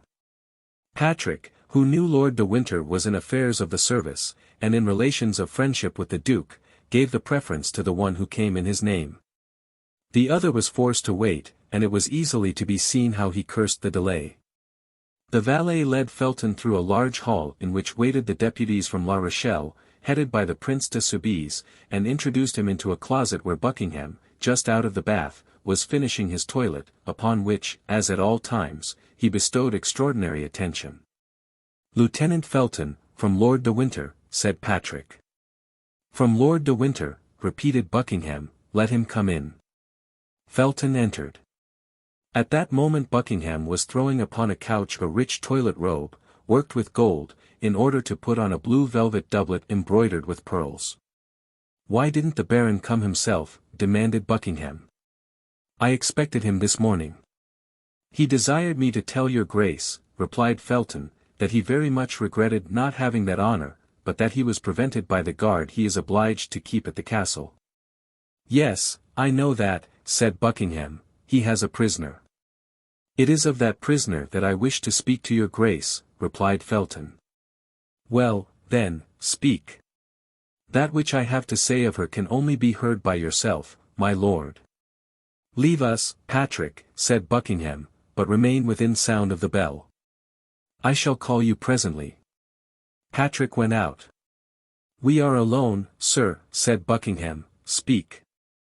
"My lord," said Felton, "the Baron de Winter wrote to you the other day to request you to sign an order of embarkation relative to a young woman named Charlotte Backson." "Yes, sir, and I answered him, to bring or send me that order and I would sign it." "Here it is, my lord." "Give it to me," said the Duke. And taking it from Felton, he cast a rapid glance over the paper, and perceiving that it was the one that had been mentioned to him, he placed it on the table, took a pen, and prepared to sign it. "Pardon, my lord," said Felton, stopping the Duke, "but does your Grace know that the name of Charlotte Backson is not the true name of this young woman?" "Yes, sir, I know it," replied the Duke, dipping the quill in the ink. "Then your Grace knows her real name?" asked Felton, in a sharp tone. "I know it," and the Duke put the quill to the paper. Felton grew pale. "And knowing that real name, my lord," replied Felton, "will you sign it all the same?" "Doubtless," said Buckingham, "and rather twice than once." "I cannot believe," continued Felton, in a voice that became more sharp and rough, "that your Grace knows that it is to Milady de Winter this relates." "I know it perfectly, although I am astonished that you know it." "And will your Grace sign that order without remorse?" Buckingham looked at the young man haughtily. "Do you know, sir, that you are asking me very strange questions, and that I am very foolish to answer them?" "Reply to them, my lord," said Felton, "the circumstances are more serious than you perhaps believe." Buckingham reflected that the young man, coming from Lord de Winter, undoubtedly spoke in his name, and softened. "Without remorse," said he. "The Baron knows, as well as myself, that Milady de Winter is a very guilty woman, and it is treating her very favorably to commute her punishment to transportation." The Duke put his pen to the paper. "You will not sign that order, my lord," said Felton, making a step toward the Duke. "I will not sign this order." "And why not?" "Because you will look into yourself, and you will do justice to the lady." "I should do her justice by sending her to Tyburn," said Buckingham. "This lady is infamous." "My lord, Milady de Winter is an angel, you know that she is, and I demand her liberty of you." "Bah! Are you mad, to talk to me thus?" said Buckingham. "My lord, excuse me. I speak as I can, I restrain myself. But, my lord, think of what you're about to do, and beware of going too far." "What do you say?" "God pardon me," cried Buckingham, "I really think he threatens me." "No, my lord, I still plead. And I say to you, one drop of water suffices to make the full vase overflow, one slight fault may draw down punishment upon the head spared, despite many crimes. Mr. Felton, said Buckingham, you will withdraw, and place yourself at once under arrest. You will hear me to the end, my lord. You have seduced this young girl, you have outraged, defiled her. Repair your crimes toward her, let her go free, and I will exact nothing else from you. You will exact, said Buckingham, looking at Felton with astonishment, and dwelling upon each syllable of the 3 words as he pronounced them. My lord, continued Felton, becoming more excited as he spoke, my lord, beware. All England is tired of your iniquities, my lord, you have abused the royal power, which you have almost usurped, my lord, you are held in horror by God and men. God will punish you hereafter, but I will punish you here. Ah, this is too much, cried Buckingham, making a step toward the door. Felton barred his passage. I ask it humbly of you, my lord, said he, sign the order for the liberation of Milady de Winter. Remember that she is a woman whom you have dishonored. Withdraw, sir, said Buckingham, or I will call my attendant, and have you placed in irons. You shall not call, said Felton, throwing himself between the Duke and the bell placed on a stand encrusted with silver. Beware, my lord, you are in the hands of God. In the hands of the devil, you mean, cried Buckingham, raising his voice so as to attract the notice of his people, without absolutely shouting. Sign, my lord, sign the liberation of Milady de Winter, said Felton, holding out a paper to the Duke. By force? You are joking.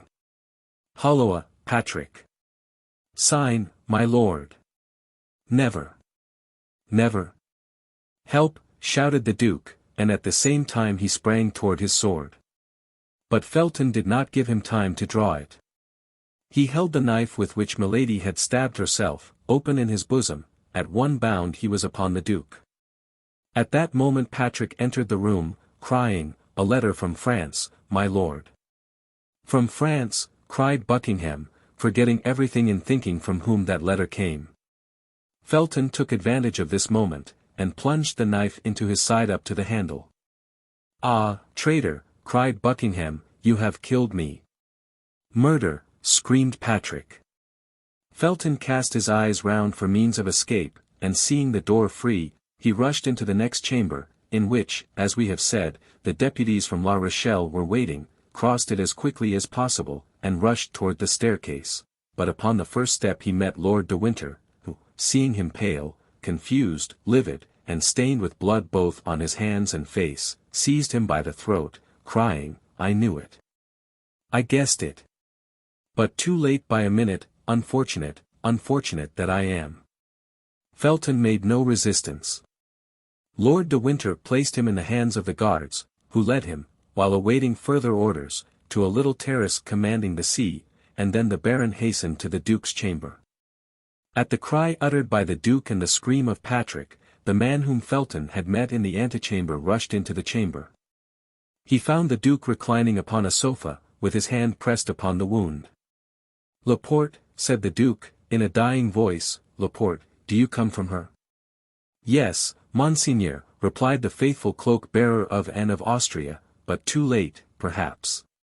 Silence, Laporte, you may be overheard. Patrick, let no one enter. Oh, I cannot tell what she says to me.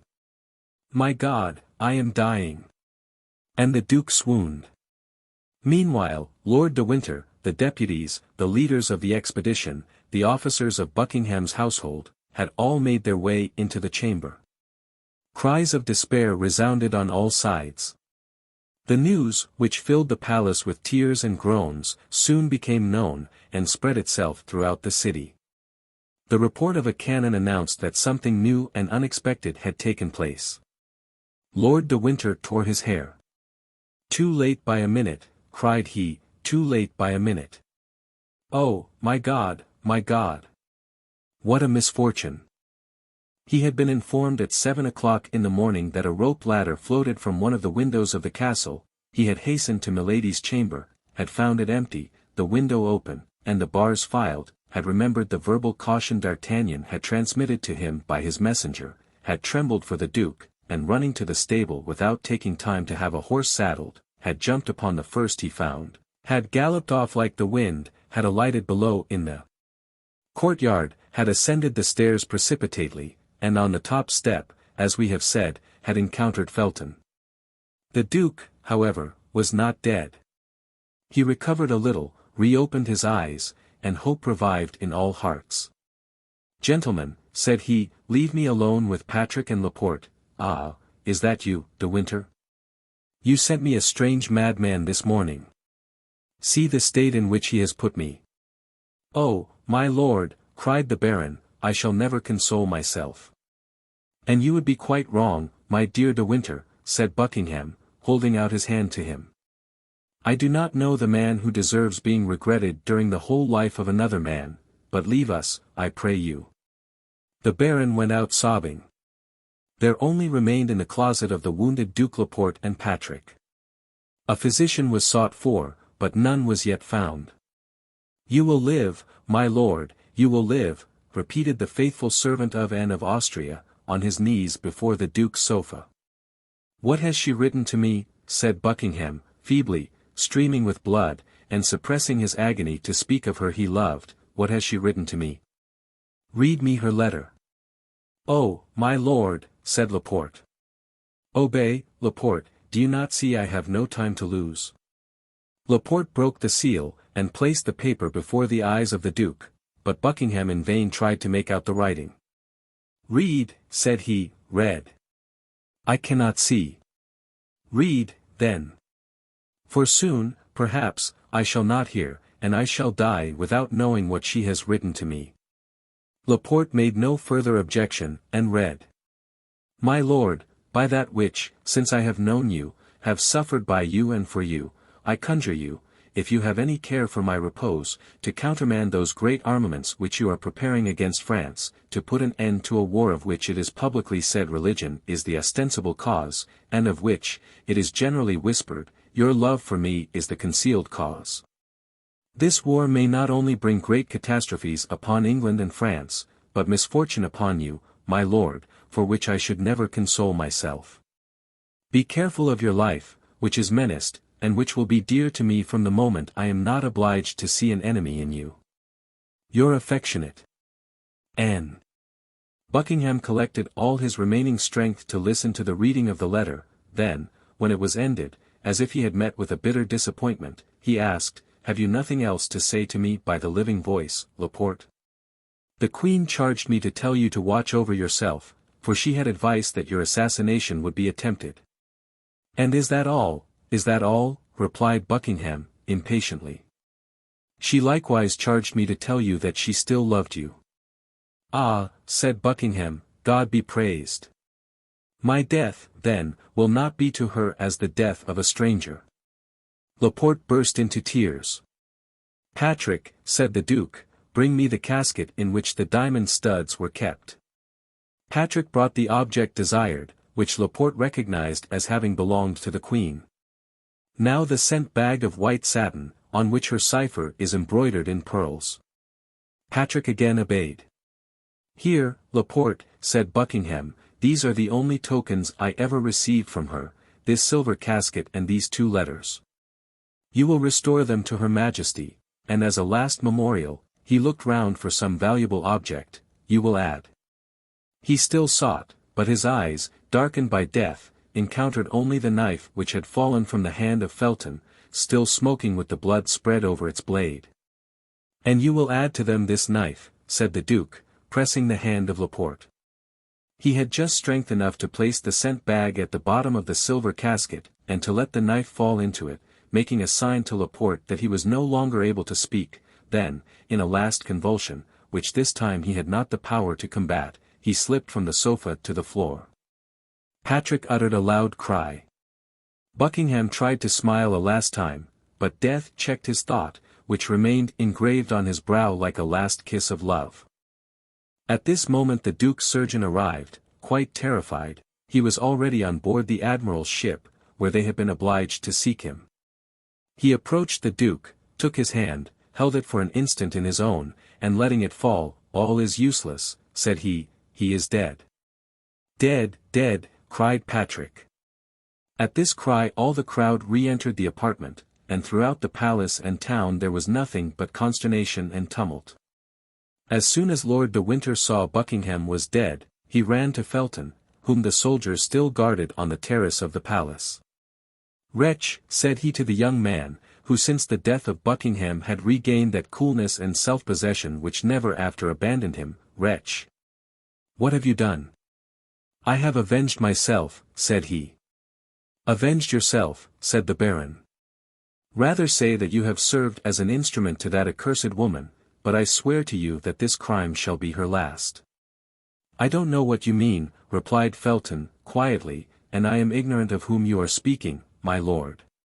I killed the Duke of Buckingham because he twice refused you yourself to appoint me captain. I have punished him for his injustice, that is all."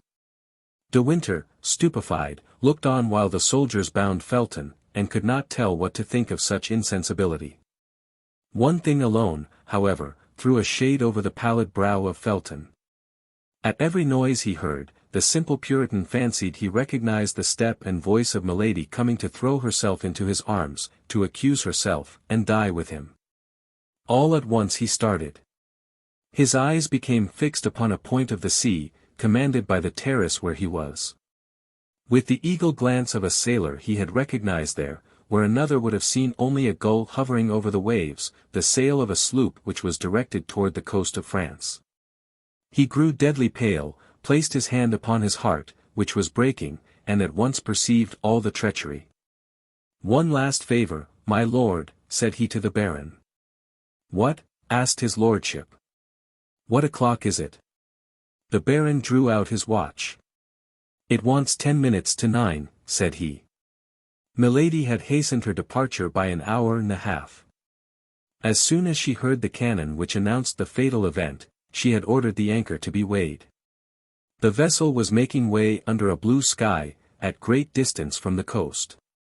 "God has so willed it," said he, with the resignation of a fanatic, but without, however, being able to take his eyes from that ship, on board of which he doubtless fancied he could distinguish the white outline of her to whom he had sacrificed his life.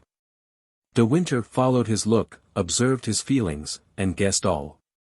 "Be punished alone, for the first, miserable man," said Lord de Winter to Felton, who was being dragged away with his eyes turned toward the sea, "but I swear to you by the memory of my brother whom I have loved so much that your accomplice is not saved." Felton lowered his head without pronouncing a syllable. As to Lord de Winter, he descended the stairs rapidly, and went straight to the port. Chapter 60. In France. The first fear of the King of England, Charles I, on learning of the death of the Duke, was that such terrible news might discourage the Rochellais. He tried, says Richelieu in his memoirs, to conceal it from them as long as possible, closing all the ports of his kingdom, and carefully keeping watch that no vessel should sail until the army which Buckingham was getting together had gone, taking upon himself, in default of Buckingham, to superintend the departure. He carried the strictness of this order so far as to detain in England the ambassadors of Denmark, who had taken their leave, and the regular ambassador of Holland, who was to take back to the port of Flushing the Indian merchantmen of which Charles I had made restitution to the United Provinces. But as he did not think of giving this order till 5 hours after the event, that is to say, till 2 o'clock in the afternoon, 2 vessels had already left the port, the one bearing, as we know, Milady, who, already anticipating the event, was further confirmed in that belief by seeing the black flag flying at the masthead of the admiral's ship.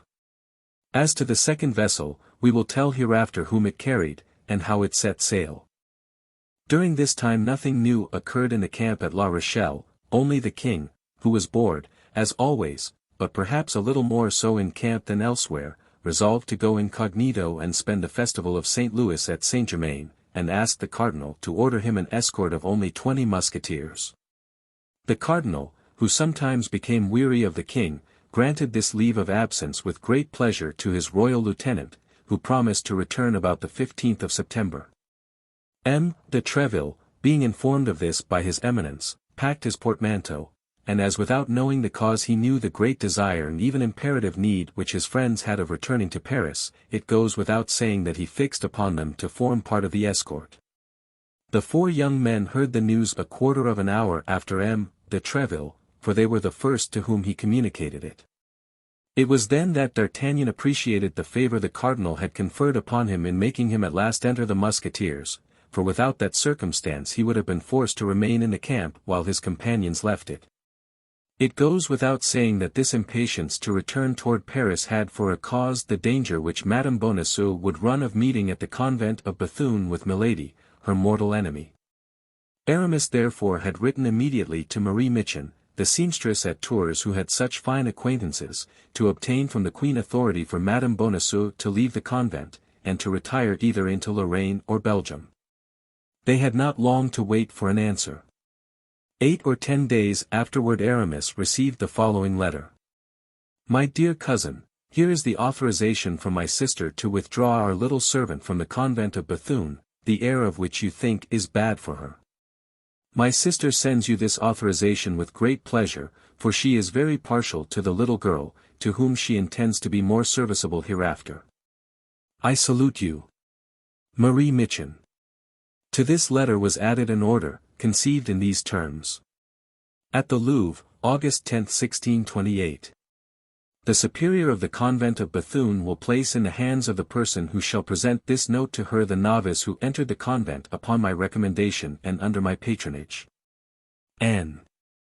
It may be easily imagined how the relationship between Aramis and a seamstress who called the queen her sister amused the young men, but Aramis, after having blushed 2 or 3 times up to the whites of his eyes at the gross pleasantry of Porthos, begged his friends not to revert to the subject again, declaring that if a single word more was said to him about it, he would never again implore his cousin to interfere in such affairs. There was no further question, therefore, about Marie Michon among the 4 Musketeers, who besides had what they wanted, that was, the order to withdraw Madame Bonacieux from the convent of the Carmelites of Bethune. It was true that this order would not be of great use to them while they were in camp at La Rochelle, that is to say, at the other end of France.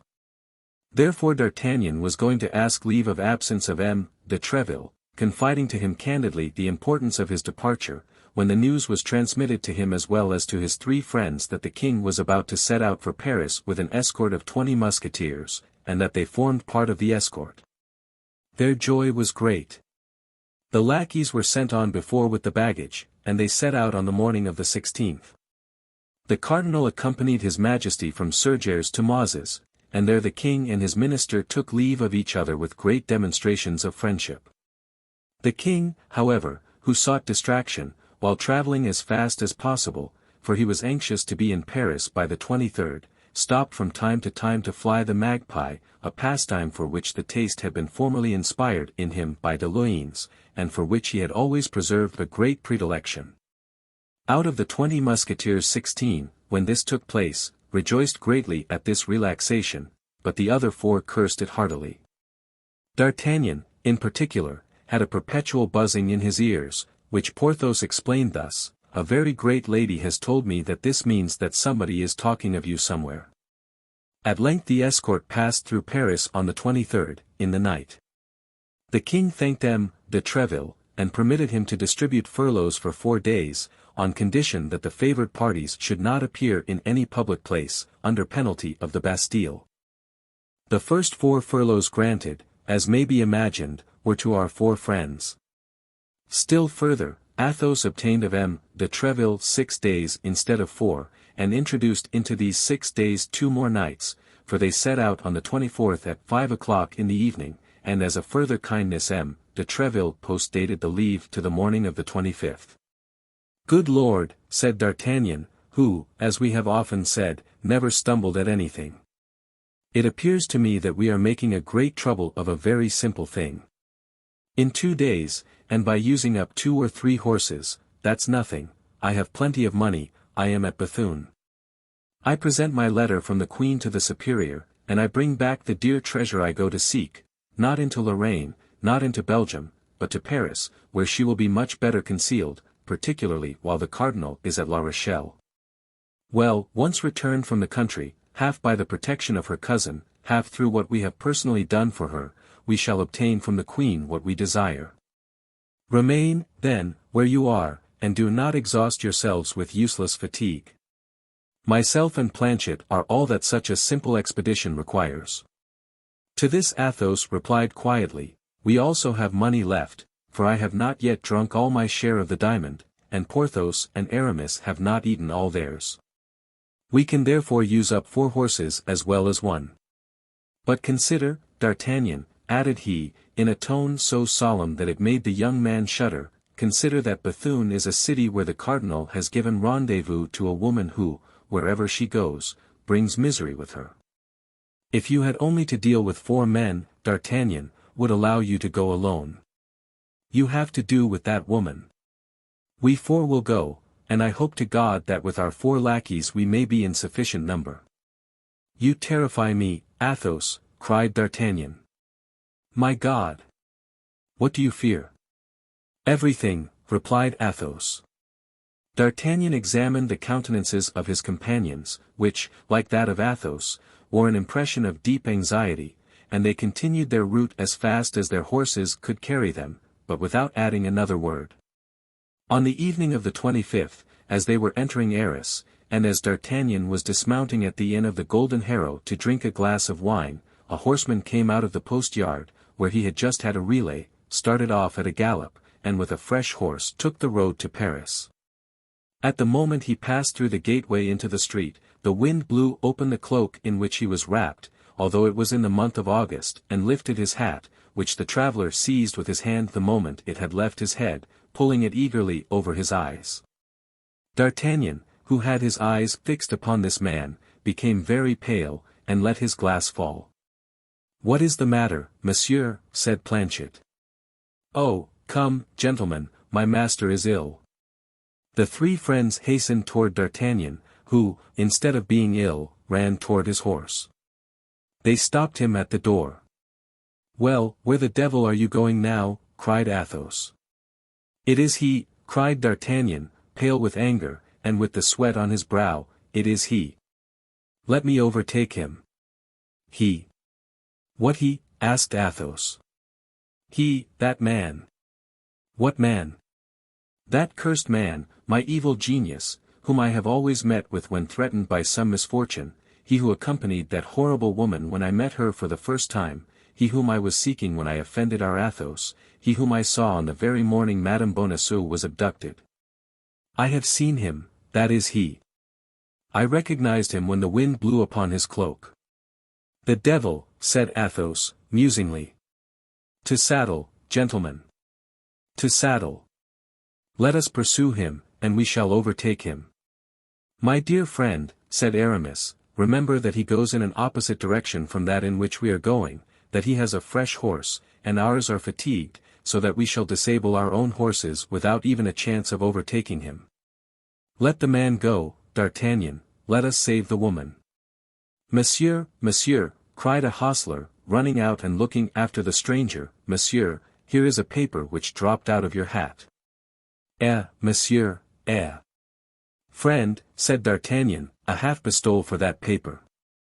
My faith, monsieur, with great pleasure. Here it is.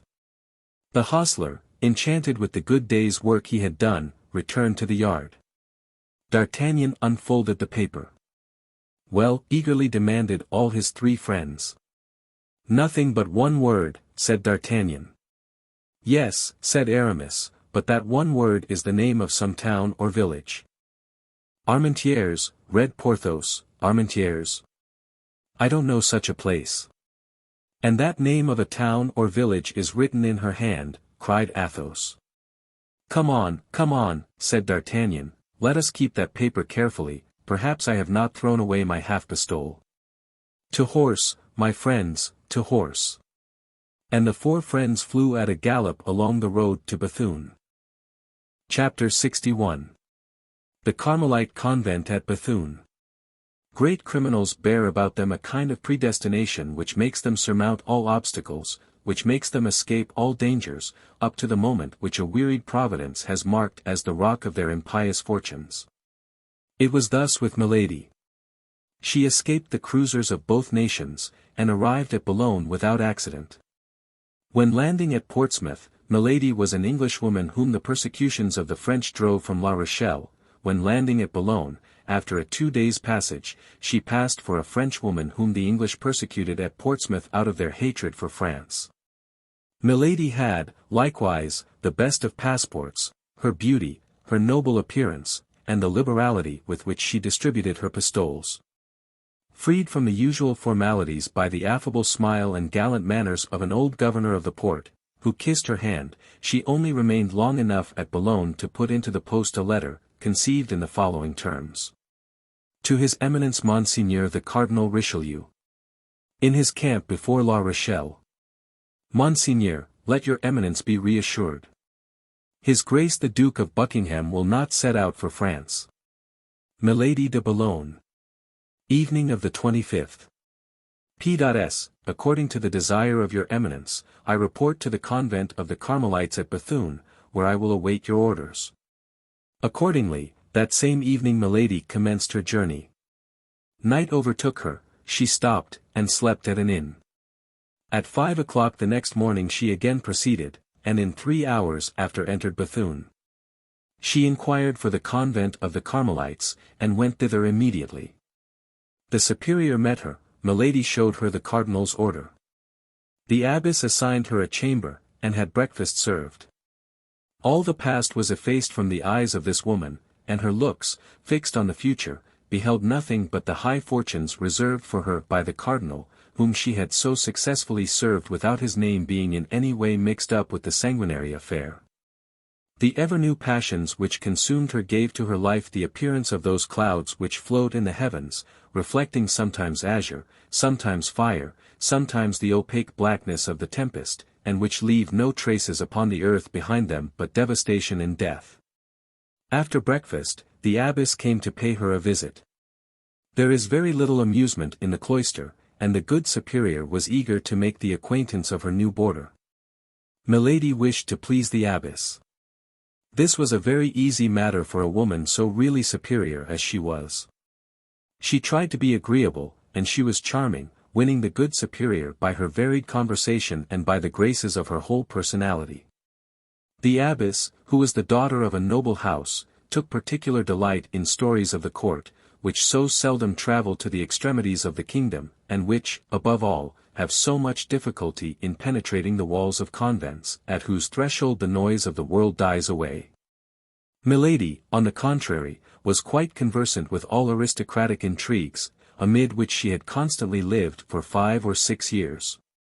She made it her business, therefore, to amuse the good abbess with the worldly practices of the court of France, mixed with the eccentric pursuits of the king. She made for her the scandalous chronicle of the lords and ladies of the court, whom the abbess knew perfectly by name, touched lightly on the amours of the Queen and the Duke of Buckingham, talking a great deal to induce her auditor to talk a little. But the abbess contented herself with listening and smiling without replying a word. Milady, however, saw that this sort of narrative amused her very much, and kept at it, only she now let her conversation drift toward the cardinal. But she was greatly embarrassed. She did not know whether the abbess was a royalist or a cardinalist, she therefore confined herself to a prudent middle course. But the abbess, on her part, maintained a reserve still more prudent, contenting herself with making a profound inclination of the head every time the fair traveller pronounced the name of his eminence. Milady began to think she should soon grow weary of a convent life. She resolved, then, to risk something in order that she might know how to act afterward. Desirous of seeing how far the discretion of the good abbess would go, she began to tell a story, obscure at first, but very circumstantial afterward, about the cardinal, relating the amours of the minister with Madame d'Aiguillon, Marion de Lorme, and several other gay women. The abbess listened more attentively, grew animated by degrees, and smiled.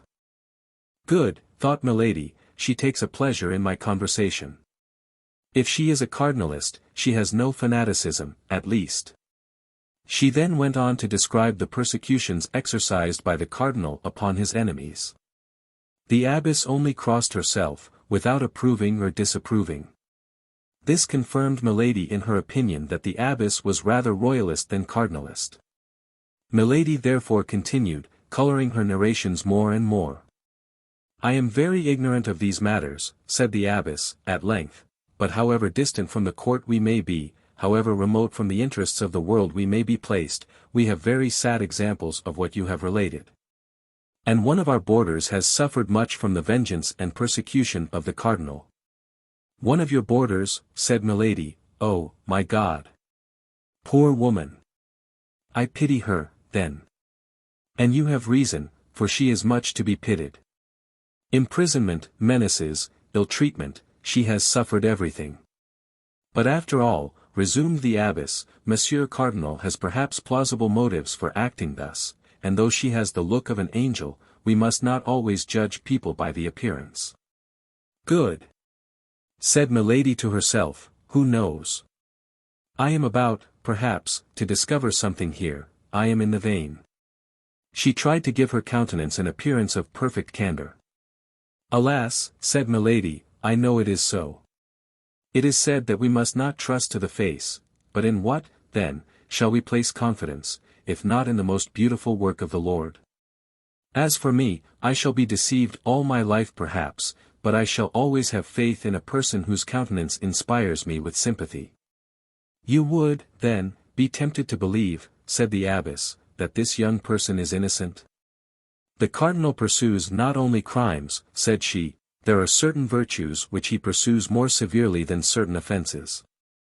Permit me, madam, to express my surprise, said the abbess. At what? Said Milady, with the utmost ingenuousness. At the language you use.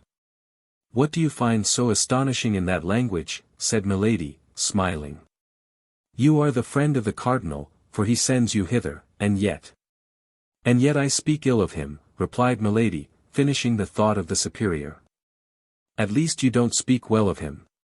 That is because I am not his friend, said she, sighing, but his victim. But this letter in which he recommends you to me is an order for me to confine myself to a sort of prison, from which he will release me by one of his satellites. But why have you not fled? Whither should I go? Do you believe there is a spot on the earth which the cardinal cannot reach if he takes the trouble to stretch forth his hand? If I were a man, that would barely be possible, but what can a woman do? This young boarder of yours, has she tried to fly? No, that is true, but that is another thing, I believe she is detained in France by some love affair. Ah, said Milady, with a sigh, if she loves she is not altogether wretched. Then, said the abbess, looking at Milady with increasing interest, I behold another poor victim. Alas, yes, said Milady. The abbess looked at her for an instant with uneasiness, as if a fresh thought suggested itself to her mind. You are not an enemy of our holy faith, said she, hesitatingly. Who, I? Cried Milady, I a Protestant. Oh, no. I call to witness the God who hears us, that on the contrary I am a fervent Catholic. Then, madam, said the abbess, smiling, be reassured, the house in which you are shall not be a very hard prison, and we will do all in our power to make you cherish your captivity. You will find here, moreover, the young woman of whom I spoke, who is persecuted, no doubt, in consequence of some court intrigue. She is amiable and well behaved. What is her name? She was sent to me by someone of high rank, under the name of Kitty. I have not tried to discover her other name. Kitty, cried Milady. What? Are you sure? That she is called so? Yes, madam. Do you know her? Milady smiled to herself at the idea which had occurred to her that this might be her old chambermaid. There was connected with the remembrance of this girl a remembrance of anger, and a desire of vengeance disordered the features of Milady, which, however, immediately recovered the calm and benevolent expression which this woman of 100 faces had for a moment allowed them to lose. And when can I see this young lady, for whom I already feel so great a sympathy? Asked Milady. Why, this evening, said the abbess, today even. But you have been travelling these 4 days, as you told me yourself. This morning you rose at 5 o'clock, you must stand in need of repose. Go to bed and sleep, at dinner time we will rouse you. Although Milady would very willingly have gone without sleep, sustained as she was by all the excitements which a new adventure awakened in her heart, ever thirsting for intrigues, she nevertheless accepted the offer of the superior. During the last 15 days she had experienced so many and such various emotions that if her frame of iron was still capable of supporting fatigue, her mind required repose. She therefore took leave of the abbess, and went to bed, softly rocked by the ideas of vengeance which the name of Kitty had naturally brought to her thoughts. She remembered that almost unlimited promise which the cardinal had given her if she succeeded in her enterprise. She had succeeded, D'Artagnan was then in her power. One thing alone frightened her, that was the remembrance of her husband, the Comte de la Fère, whom she had believed dead, or at least expatriated, and whom she found again in Athos, the best friend of D'Artagnan. But alas, if he was the friend of D'Artagnan, he must have lent him his assistance in all the proceedings by whose aid the queen had defeated the project of his eminence. If he was the friend of D'Artagnan, he was the enemy of the cardinal, and she doubtless would succeed in involving him in the vengeance by which she hoped to destroy the young musketeer. All these hopes were so many sweet thoughts for Milady, so, rocked by them, she soon fell asleep. She was awakened by a soft voice which sounded at the foot of her bed. She opened her eyes, and saw the abbess, accompanied by a young woman with light hair and delicate complexion, who fixed upon her a look full of benevolent curiosity. The face of the young woman was entirely unknown to her. Each examined the other with great attention, while exchanging the customary compliments. Both were very handsome, but of quite different styles of beauty. Milady, however, smiled in observing that she excelled the young woman by far in her high air and aristocratic bearing. It is true that the habit of a novice, which the young woman wore, was not very advantageous in a contest of this kind.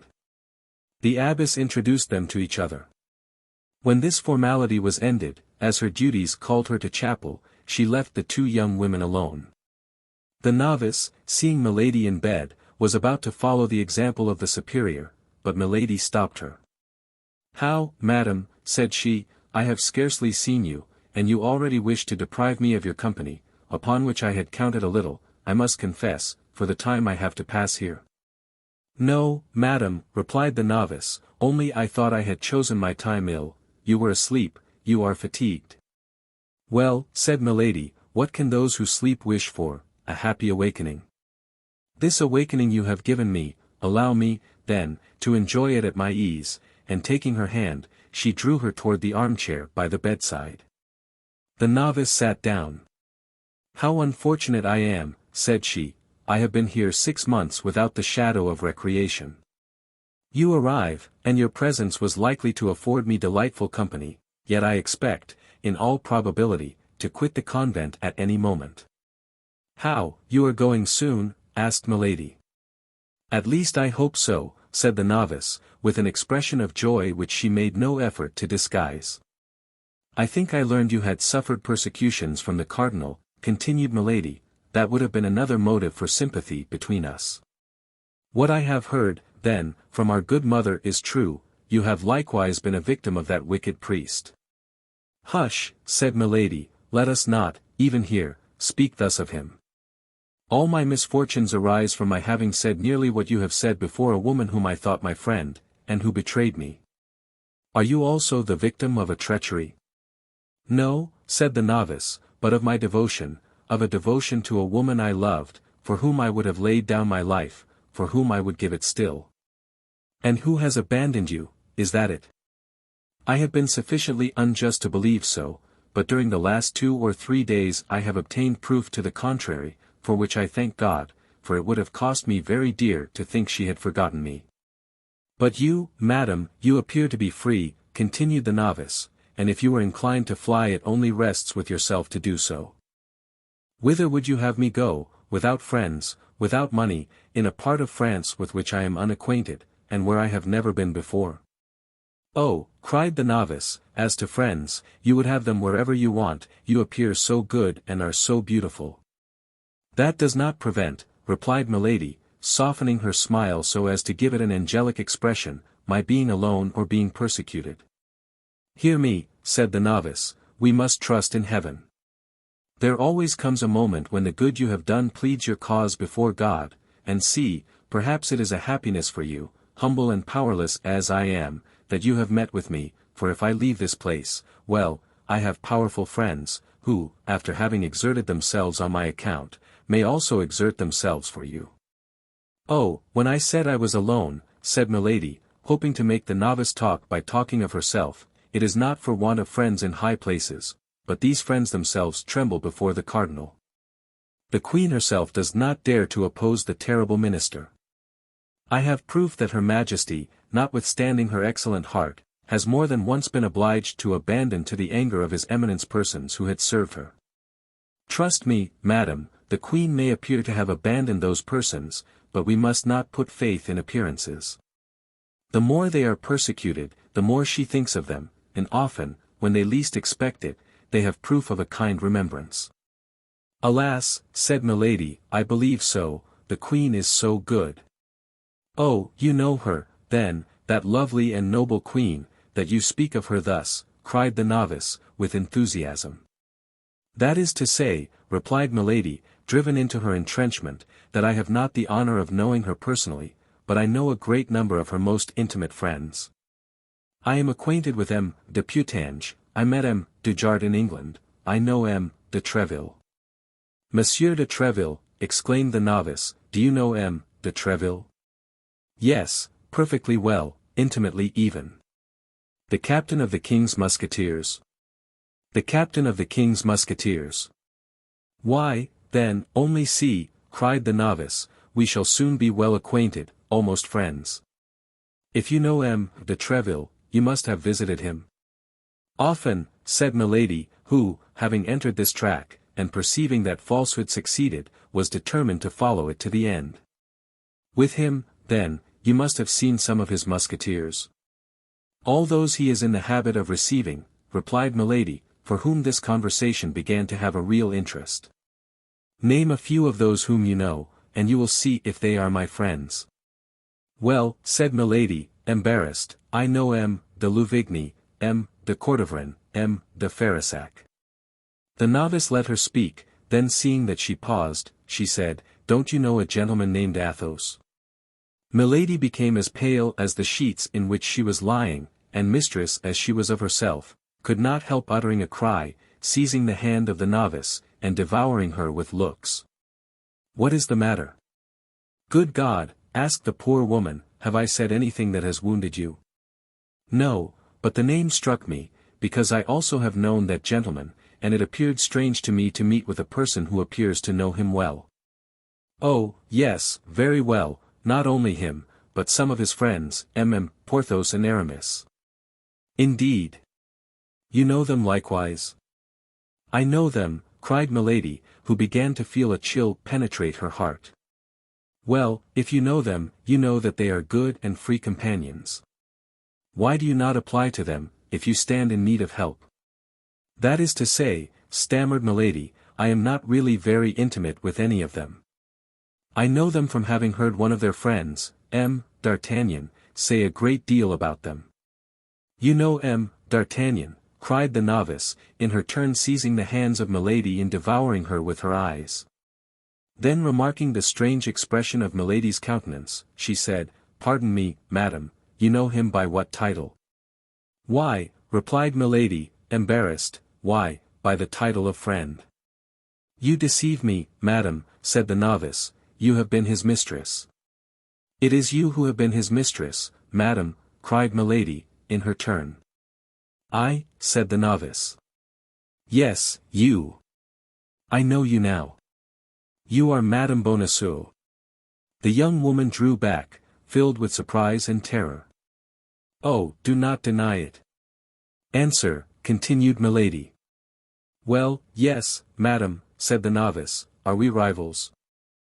The countenance of Milady was illumined by so savage a joy that under any other circumstances Madame Bonacieux would have fled in terror, but she was absorbed by jealousy. Speak, madam, resumed Madame Bonacieux, with an energy of which she might not have been believed capable. Have you been, or are you, his mistress? Oh, no, cried Milady, with an accent that admitted no doubt of her truth. Never, never. I believe you, said Madame Bonacieux, but why, then, did you cry out so? Do you not understand, said Milady, who had already overcome her agitation and recovered all her presence of mind. How can I understand? I know nothing. Can you not understand that D'Artagnan, being my friend, might take me into his confidence? Truly.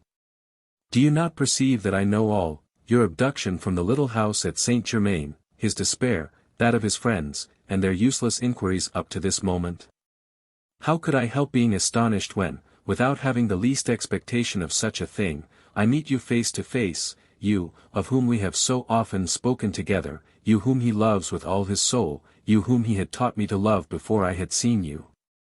Ah, dear Constance, I have found you, then, I see you at last. And Milady stretched out her arms to Madame Bonacieux, who, convinced by what she had just said, saw nothing in this woman whom an instant before she had believed her rival but a sincere and devoted friend. Oh, pardon me, cried she, sinking upon the shoulders of Milady. Pardon me, I love him so much. These two women held each other for an instant in a close embrace. Certainly, if Milady's strength had been equal to her hatred, Madame Bonacieux would never have left that embrace alive. But not being able to stifle her, she smiled upon her. Oh, you beautiful, good little creature, said Milady. How delighted I am to have found you. Let me look at you, and while saying these words, she absolutely devoured her by her looks. Oh, yes, it is you indeed. From what he has told me, I know you now. I recognize you perfectly. The poor young woman could not possibly suspect what frightful cruelty was behind the rampart of that pure brow, behind those brilliant eyes in which she read nothing but interest and compassion. Then you know what I have suffered, said Madame Bonacieux, since he has told you what he has suffered, but to suffer for him is happiness. Milady replied mechanically, yes, that is happiness. She was thinking of something else. And then, continued Madame Bonacieux, my punishment is drawing to a close. Tomorrow, this evening, perhaps, I shall see him again, and then the past will no longer exist. This evening? Asked Milady, roused from her reverie by these words. What do you mean? Do you expect news from him? I expect himself. Himself? D'Artagnan here? Himself. But that's impossible. He is at the siege of La Rochelle with the cardinal. He will not return till after the taking of the city. Ah, you fancy so. But is there anything impossible for my D'Artagnan, the noble and loyal gentleman? Oh, I cannot believe you. Well, read, then, said the unhappy young woman, in the excess of her pride and joy, presenting a letter to Milady. The writing of Madame de Chevreuse. Said Milady to herself. Ah, I always thought there was some secret understanding in that quarter. And she greedily read the following few lines.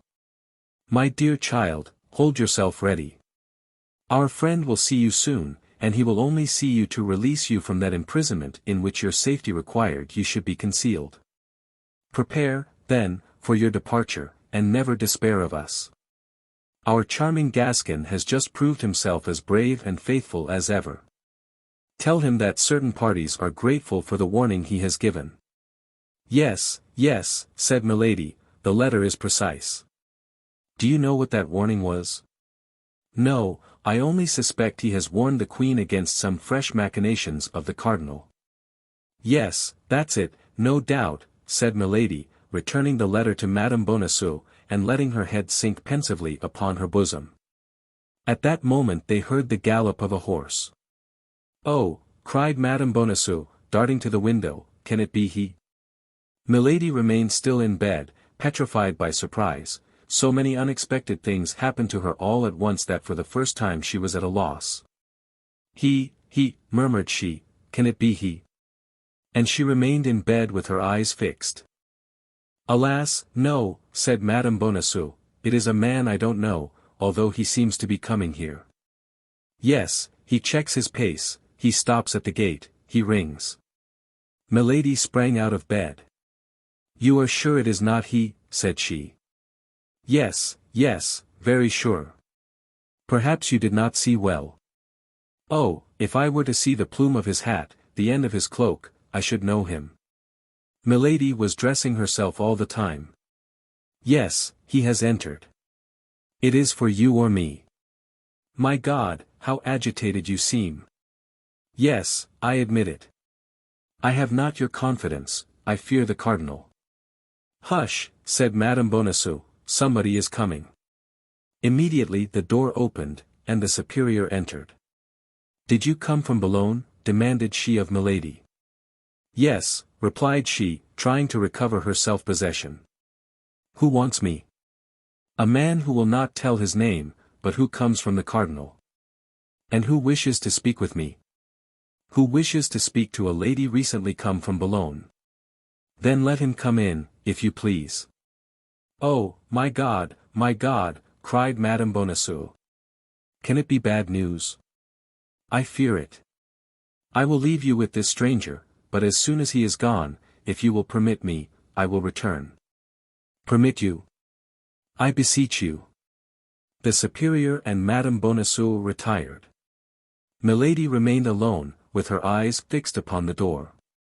An instant later, the jingling of spurs was heard upon the stairs, steps drew near, the door opened, and a man appeared. Milady uttered a cry of joy. This man was the Comte de Rochefort, the demoniacal tool of his eminence. Chapter 62. Two varieties of demons. Ah, cried Milady and Rochefort together, it is you. Yes, it is I. And you come? Asked Milady. From La Rochelle, and you? From England. Buckingham? Dead or desperately wounded, as I left without having been able to hear anything of him. A fanatic has just assassinated him. Ah, said Rochefort, with a smile, this is a fortunate chance, one that will delight his eminence. Have you informed him of it? I wrote to him from Boulogne. But what brings you here? His eminence was uneasy, and sent me to find you. I only arrived yesterday. And what have you been doing since yesterday?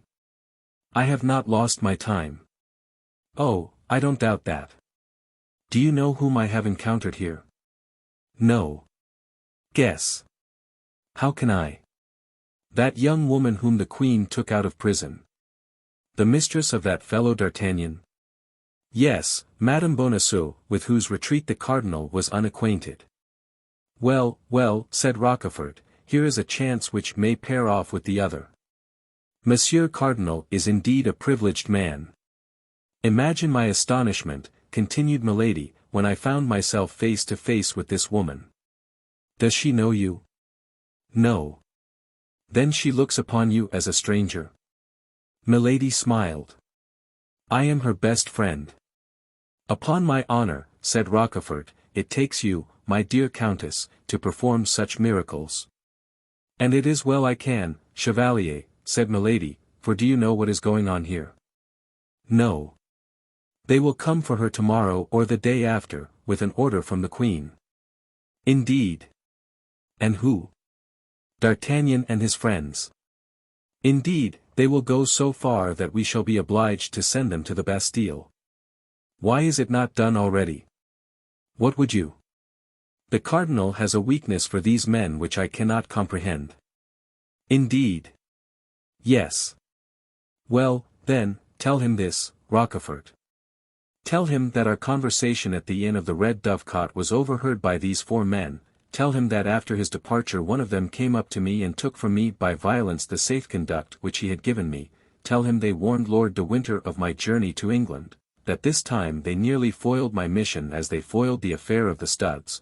Tell him that among these four men two only are to be feared, D'Artagnan and Athos. Tell him that the third, Aramis, is the lover of Madame de Chevreuse. He may be left alone, we know his secret, and it may be useful. As to the fourth, Porthos, he is a fool, a simpleton, a blustering booby, not worth troubling himself about. But these four men must be now at the siege of La Rochelle. I thought so, too, but a letter which Madame Bonacieux has received from Madame the Constable, and which she has had the imprudence to show me, leads me to believe that these four men, on the contrary, are on the road hither to take her away. The devil! What's to be done? What did the cardinal say about me? I was to take your dispatches, written or verbal, and return by post, and when he shall know what you have done, he will advise what you have to do. I must, then, remain here. Here, or in the neighborhood. You cannot take me with you. No, the order is imperative. Near the camp you might be recognized, and your presence, you must be aware, would compromise the cardinal. Then I must wait here, or in the neighborhood. Only tell me beforehand where you will wait for intelligence from the cardinal, let me know always where to find you. Observe, it is probable that I may not be able to remain here. Why? You forget that my enemies may arrive at any minute. That's true, but is this little woman, then, to escape his eminence? Bah, said Milady, with a smile that belonged only to herself, you forget that I am her best friend. Ah, that's true. I may then tell the cardinal, with respect to this little woman, that he may be at ease. Is that all? He will know what that means. He will guess, at least. Now, then, what had I better do? Return instantly. It appears to me that the news you bear is worth the trouble of a little diligence. My chaise broke down coming into Liliers. Capital. What, capital? Yes, I want your chaise. And how shall I travel, then? On horseback. You talk very comfortably, 180 leagues. What's that? One can do it. Afterward? Afterward? Why, in passing through Liliers you will send me your chaise, with an order to your servant to place himself at my disposal. Well. You have, no doubt, some order from the cardinal about you. I have my full power. Show it to the abbess, and tell her that someone will come and fetch me either today or tomorrow, and that I am to follow the person who presents himself in your name. Very well. Don't forget to treat me harshly in speaking of me to the abbess. To what purpose? I am a victim of the cardinal. It is necessary to inspire confidence in that poor little Madame Bonacieux. That's true. Now, will you make me a report of all that has happened? Why, I have related the events to you. You have a good memory, repeat what I have told you. A paper may be lost. You are right, only let me know where to find you that I may not run needlessly about the neighborhood. That's correct, wait. Do you want a map? Oh, I know this country marvelously. You? When were you here? I was brought up here. Truly. It is worth something, you see, to have been brought up somewhere. You will wait for me, then. Let me reflect a little. Aye, that will do, at Armentières. Where is that Armentières? A little town on the Lys. I shall only have to cross the river, and I shall be in a foreign country. Capital. But it is understood you will only cross the river in case of danger. That is well understood. And in that case, how shall I know where you are? You do not want your lackey. Is he a sure man? To the proof. Give him to me. Nobody knows him. I will leave him at the place I quit, and he will conduct you to me. And you say you will wait for me at Armentières?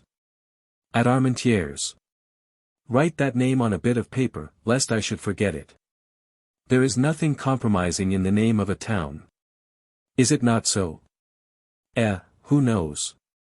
Never mind, said Milady, writing the name on half a sheet of paper, I will compromise myself. Well, said Rochefort, taking the paper from Milady, folding it, and placing it in the lining of his hat, you may be easy. I will do as children do, for fear of losing the paper, repeat the name along the route. Now, is that all? I believe so. Let us see, Buckingham dead or grievously wounded, your conversation with the cardinal overheard by the 4 Musketeers, Lord de Winter warned of your arrival at Portsmouth, D'Artagnan and Athos to the Bastille, Aramis the lover of Madame de Chevreuse, Porthos an ass, Madame Bonacieux found again, to send you the chaise as soon as possible, to place my lackey at your disposal, to make you out a victim of the cardinal in order that the abbess may entertain no suspicion, Armentières, on the Banks of the Lys. Is that all, then? In truth, my dear Chevalier, you are a miracle of memory. Apropos, add one thing. What? I saw some very pretty woods which almost touched the convent garden. Say that I am permitted to walk in those woods. Who knows? Perhaps I shall stand in need of a back door for retreat. You think of everything. And you forget one thing. What? To ask me if I want money. That's true. How much do you want? All you have in gold. I have 500 pistoles, or thereabouts. I have as much. With 1,000 pistoles one may face everything. Empty your pockets. There. Right. And you go. In an hour, time to eat a morsel, during which I shall send for a post-horse. Capital. Adieu, Chevalier. Adieu, Countess. Commend me to the Cardinal. Commend me to Satan. Milady and Rochefort exchanged a smile and separated. An hour afterward Rochefort set out at a grand gallop, 5 hours after that he passed through Arras. Our readers already know how he was recognized by D'Artagnan, and how that recognition by inspiring fear in the four Musketeers had given fresh activity to their journey. Chapter 63. The Drop of Water. Rochefort had scarcely departed when Madame Bonacieux re-entered. She found Milady with a smiling countenance. "Well," said the young woman, "what you dreaded has happened. This evening, or tomorrow, the Cardinal will send someone to take you away." "Who told you that, my dear?" asked Milady. "I heard it from the mouth of the messenger himself." "Come and sit down close to me," said Milady. "Here I am. Wait till I assure myself that nobody hears us." "Why all these precautions?" "You shall know." Milady arose, went to the door, opened it, looked in the corridor, and then returned and seated herself close to Madame Bonacieux. "Then," said she, "he has well played his part." "Who has?" "He who just now presented himself to the abbess as a messenger from the Cardinal." "It was, then, a part he was playing?" "Yes, my child." "That man, then, was not." "That man," said Milady, lowering her voice, "is my brother." "Your brother," cried Madame Bonacieux. "No one must know this secret, my dear, but yourself. If you reveal it to anyone in the world, I shall be lost, and perhaps yourself likewise." "Oh, my God! Listen. This is what has happened. My brother, who was coming to my assistance to take me away by force if it were necessary, met with the emissary of the Cardinal, who was coming in search of me. He followed him. At a solitary and retired part of the road he drew his sword, and required the messenger to deliver up to him the papers of which he was the bearer. The messenger resisted, my brother killed him." "Oh," said Madame Bonacieux, shuddering. "Remember, that was the only means. Then my brother determined to substitute cunning for force. He took the papers, and presented himself here as the emissary of the Cardinal, and in an hour or two a carriage will come to take me away by the orders of his Eminence." "I understand. It is your brother who sends this carriage." "Exactly, but that is not all. That letter you have received, and which you believe to be from Madame de Chevreuse." "Well? It is a forgery." "How can that be?" "Yes, a forgery. It is a snare to prevent your making any resistance when they come to fetch you.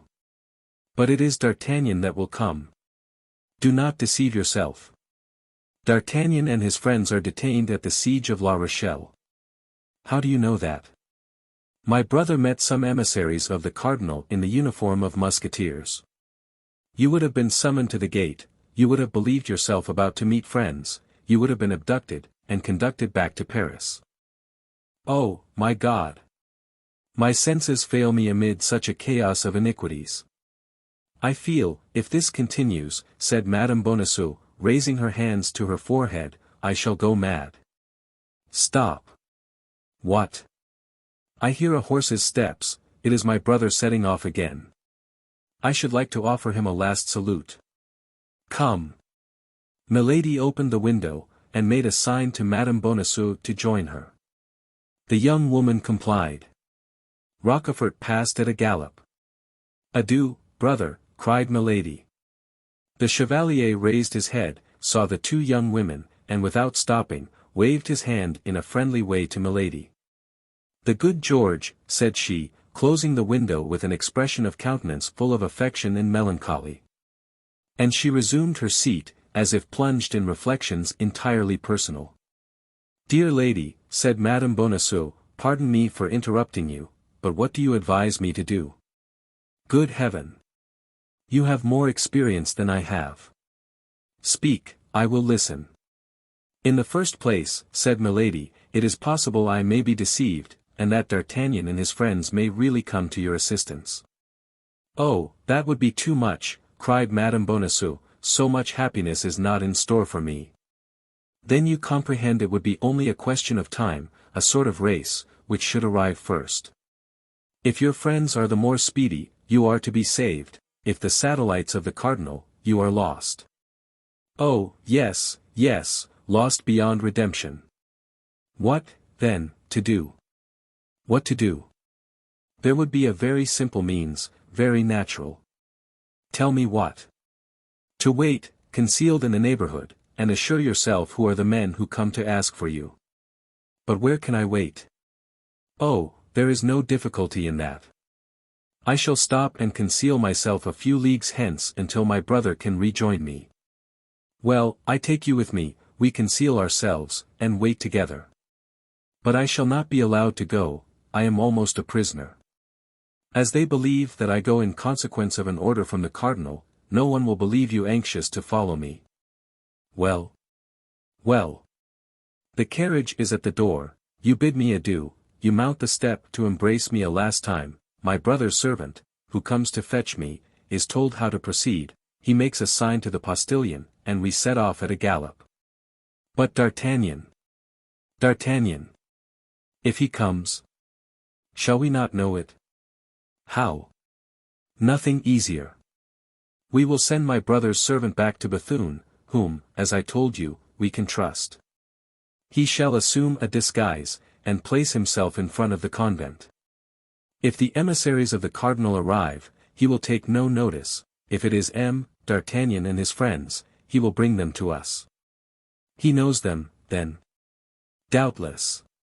Has he not seen D'Artagnan at my house?" "Oh, yes, yes, you are right. Thus all may go well, all may be for the best, but we do not go far from this place. 7 or 8 leagues at the most. We will keep on the frontiers, for instance, and at the first alarm we can leave France." "And what can we do there?"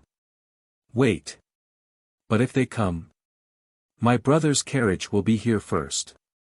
If I should happen to be any distance from you when the carriage comes for you, at dinner or supper, for instance, do one thing." "What is that?" "Tell your good superior that in order that we may be as much together as possible, you ask her permission to share my repast." "Will she permit it?" "What inconvenience can it be?" "Oh, delightful. In this way we shall not be separated for an instant." "Well, go down to her, then, to make your request. I feel my head a little confused, I will take a turn in the garden." "Go, and where shall I find you?" "Here, in an hour." "Here, in an hour. Oh, you are so kind, and I am so grateful. How can I avoid interesting myself for one who is so beautiful and so amiable? Are you not the beloved of one of my best friends? Dear D'Artagnan. Oh, how he will thank you. I hope so. Now, then, all is agreed, let us go down." "You are going into the garden?" "Yes. Go along this corridor, down a little staircase, and you are in it." "Excellent, thank you." And the two women parted, exchanging charming smiles. Milady had told the truth, her head was confused, for her ill-arranged plans clashed one another like chaos. She required to be alone that she might put her thoughts a little into order. She saw vaguely the future, but she stood in need of a little silence and quiet to give all her ideas, as yet confused, a distinct form and a regular plan. What was most pressing was to get Madame Bonacieux away, and convey her to a place of safety, and there, if matters required, make her a hostage. Milady began to have doubts of the issue of this terrible duel, in which her enemies showed as much perseverance as she did animosity. Besides, she felt as we feel when a storm is coming on, that this issue was near, and could not fail to be terrible. The principal thing for her, then, was, as we have said, to keep Madame Bonacieux in her power. Madame Bonacieux was the very life of D'Artagnan. This was more than his life, the life of the woman he loved. This was, in case of ill fortune, a means of temporizing in obtaining good conditions. Now, this point was settled, Madame Bonacieux, without any suspicion, accompanied her. Once concealed with her at Armentières, it would be easy to make her believe that D'Artagnan had not come to Bethune. In 15 days at most, Rochefort would be back. Besides, during that 15 days she would have time to think how she could best avenge herself on the four friends. She would not be weary, thank God. For she should enjoy the sweetest pastime such events could accord a woman of her character, perfecting a beautiful vengeance. Revolving all this in her mind, she cast her eyes around her, and arranged the topography of the garden in her head. Milady was like a good general who contemplates at the same time victory and defeat, and who is quite prepared, according to the chances of the battle, to march forward or to beat a retreat. At the end of an hour she heard a soft voice calling her. It was Madame Bonacieux's. The good abbess had naturally consented to her request, and as a commencement, they were to sup together. On reaching the courtyard, they heard the noise of a carriage which stopped at the gate. Milady listened. "Do you hear anything?" said she. "Yes, the rolling of a carriage. It is the one my brother sends for us." "Oh, my God! Come, come! Courage!" The bell of the convent gate was sounded. Milady was not mistaken. "Go to your chamber," said she to Madame Bonacieux, "you have perhaps some jewels you would like to take." "I have his letters," said she. "Well, go and fetch them, and come to my apartment. We will snatch some supper, we shall perhaps travel part of the night, and must keep our strength up." "Great God," said Madame Bonacieux, placing her hand upon her bosom, "my heart beats so I cannot walk." "Courage, courage. Remember that in a quarter of an hour you will be safe, and think that what you are about to do is for his sake."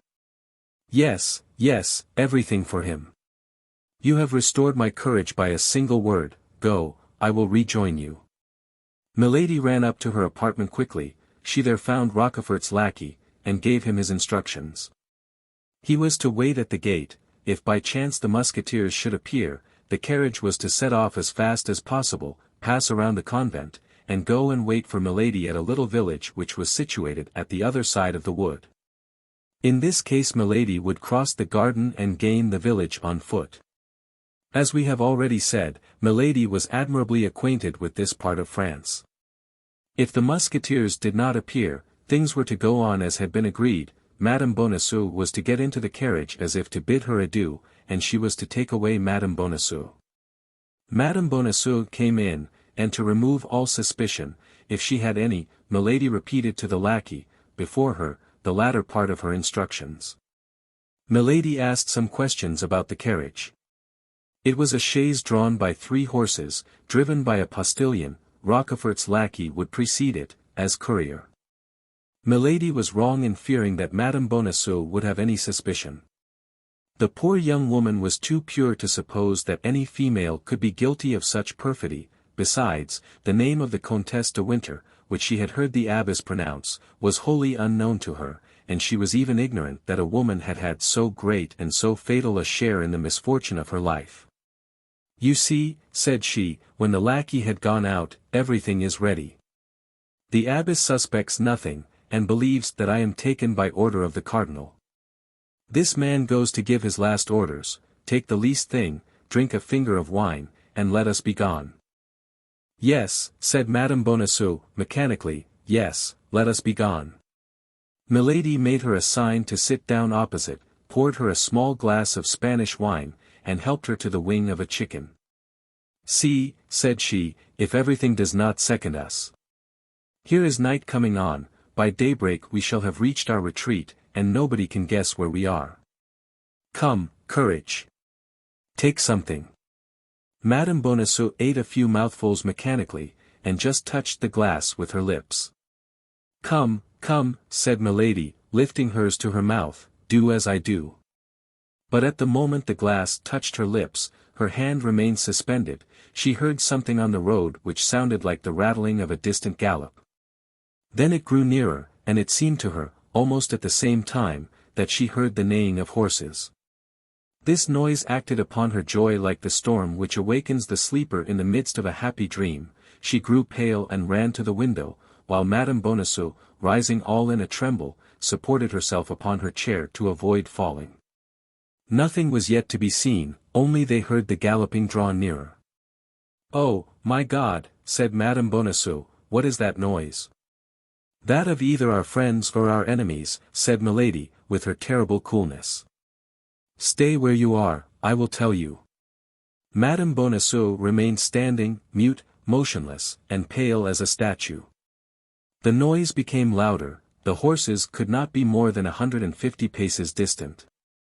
If they were not yet to be seen, it was because the road made an elbow. The noise became so distinct that the horses might be counted by the rattle of their hoofs. Milady gazed with all the power of her attention, it was just light enough for her to see who was coming. All at once, at the turning of the road she saw the glitter of laced hats and the waving of feathers, she counted 2, then 5, then 8 horsemen. One of them preceded the rest by double the length of his horse. Milady uttered a stifled groan. In the first horseman she recognized D'Artagnan. Oh, my God, cried Madame Bonacieux, what is it? It is the uniform of the cardinal's guards. Not an instant to be lost. Fly, fly. Yes, yes, let us fly, repeated Madame Bonacieux, but without being able to make a step, glued as she was to the spot by terror. They heard the horsemen pass under the windows. Come, then, cried Milady, trying to drag the young woman along by the arm. Thanks to the garden, we yet can flee, I have the key, but make haste. In 5 minutes it will be too late. Madame Bonacieux tried to walk, made 2 steps, and sank upon her knees. Milady tried to raise and carry her, but could not do it. At this moment they heard the rolling of the carriage, which at the approach of the Musketeers set off at a gallop. Then 3 or 4 shots were fired. For the last time, will you come, cried Milady. Oh, my God, my God. You see my strength fails me, you see plainly I cannot walk. Flee alone. Flee alone, and leave you here. No, no, never, cried Milady. All at once she paused, a livid flash darted from her eyes, she ran to the table, emptied into Madame Bonacieux's glass the contents of a ring which she opened with singular quickness. It was a grain of a reddish color, which dissolved immediately. Then, taking the glass with a firm hand, she said, Drink. This wine will give you strength, drink. And she put the glass to the lips of the young woman, who drank mechanically. This is not the way that I wish to avenge myself, said Milady, replacing the glass upon the table, with an infernal smile, but, my faith. We do what we can. And she rushed out of the room. Madame Bonacieux saw her go without being able to follow her. She was like people who dream they are pursued, and who in vain try to walk. A few moments passed, a great noise was heard at the gate. Every instant Madame Bonacieux expected to see Milady, but she did not return. Several times, with terror, no doubt, the cold sweat burst from her burning brow.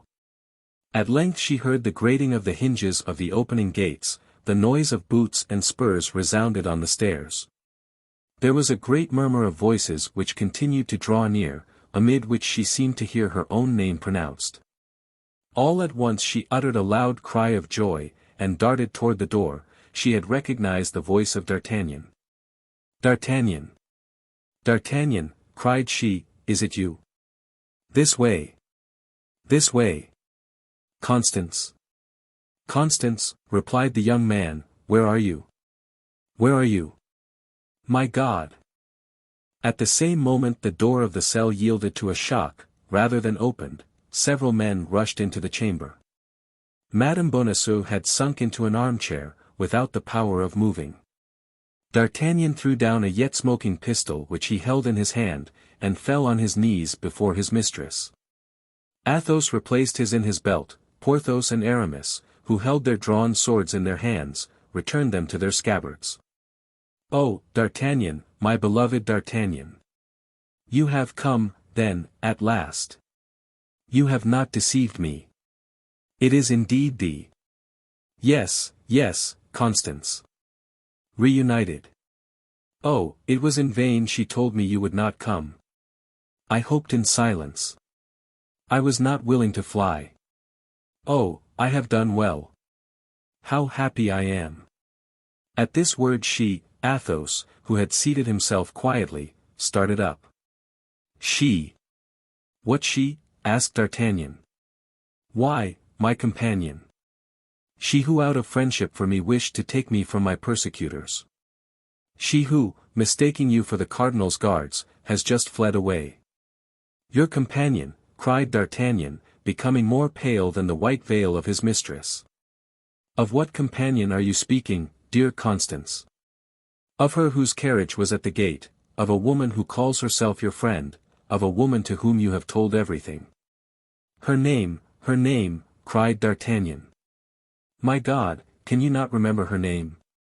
"Yes, it was pronounced in my hearing once." "Stop, but, it is very strange, oh, my God, my head swims. I cannot see. Help, help, my friends.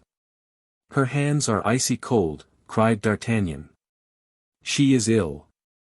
Great God, she is losing her senses." While Porthos was calling for help with all the power of his strong voice, Aramis ran to the table to get a glass of water, but he stopped at seeing the horrible alteration that had taken place in the countenance of Athos. Standing before the table, his hair rising from his head, his eyes fixed in stupor, was looking at one of the glasses, and appeared a prey to the most horrible doubt. "Oh," said Athos, "oh, no, it is impossible. God would not permit such a crime." "Water, water," cried D'Artagnan. "Water." "Oh, poor woman," murmured Athos, in a broken voice. Madame Bonacieux opened her eyes under the kisses of D'Artagnan. "She revives," cried the young man. "Oh, my God, I thank thee." "Madame," said Athos, "Madame, in the name of heaven, whose empty glass is this?" "Mine, monsieur," said the young woman, in a dying voice. "But who poured the wine for you that was in this glass?" "She." "But who is she?" "Oh, I remember," said Madame Bonacieux, "the Comtesse de Winter." The four friends uttered one and the same cry, but that of Athos dominated all the rest. At that moment the countenance of Madame Bonacieux became livid, a fearful agony pervaded her frame, and she sank panting into the arms of Porthos and Aramis. D'Artagnan seized the hands of Athos with an anguish difficult to be described. "And what do you believe?" His voice was stifled by sobs. "I believe everything," said Athos, biting his lips till the blood sprang to avoid sighing. "D'Artagnan, D'Artagnan," cried Madame Bonacieux, "where art thou? Do not leave me. You see I am dying." D'Artagnan released the hands of Athos which he still held clasped in both his own, and hastened to her. Her beautiful face was distorted with agony, her glassy eyes had no longer their sight, a convulsive shuddering shook her whole body, the sweat rolled from her brow. "In the name of heaven, run, call Aramis. Porthos. Call for help." "Useless," said Athos, "useless. For the poison which she pours there is no antidote." "Yes, yes." "Help, help," murmured Madame Bonacieux, "help."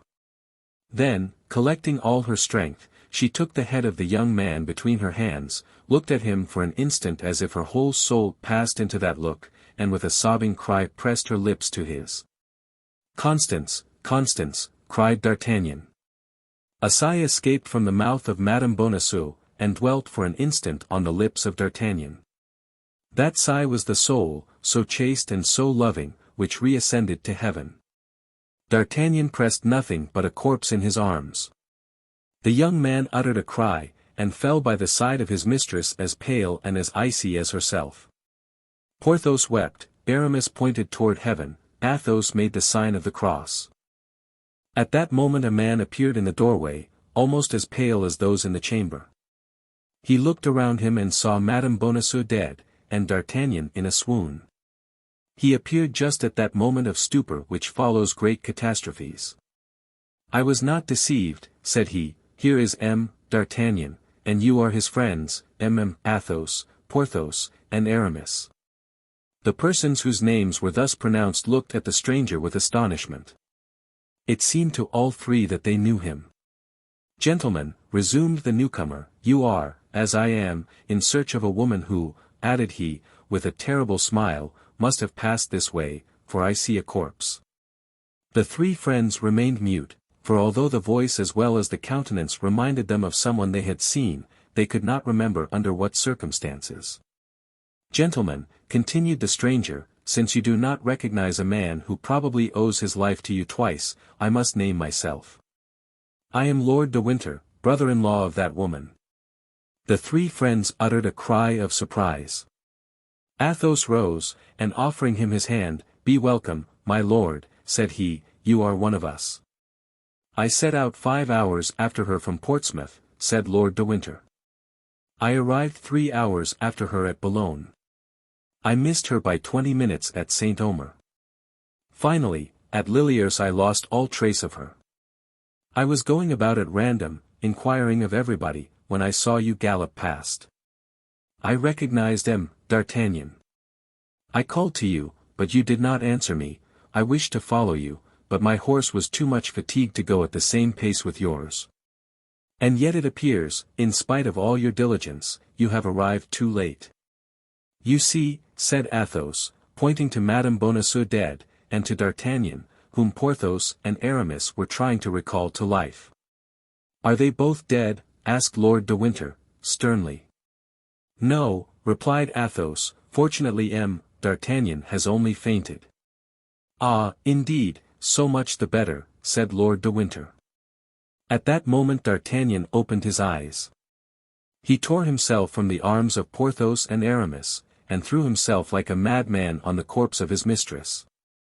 Athos rose, walked toward his friend with a slow and solemn step, embraced him tenderly, and as he burst into violent sobs, he said to him with his noble and persuasive voice, "Friend, be a man. Women weep for the dead, men avenge them." "Oh, yes," cried D'Artagnan, "yes. If it be to avenge her, I am ready to follow you." Athos profited by this moment of strength which the hope of vengeance restored to his unfortunate friend to make a sign to Porthos and Aramis to go and fetch the superior. The two friends met her in the corridor, greatly troubled and much upset by such strange events. She called some of the nuns, who against all monastic custom found themselves in the presence of 5 men. "Madam," said Athos, passing his arm under that of D'Artagnan, "we abandon to your pious care the body of that unfortunate woman. She was an angel on earth before being an angel in heaven. Treat her as one of your sisters. We will return some day to pray over her grave." D'Artagnan concealed his face in the bosom of Athos, and sobbed aloud. "Weep," said Athos, "weep, heart full of love, youth, and life. Alas, would I could weep like you." And he drew away his friend, as affectionate as a father, as consoling as a priest, noble as a man who has suffered much. All 5, followed by their lackeys leading their horses, took their way to the town of Bethune, whose outskirts they perceived, and stopped before the first inn they came to. "But," said D'Artagnan, "shall we not pursue that woman?" "Later," said Athos. "I have measures to take." "She will escape us," replied the young man, "she will escape us, and it will be your fault, Athos." "I will be accountable for her," said Athos. D'Artagnan had so much confidence in the word of his friend that he lowered his head, and entered the inn without reply. Porthos and Aramis regarded each other, not understanding this assurance of Athos. Lord de Winter believed he spoke in this manner to soothe the grief of D'Artagnan. "Now, gentlemen," said Athos, when he had ascertained there were 5 chambers free in the hotel, "let everyone retire to his own apartment. D'Artagnan needs to be alone, to weep and to sleep. I take charge of everything, be easy." "It appears, however," said Lord de Winter, "if there are any measures to take against the Countess, it concerns me, she is my sister-in-law." "And me," said Athos, "she is my wife."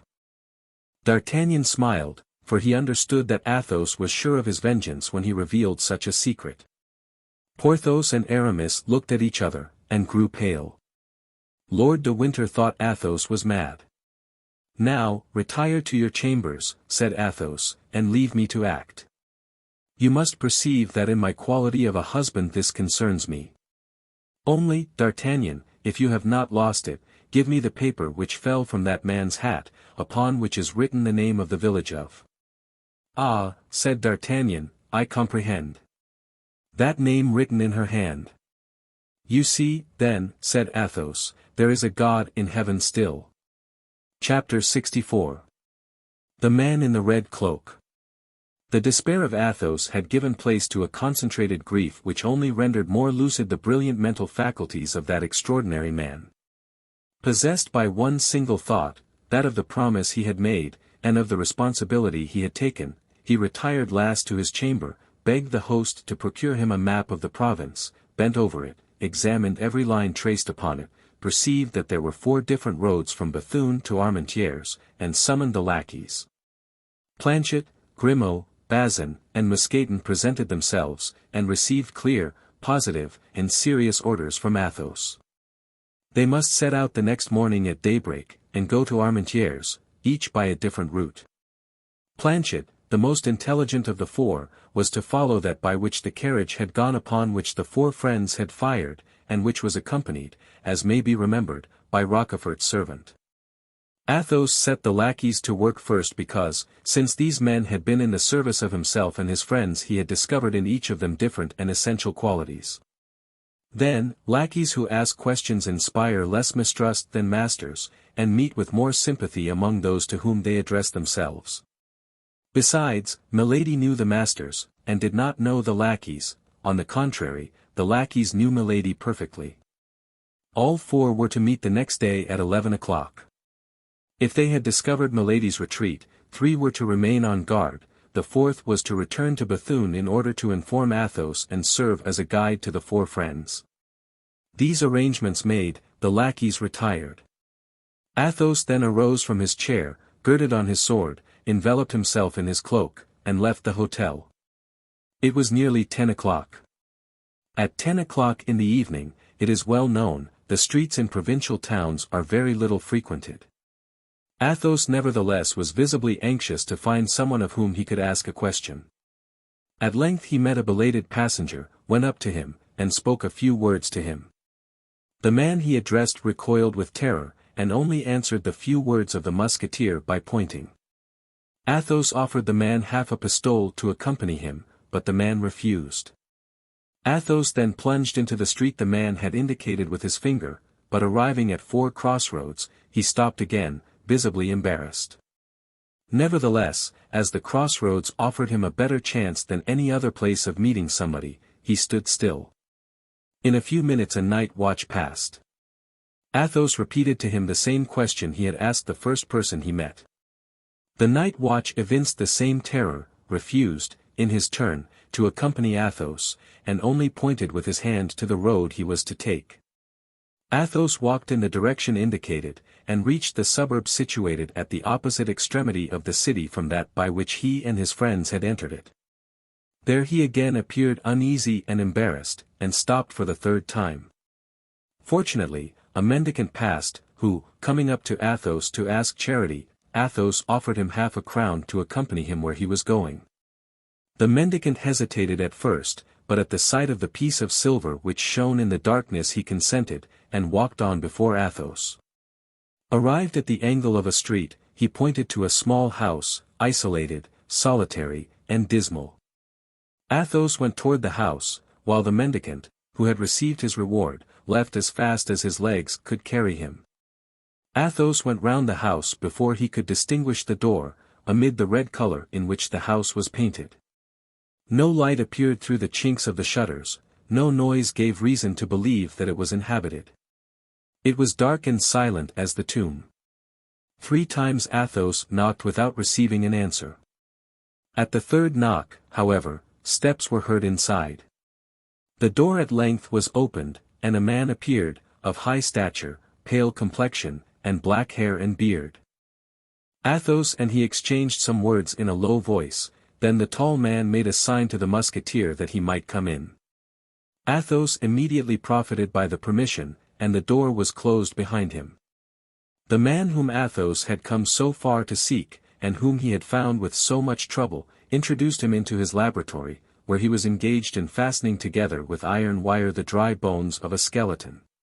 All the frame was adjusted except the head, which lay on the table. All the rest of the furniture indicated that the dweller in this house occupied himself with the study of natural science. There were large bottles filled with serpents, ticketed according to their species, dried lizards shown like emeralds set in great squares of black wood, and bunches of wild odoriferous herbs, doubtless possessed of virtues unknown to common men, were fastened to the ceiling and hung down in the corners of the apartment. There was no family, no servant, the tall man alone inhabited this house. Athos cast a cold and indifferent glance upon the objects we have described, and at the invitation of him whom he came to seek sat down near him. Then he explained to him the cause of his visit, and the service he required of him. But scarcely had he expressed his request when the unknown, who remained standing before the Musketeer, drew back with signs of terror, and refused. Then Athos took from his pocket a small paper, on which 2 lines were written, accompanied by a signature and a seal, and presented them to him who had made too prematurely these signs of repugnance. The tall man had scarcely read these lines, seen the signature, and recognized the seal, when he bowed to denote that he had no longer any objection to make, and that he was ready to obey. Athos required no more. He arose, bowed, went out, returned by the same way he came, re-entered the hotel, and went to his apartment. At daybreak D'Artagnan entered the chamber, and demanded what was to be done. "To wait," replied Athos. Some minutes after, the superior of the convent sent to inform the Musketeers that the burial would take place at midday. As to the poisoner, they had heard no tidings of her whatever, only that she must have made her escape through the garden, on the sand of which her footsteps could be traced, and the door of which had been found shut. As to the key, it had disappeared. At the hour appointed, Lord de Winter and the 4 friends repaired to the convent, the bells tolled, the chapel was open, the grating of the choir was closed. In the middle of the choir the body of the victim, clothed in her novitiate dress, was exposed. On each side of the choir and behind the gratings opening into the convent was assembled the whole community of the Carmelites, who listened to the divine service, and mingled their chant with the chant of the priests, without seeing the profane, or being seen by them. At the door of the chapel D'Artagnan felt his courage fall anew, and returned to look for Athos, but Athos had disappeared. Faithful to his mission of vengeance, Athos had requested to be conducted to the garden, and there upon the sand following the light steps of this woman, who left sharp tracks wherever she went, he advanced toward the gate which led into the wood, and causing it to be opened, he went out into the forest. Then all his suspicions were confirmed, the road by which the carriage had disappeared encircled the forest. Athos followed the road for some time, his eyes fixed upon the ground. Slight stains of blood, which came from the wound inflicted upon the man who accompanied the carriage as a courier, or from one of the horses, dotted the road. At the end of 3/4 of a league, within 50 paces of Festubert, a larger bloodstain appeared, the ground was trampled by horses. Between the forest and this accursed spot, a little behind the trampled ground, was the same track of small feet as in the garden. The carriage had stopped here. At this spot Milady had come out of the wood, and entered the carriage. Satisfied with this discovery which confirmed all his suspicions, Athos returned to the hotel, and found Planchet impatiently waiting for him. Everything was as Athos had foreseen. Planchet had followed the road, like Athos, He had discovered the stains of blood. Like Athos, he had noted the spot where the horses had halted. But he had gone farther than Athos, for at the village of Festubert, while drinking at an inn, he had learned without needing to ask a question that the evening before, at 8:30, a wounded man who accompanied a lady traveling in a post-chaise had been obliged to stop, unable to go further. The accident was set down to the account of robbers, who had stopped the chaise in the wood. The man remained in the village, the woman had had a relay of horses, and continued her journey. Planchet went in search of the postilion who had driven her, and found him. He had taken the lady as far as Fromel's, and from Fromelles she had set out for Armentières.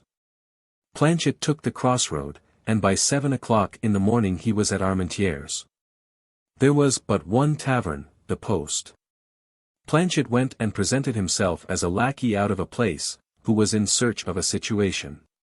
He had not chatted 10 minutes with the people of the tavern before he learned that a woman had come there alone about 11 o'clock the night before, had engaged a chamber, had sent for the master of the hotel, and told him she desired to remain some time in the neighborhood. Planchet had no need to learn more. He hastened to the rendezvous, found the lackeys at their posts, placed them as sentinels at all the outlets of the hotel, and came to find Athos, who had just received this information when his friends returned. All their countenances were melancholy and gloomy, even the mild countenance of Aramis. "What is to be done?" asked D'Artagnan. "To wait," replied Athos. Each retired to his own apartment. At 8 o'clock in the evening Athos ordered the horses to be saddled, and Lord de Winter and his friends notified that they must prepare for the expedition. In an instant all 5 were ready. Each examined his arms, and put them in order. Athos came down last, and found D'Artagnan already on horseback, and growing impatient. "Patience," cried Athos, "one of our party is still wanting." The 4 horsemen looked round them with astonishment, for they sought vainly in their minds to know who this other person could be. At this moment Planchet brought out Athos's horse. The Musketeer leaped lightly into the saddle. "Wait for me," cried he, "I will soon be back," and he set off at a gallop. In a quarter of an hour he returned, accompanied by a tall man, masked, and wrapped in a large red cloak. Lord de Winter and the 3 Musketeers looked at one another inquiringly.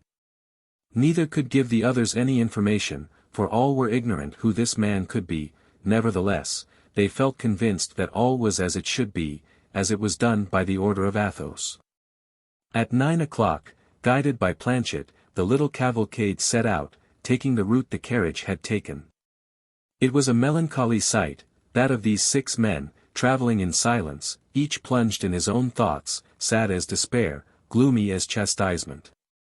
Chapter 65. Judgment. It was a stormy and dark night, vast clouds covered the heavens, concealing the stars, the moon would not rise till midnight. Occasionally, by the light of a flash of lightning which gleamed along the horizon, the road stretched itself before them, white and solitary, the flash extinct, all remained in darkness. Every minute Athos was forced to restrain D'Artagnan, constantly in advance of the little troop, and to beg him to keep in the line, which in an instant he again departed from. He had but one thought, to go forward, and he went. They passed in silence through the little village of Festubert, where the wounded servant was, and then skirted the wood of Richebourg. At Hurlier, Planchet, who led the column, turned to the left. Several times Lord de Winter, Porthos, or Aramis tried to talk with the man in the red cloak, but to every interrogation which they put to him he bowed, without response.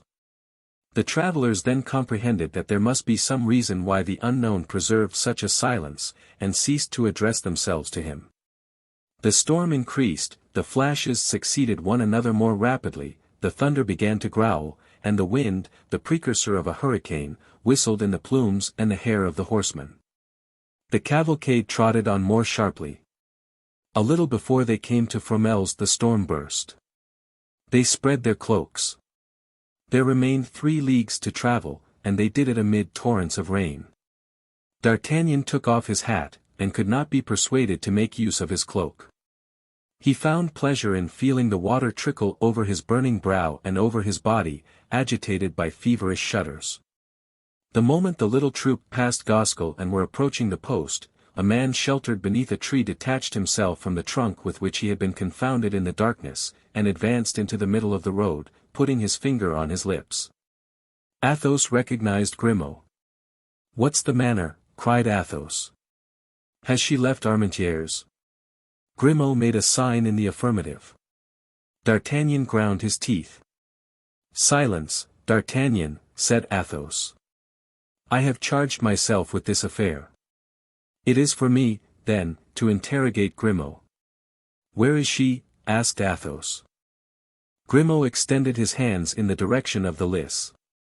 "Far from here?" asked Athos. Grimaud showed his master his forefinger bent. "Alone?" asked Athos. Grimaud made the sign yes. "Gentlemen," said Athos, "she is alone within half a league of us, in the direction of the river." "That's well," said D'Artagnan. "Lead us, Grimaud." Grimaud took his course across the country, and acted as guide to the cavalcade. At the end of 500 paces, more or less, they came to a rivulet, which they forded. By the aid of the lightning they perceived the village of Erquinheim. "Is she there, Grimaud?" asked Athos.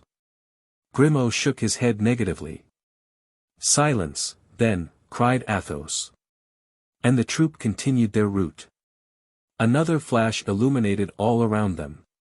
Grimaud extended his arm, and by the bluish splendor of the fiery serpent they distinguished a little isolated house on the banks of the river, within 100 paces of a ferry.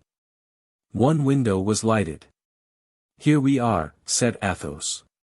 At this moment a man who had been crouching in a ditch jumped up and came towards them. It was Mousqueton. He pointed his finger to the lighted window. "She is there," said he. "And Bazin?" asked Athos. "While I watched the window, he guarded the door." "Good," said Athos. "You are good and faithful servants." Athos sprang from his horse, gave the bridle to Grimaud, and advanced toward the window, after having made a sign to the rest of the troop to go toward the door. The little house was surrounded by a low, quickset hedge, 2 or 3 feet high. Athos sprang over the hedge and went up to the window, which was without shutters, but had the half-curtains closely drawn. He mounted the skirting stone that his eyes might look over the curtain. By the light of a lamp he saw a woman, wrapped in a dark mantle, seated upon a stool near a dying fire. Her elbows were placed upon a mean table, and she leaned her head upon her 2 hands, which were white as ivory. He could not distinguish her countenance, but a sinister smile passed over the lips of Athos. He was not deceived, it was she whom he sought. At this moment a horse neighed.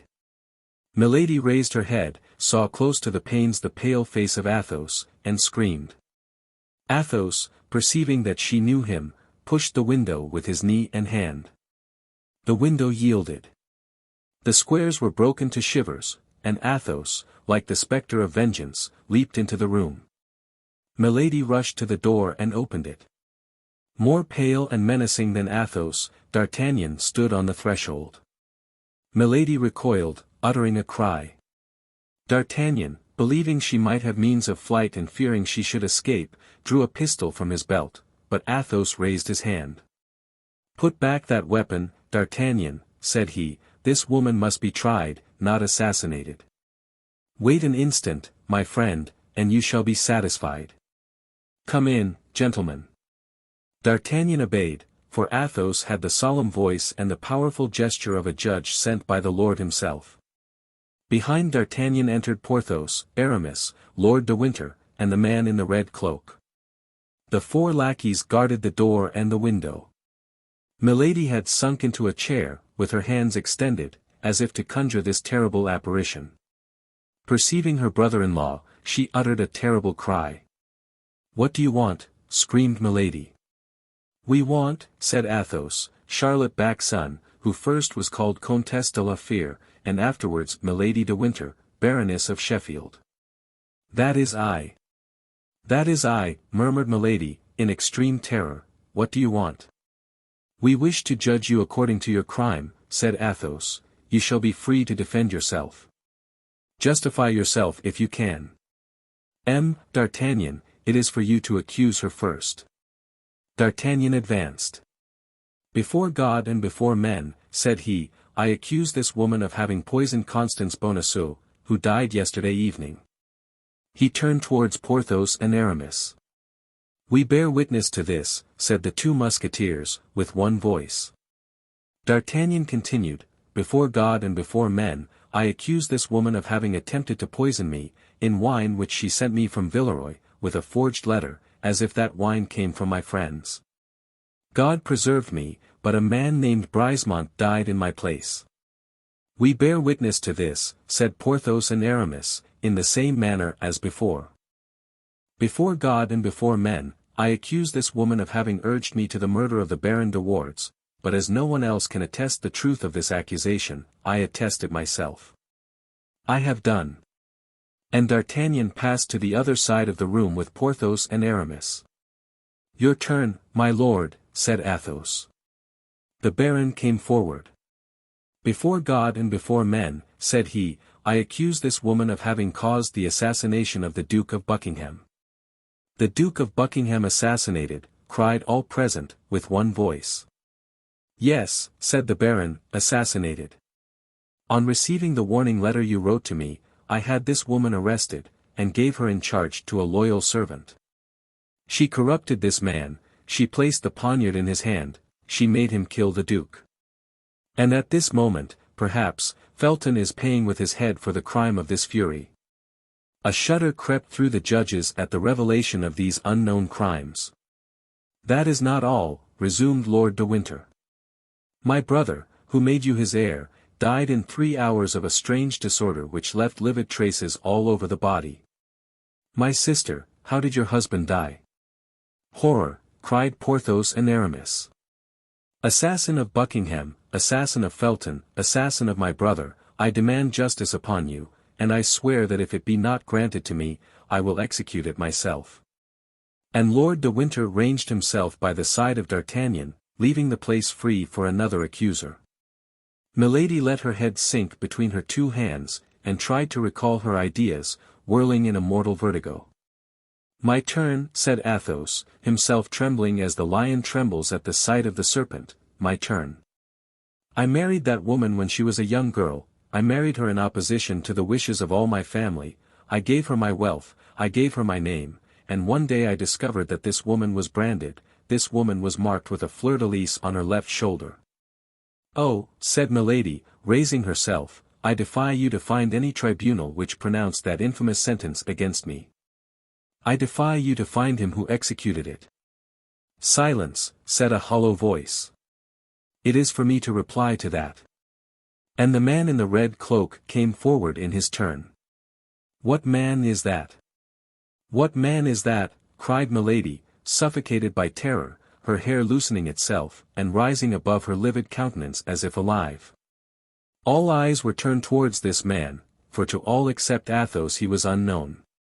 Even Athos looked at him with as much stupefaction as the others, for he knew not how he could in any way find himself mixed up with the horrible drama then unfolded. After approaching Milady with a slow and solemn step, so that the table alone separated them, the unknown took off his mask. Milady for some time examined with increasing terror that pale face, framed with black hair and whiskers, the only expression of which was icy impassibility. Then she suddenly cried, "Oh, no, no," rising and retreating to the very wall. "No, no. It is an infernal apparition. It is not he. Help, help," screamed she, turning towards the wall, as if she would tear an opening with her hands. "Who are you, then?" cried all the witnesses of this scene. "Ask that woman," said the man in the red cloak, "for you may plainly see she knows me." "The executioner of Lille, the executioner of Lille," cried Milady, a prey to insensate terror, and clinging with her hands to the wall to avoid falling. Everyone drew back, and the man in the red cloak remained standing alone in the middle of the room. "Oh, Grace, Grace, pardon," cried the wretch, falling on her knees. The unknown waited for silence, and then resumed, "I told you well that she would know me. Yes, I am the executioner of Lille, and this is my history. All eyes were fixed upon this man, whose words were listened to with anxious attention. That woman was once a young girl, as beautiful as she is today. She was a nun in the convent of the Benedictines of Templemar. A young priest, with a simple and trustful heart, performed the duties of the church of that convent. She undertook his seduction, and succeeded. She would have seduced a saint. Their vows were sacred and irrevocable. Their connection could not last long without ruining both. She prevailed upon him to leave the country, but to leave the country, to fly together, to reach another part of France, where they might live at ease because unknown, money was necessary. Neither had any. The priest stole the sacred vases, and sold them, but as they were preparing to escape together, they were both arrested. 8 days later she had seduced the son of the jailer, and escaped. The young priest was condemned to 10 years of imprisonment, and to be branded. I was executioner of the city of Lille, as this woman has said. I was obliged to brand the guilty one, and he, gentlemen, was my brother. I then swore that this woman who had ruined him, who was more than his accomplice, since she had urged him to the crime, should at least share his punishment. I suspected where she was concealed. I followed her, I caught her, I bound her, and I imprinted the same disgraceful mark upon her that I had imprinted upon my poor brother. The day after my return to Lille, my brother in his turn succeeded in making his escape. I was accused of complicity, and was condemned to remain in his place till he should be again a prisoner. My poor brother was ignorant of this sentence. He rejoined this woman, they fled together into Berry, and there he obtained a little curacy. This woman passed for his sister. The lord of the estate on which the chapel of the curacy was situated saw this pretend sister, and became enamored of her, amorous to such a degree that he proposed to marry her. Then she quitted him she had ruined for him she was destined to ruin, and became the Comtesse de la Fere. All eyes were turned towards Athos, whose real name that was, and who made a sign with his head that all was true which the executioner had said.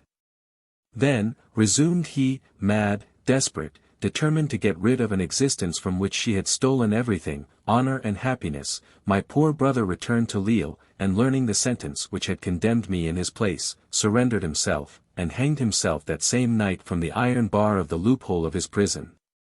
To do justice to them who had condemned me, they kept their word. As soon as the identity of my brother was proved, I was set at liberty. That is the crime of which I accuse her, that is the cause for which she was branded. Monsieur d'Artagnan, said Athos, what is the penalty you demand against this woman? The punishment of death, replied D'Artagnan.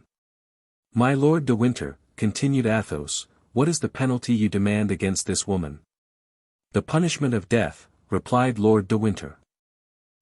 Porthos and Aramis, repeated Athos, you who are her judges, what is the sentence you pronounce upon this woman? The punishment of death, replied the Musketeers, in a hollow voice. Milady uttered a frightful shriek, and dragged herself along several paces upon her knees toward her judges. Athos stretched out his hand toward her. Charlotte Backson, Comtesse de la Fere, Milady de Winter, said he, your crimes have wearied men on earth and God in heaven. If you know a prayer, say it, for you are condemned, and you shall die. At these words, which left no hope, Milady raised herself in all her pride, and wished to speak, but her strength failed her. She felt that a powerful and implacable hand seized her by the hair, and dragged her away as irrevocably as fatality drags humanity. She did not, therefore, even attempt the least resistance, and went out of the cottage. Lord de Winter, D'Artagnan, Athos, Porthos, and Aramis, went out close behind her. The lackeys followed their masters, and the chamber was left solitary, with its broken window, its open door, and its smoky lamp burning sadly on the table. Chapter 66. Execution. It was near midnight. The moon, lessened by its decline, and reddened by the last traces of the storm, arose behind the little town of Armentières, which showed against its pale light the dark outline of its houses, and the skeleton of its high belfry. In front of them the Lys rolled its waters like a river of molten tin, while on the other side was a black mass of trees, profiled on a stormy sky, invaded by large coppery clouds which created a sort of twilight amid the night. On the left was an old abandoned mill, with its motionless wings, from the ruins of which an owl threw out its shrill, periodical, and monotonous cry. On the right and on the left of the road, which the dismal procession pursued, appeared a few low, stunted trees, which looked like deformed dwarfs crouching down to watch men traveling at this sinister hour. From time to time a broad sheet of lightning opened the horizon in its whole width, darted like a serpent over the black mass of trees, and like a terrible scimitar divided the heavens and the waters into two parts. Not a breath of wind now disturbed the heavy atmosphere. A death-like silence oppressed all nature. The soil was humid and glittering with the rain which had recently fallen, and the refreshed herbs sent forth their perfume with additional energy. Two lackeys dragged Milady, whom each held by one arm. The executioner walked behind them, and Lord de Winter, D'Artagnan, Porthos, and Aramis walked behind the executioner. Planchet and Bazin came last. The two lackeys conducted Milady to the bank of the river. Her mouth was mute, but her eyes spoke with their inexpressible eloquence, supplicating by turns each of those on whom she looked. Being a few paces in advance, she whispered to the lackeys, 1,000 pistoles to each of you, if you will assist my escape, but if you deliver me up to your masters, I have near at hand avengers who will make you pay dearly for my death. Grimaud hesitated. Mousqueton trembled in all his members. Athos, who heard Milady's voice, came sharply up. Lord de Winter did the same. "Change these lackeys," said he, "she has spoken to them. They are no longer sure." Planchet and Bazin were called, and took the places of Grimaud and Mousqueton. On the bank of the river the executioner approached Milady, and bound her hands and feet. Then she broke the silence to cry out, "You are cowards, miserable assassins, 10 men combined to murder one woman. Beware. If I am not saved I shall be avenged." "You are not a woman," said Athos, coldly and sternly. "You do not belong to the human species, you are a demon escaped from hell, whither we send you back again." "Ah, you virtuous men," said Milady, "please to remember that he who shall touch a hair of my head is himself an assassin." "The executioner may kill, without being on that account an assassin," said the man in the red cloak, rapping upon his immense sword. "This is the last judge, that is all. Nachrichter, as say our neighbors, the Germans." And as he bound her while saying these words, Milady uttered 2 or 3 savage cries, which produced a strange and melancholy effect in flying away into the night, and losing themselves in the depths of the woods. "If I am guilty, if I have committed the crimes you accuse me of," shrieked Milady, "take me before a tribunal. You are not judges. You cannot condemn me." "I offered you Tyburn," said Lord de Winter. "Why did you not accept it?" "Because I am not willing to die," cried Milady, struggling. "Because I am too young to die. The woman you poisoned at Bethune was still younger than you, madam, and yet she is dead," said D'Artagnan. "I will enter a cloister, I will become a nun," said Milady. "You were in a cloister," said the executioner, "and you left it to ruin my brother." Milady uttered a cry of terror and sank upon her knees. The executioner took her up in his arms and was carrying her toward the boat. "Oh, my God!" cried she, "my God! Are you going to drown me?" These cries had something so heartrending in them that D'Artagnan, who had been at first the most eager in pursuit of Milady, sat down on the stump of a tree and hung his head, covering his ears with the palms of his hands, and yet, notwithstanding, he could still hear her cry and threaten. D'Artagnan was the youngest of all these men. His heart failed him. "Oh, I cannot behold this frightful spectacle," said he. "I cannot consent that this woman should die thus." Milady heard these few words and caught at a shadow of hope. "D'Artagnan, D'Artagnan," cried she, "remember that I loved you." The young man rose and took a step toward her. But Athos rose likewise, drew his sword, and placed himself in the way. "If you take one step farther, D'Artagnan," said he, "we shall cross swords together." D'Artagnan sank on his knees and prayed. Come, continued Athos, executioner, do your duty. Willingly, monseigneur, said the executioner, for as I am a good Catholic, I firmly believe I am acting justly in performing my functions on this woman. That's well. Athos made a step toward Milady. I pardon you, said he, the ill you have done me.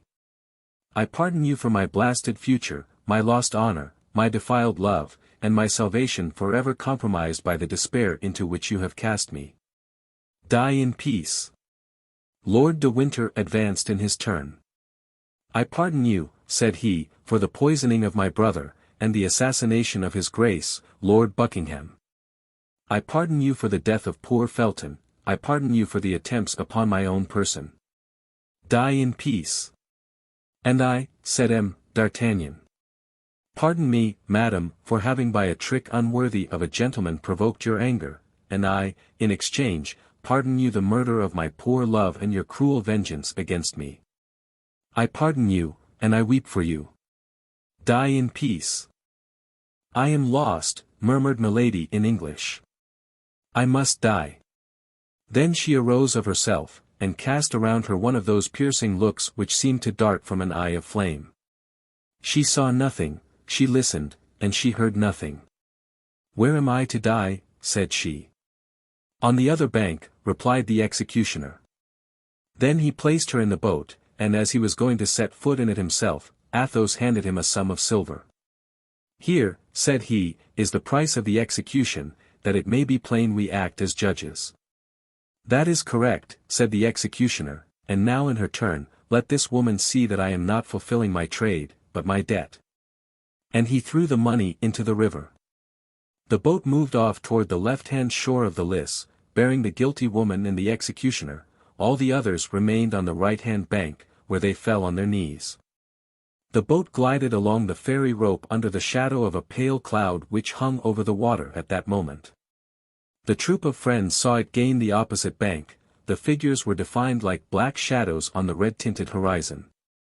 Milady, during the passage had contrived to untie the cord which fastened her feet. On coming near the bank, she jumped lightly on shore and took to flight. But the soil was moist, on reaching the top of the bank, she slipped and fell upon her knees. She was struck, no doubt, with a superstitious idea, she conceived that heaven denied its aid, and she remained in the attitude in which she had fallen, her head drooping and her hands clasped. Then they saw from the other bank the executioner raise both his arms slowly, a moonbeam fell upon the blade of the large sword. The two arms fell with a sudden force, they heard the hissing of the scimitar and the cry of the victim, then a truncated mass sank beneath the blow. The executioner then took off his red cloak, spread it upon the ground, laid the body in it, threw in the head, tied all up by the four corners, lifted it on his back, and entered the boat again. In the middle of the stream he stopped the boat, and suspending his burden over the water cried in a loud voice, "Let the justice of God be done," and he let the corpse drop into the depths of the waters, which closed over it. 3 days afterward the four Musketeers were in Paris. They had not exceeded their leave of absence, and that same evening they went to pay their customary visit to de Treville. "Well, gentlemen," said the brave captain, "I hope you have been well amused during your excursion." "Prodigiously," replied Athos in the name of himself and his comrades. Chapter 67. Conclusion. On the 6th of the following month the king, in compliance with the promise he had made the cardinal to return to La Rochelle, left his capital still in amazement at the news which began to spread itself of Buckingham's assassination. Although warned that the man she had loved so much was in great danger, the queen, when his death was announced to her, would not believe the fact, and even imprudently exclaimed, "It is false, he has just written to me." But the next day she was obliged to believe this fatal intelligence. Laporte, detained in England, as everyone else had been, by the orders of Charles I, arrived, and was the bearer of the Duke's dying gift to the Queen. The joy of the king was lively. He did not even give himself the trouble to dissemble, and displayed it with affectation before the Queen. Louis XIII, like every weak mind, was wanting in generosity. But the king soon again became dull and indisposed, his brow was not one of those that long remain clear. He felt that in returning to camp he should re-enter slavery. Nevertheless, he did return. The cardinal was for him the fascinating serpent, and himself the bird which flies from branch to branch without power to escape. The return to La Rochelle, therefore, was profoundly dull. Our four friends, in particular, astonished their comrades. They travelled together, side by side, with sad eyes and heads lowered. Athos alone from time to time raised his expansive brow, a flash kindled in his eyes, and a bitter smile passed over his lips. Then, like his comrades, he sank again into reverie. As soon as the escort arrived in a city, when they had conducted the king to his quarters, the four friends either retired to their own or to some secluded cabaret, where they neither drank nor played. They only conversed in a low voice, looking around attentively to see that no one overheard them. One day, when the king had halted to fly the magpie, and the four friends, according to their custom, instead of following the sport had stopped at a cabaret on the high road, a man coming from La Rochelle on horseback pulled up at the door to drink a glass of wine, and darted a searching glance into the room where the four musketeers were sitting.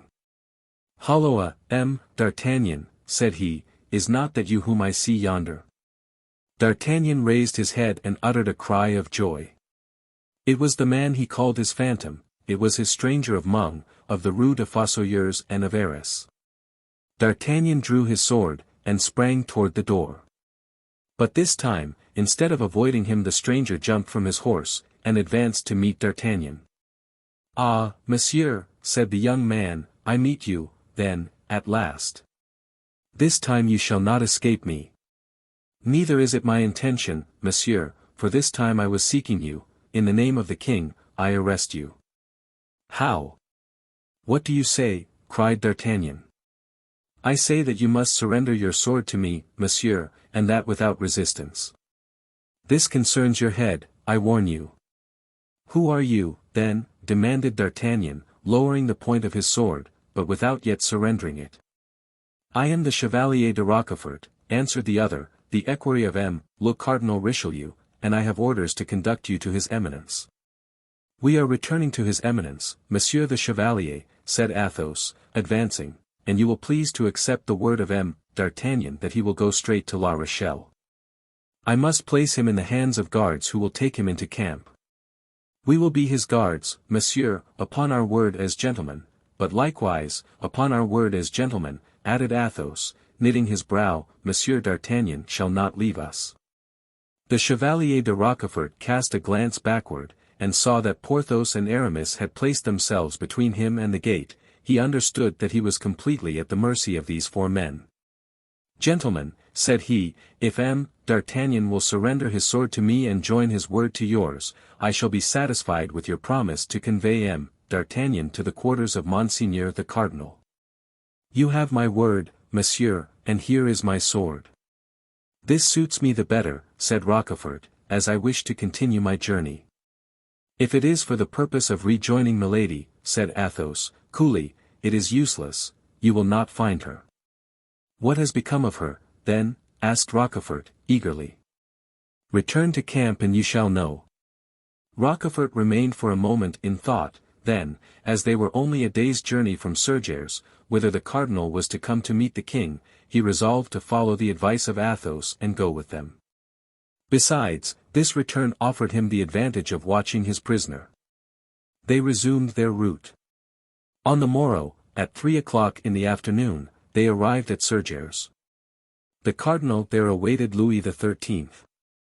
The minister and the king exchanged numerous caresses, felicitating each other upon the fortunate chance which had freed France from the inveterate enemy who set all Europe against her. After which, the cardinal, who had been informed that D'Artagnan was arrested and who was anxious to see him, took leave of the king, inviting him to come the next day to view the work already done upon the dike. On returning in the evening to his quarters at the bridge of La Pierre, the cardinal found, standing before the house he occupied, D'Artagnan, without his sword, and the three musketeers armed. This time, as he was well attended, he looked at them sternly, and made a sign with his eye and hand for D'Artagnan to follow him. D'Artagnan obeyed. "We shall wait for you, D'Artagnan," said Athos, loud enough for the cardinal to hear him. His Eminence bent his brow, stopped for an instant, and then kept on his way without uttering a single word. D'Artagnan entered after the cardinal, and behind D'Artagnan the door was guarded. His Eminence entered the chamber which served him as a study, and made a sign to Rochefort to bring in the young musketeer. Rochefort obeyed and retired. D'Artagnan remained alone in front of the cardinal. This was his second interview with Richelieu, and he afterward confessed that he felt well assured it would be his last.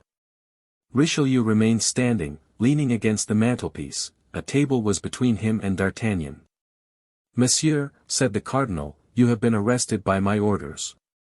"So they tell me, monseigneur." "Do you know why?" "No, monseigneur, for the only thing for which I could be arrested is still unknown to your Eminence." Richelieu looked steadfastly at the young man. "Holloa," said he, "what does that mean? If monseigneur will have the goodness to tell me, in the first place, what crimes are imputed to me, I will then tell him the deeds I have really done." "Crimes are imputed to you which had brought down far loftier heads than yours, monsieur," said the cardinal. "What, monseigneur?" said D'Artagnan, with a calmness which astonished the cardinal himself. "You are charged with having corresponded with the enemies of the kingdom, you are charged with having surprised state secrets, you are charged with having tried to thwart the plans of your general." "And who charges me with this, monseigneur?" said D'Artagnan, who had no doubt the accusation came from Milady, a woman branded by the justice of the country, a woman who has espoused one man in France and another in England, a woman who poisoned her second husband and who attempted both to poison and assassinate me. "What do you say, monsieur?" cried the cardinal, astonished, "and of what woman are you speaking thus?" "Of Milady de Winter," replied D'Artagnan. "Yes, of Milady de Winter, of whose crimes your Eminence is doubtless ignorant, since you have honored her with your confidence." "Monsieur," said the cardinal, "if Milady de Winter has committed the crimes you lay to her charge, she shall be punished." "She has been punished, monseigneur." "And who has punished her?" "We." "She is in prison." "She is dead." "Dead," repeated the cardinal, who could not believe what he heard, "dead. Did you not say she was dead? 3 times she attempted to kill me, and I pardoned her, but she murdered the woman I loved. Then my friends and I took her, tried her, and condemned her." D'Artagnan then related the poisoning of Madame Bonacieux in the convent of the Carmelites at Bethune, the trial in the isolated house, and the execution on the banks of the Lys. A shudder crept through the body of the cardinal, who did not shudder readily. But all at once, as if undergoing the influence of an unspoken thought, the countenance of the cardinal, till then gloomy, cleared up by degrees, and recovered perfect serenity. "So," said the cardinal, in a tone that contrasted strongly with the severity of his words, "you have constituted yourselves judges, without remembering that they who punish without license to punish are assassins. Monseigneur, I swear to you that I never for an instant had the intention of defending my head against you. I willingly submit to any punishment your Eminence may please to inflict upon me. I do not hold life dear enough to be afraid of death." "Yes, I know you are a man of a stout heart, monsieur," said the cardinal, with a voice almost affectionate, "I can therefore tell you beforehand you shall be tried, and even condemned." Another might reply to your Eminence that he had his pardon in his pocket. "I content myself with saying, command, monseigneur, I am ready." "Your pardon?" said Richelieu, surprised. "Yes, monseigneur," said D'Artagnan. "And signed by whom? By the king?" And the cardinal pronounced these words with a singular expression of contempt. "No, by your Eminence." "By me? You are insane, monsieur. Monseigneur will doubtless recognize his own handwriting." And D'Artagnan presented to the cardinal the precious piece of paper which Athos had forced from Milady, and which he had given to D'Artagnan to serve him as a safeguard. His Eminence took the paper, and read in a slow voice, dwelling upon every syllable. December 3, 1627. "It is by my order and for the good of the state that the bearer of this has done what he has done. Richelieu." The cardinal, after having read these 2 lines, sank into a profound reverie, but he did not return the paper to D'Artagnan. He is meditating by what sort of punishment he shall cause me to die, said the Gascon to himself. Well, my faith! He shall see how a gentleman can die. The young musketeer was in excellent disposition to die heroically. Richelieu still continued thinking, rolling and unrolling the paper in his hands. At length he raised his head, fixed his eagle look upon that loyal, open, and intelligent countenance, read upon that face, furrowed with tears, all the sufferings its possessor had endured in the course of a month, and reflected for the third or fourth time how much there was in that youth of 21 years before him, and what resources his activity, his courage, and his shrewdness might offer to a good master. On the other side, the crimes, the power, and the infernal genius of Milady had more than once terrified him. He felt something like a secret joy at being forever relieved of this dangerous accomplice. Richelieu slowly tore the paper which D'Artagnan had generously relinquished. "I am lost," said D'Artagnan to himself. And he bowed profoundly before the cardinal, like a man who says, "Lord, thy will be done." The cardinal approached the table, and without sitting down, wrote a few lines upon a parchment of which 2/3 were already filled, and affixed his seal. "That is my condemnation," thought D'Artagnan. "He will spare me the ennui of the Bastille, or the tediousness of a trial. That's very kind of him." "Here, monsieur," said the cardinal to the young man. "I have taken from you one carte blanche to give you another. The name is wanting in this commission, you can write it yourself." D'Artagnan took the paper hesitatingly and cast his eyes over it. It was a lieutenant's commission in the Musketeers. D'Artagnan fell at the feet of the cardinal. "Monseigneur," said he, "my life is yours, henceforth dispose of it. But this favor which you bestow upon me I do not merit. I have 3 friends who are more meritorious and more worthy." "You are a brave youth, D'Artagnan," interrupted the cardinal, tapping him familiarly on the shoulder, charmed at having vanquished this rebellious nature. "Do with this commission what you will, only remember, though the name be blank, it is to you I give it." "I shall never forget it," replied D'Artagnan. "Your eminence may be certain of that." The cardinal turned and said in a loud voice, "Rochefort." The chevalier, who no doubt was near the door, entered immediately. "Rochefort," said the cardinal, "you see M. D'Artagnan. I receive him among the number of my friends. Greet each other, then, and be wise if you wish to preserve your heads." Rochefort and D'Artagnan coolly greeted each other with their lips, but the cardinal was there, observing them with his vigilant eye. They left the chamber at the same time. "We shall meet again, shall we not, monsieur?" "When you please," said D'Artagnan. "An opportunity will come," replied Rochefort. "Hey," said the cardinal, opening the door. The 2 men smiled at each other, shook hands, and saluted his eminence. "We were beginning to grow impatient," said Athos. "Here I am, my friends," replied D'Artagnan, "not only free, but in favor." "Tell us about it." "This evening, but for the moment, let us separate." Accordingly, that same evening D'Artagnan repaired to the quarters of Athos, whom he found in a fair way to empty a bottle of Spanish wine, an occupation which he religiously accomplished every night. D'Artagnan related what had taken place between the cardinal and himself, and drawing the commission from his pocket, said, "Here, my dear Athos, this naturally belongs to you." Athos smiled with one of his sweet and expressive smiles. "Friend," said he, "for Athos this is too much, for the Comte de la Fere it is too little. Keep the commission, it is yours. Alas! You have purchased it dearly enough." D'Artagnan left Athos's chamber and went to that of Porthos. He found him clothed in a magnificent dress covered with splendid embroidery, admiring himself before a glass. "Ah, ah! Is that you, dear friend?" exclaimed Porthos. "How do you think these garments fit me?" "Wonderfully," said D'Artagnan, "but I come to offer you a dress which will become you still better." "What?" asked Porthos. "That of a lieutenant of Musketeers." D'Artagnan related to Porthos the substance of his interview with the cardinal, and said, taking the commission from his pocket, "Here, my friend, write your name upon it and become my chief." Porthos cast his eyes over the commission and returned it to D'Artagnan, to the great astonishment of the young man. "Yes," said he, "yes, that would flatter me very much, but I should not have time enough to enjoy the distinction. During our expedition to Bethune the husband of my Duchess died, so, my dear, the coffer of the defunct holding out its arms to me, I shall marry the widow. Look here. I was trying on my wedding suit.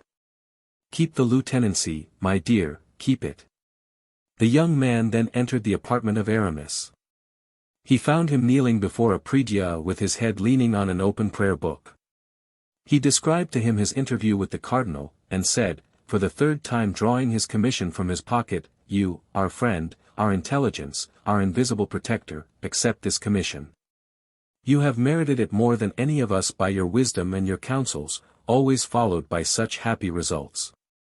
"Alas, dear friend," said Aramis, "our late adventures have disgusted me with military life.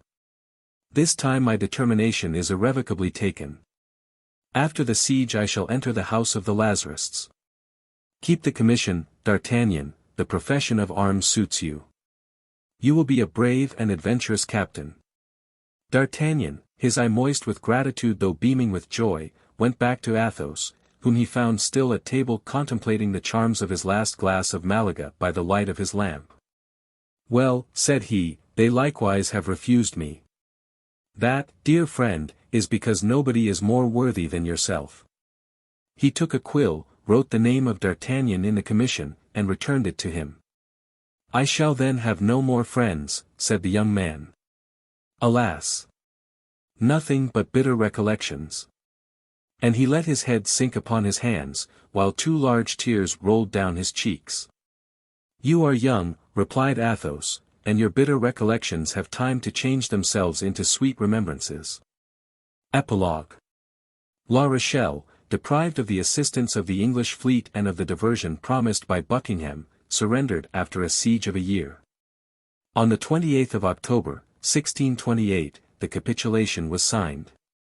The king made his entrance into Paris on the 23rd of December of the same year.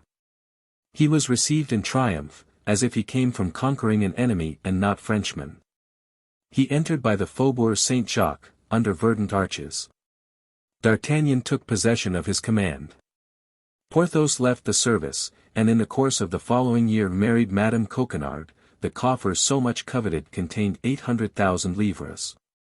Mousqueton had a magnificent livery, and enjoyed the satisfaction of which he had been ambitious all his life, that of standing behind a gilded carriage.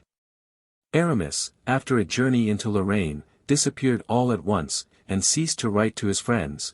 They learned at a later period through Madame de Chevreuse, who told it to 2 or 3 of her intimates, that, yielding to his vocation, he had retired into a convent, only into which, nobody knew. Bazin became a lay brother.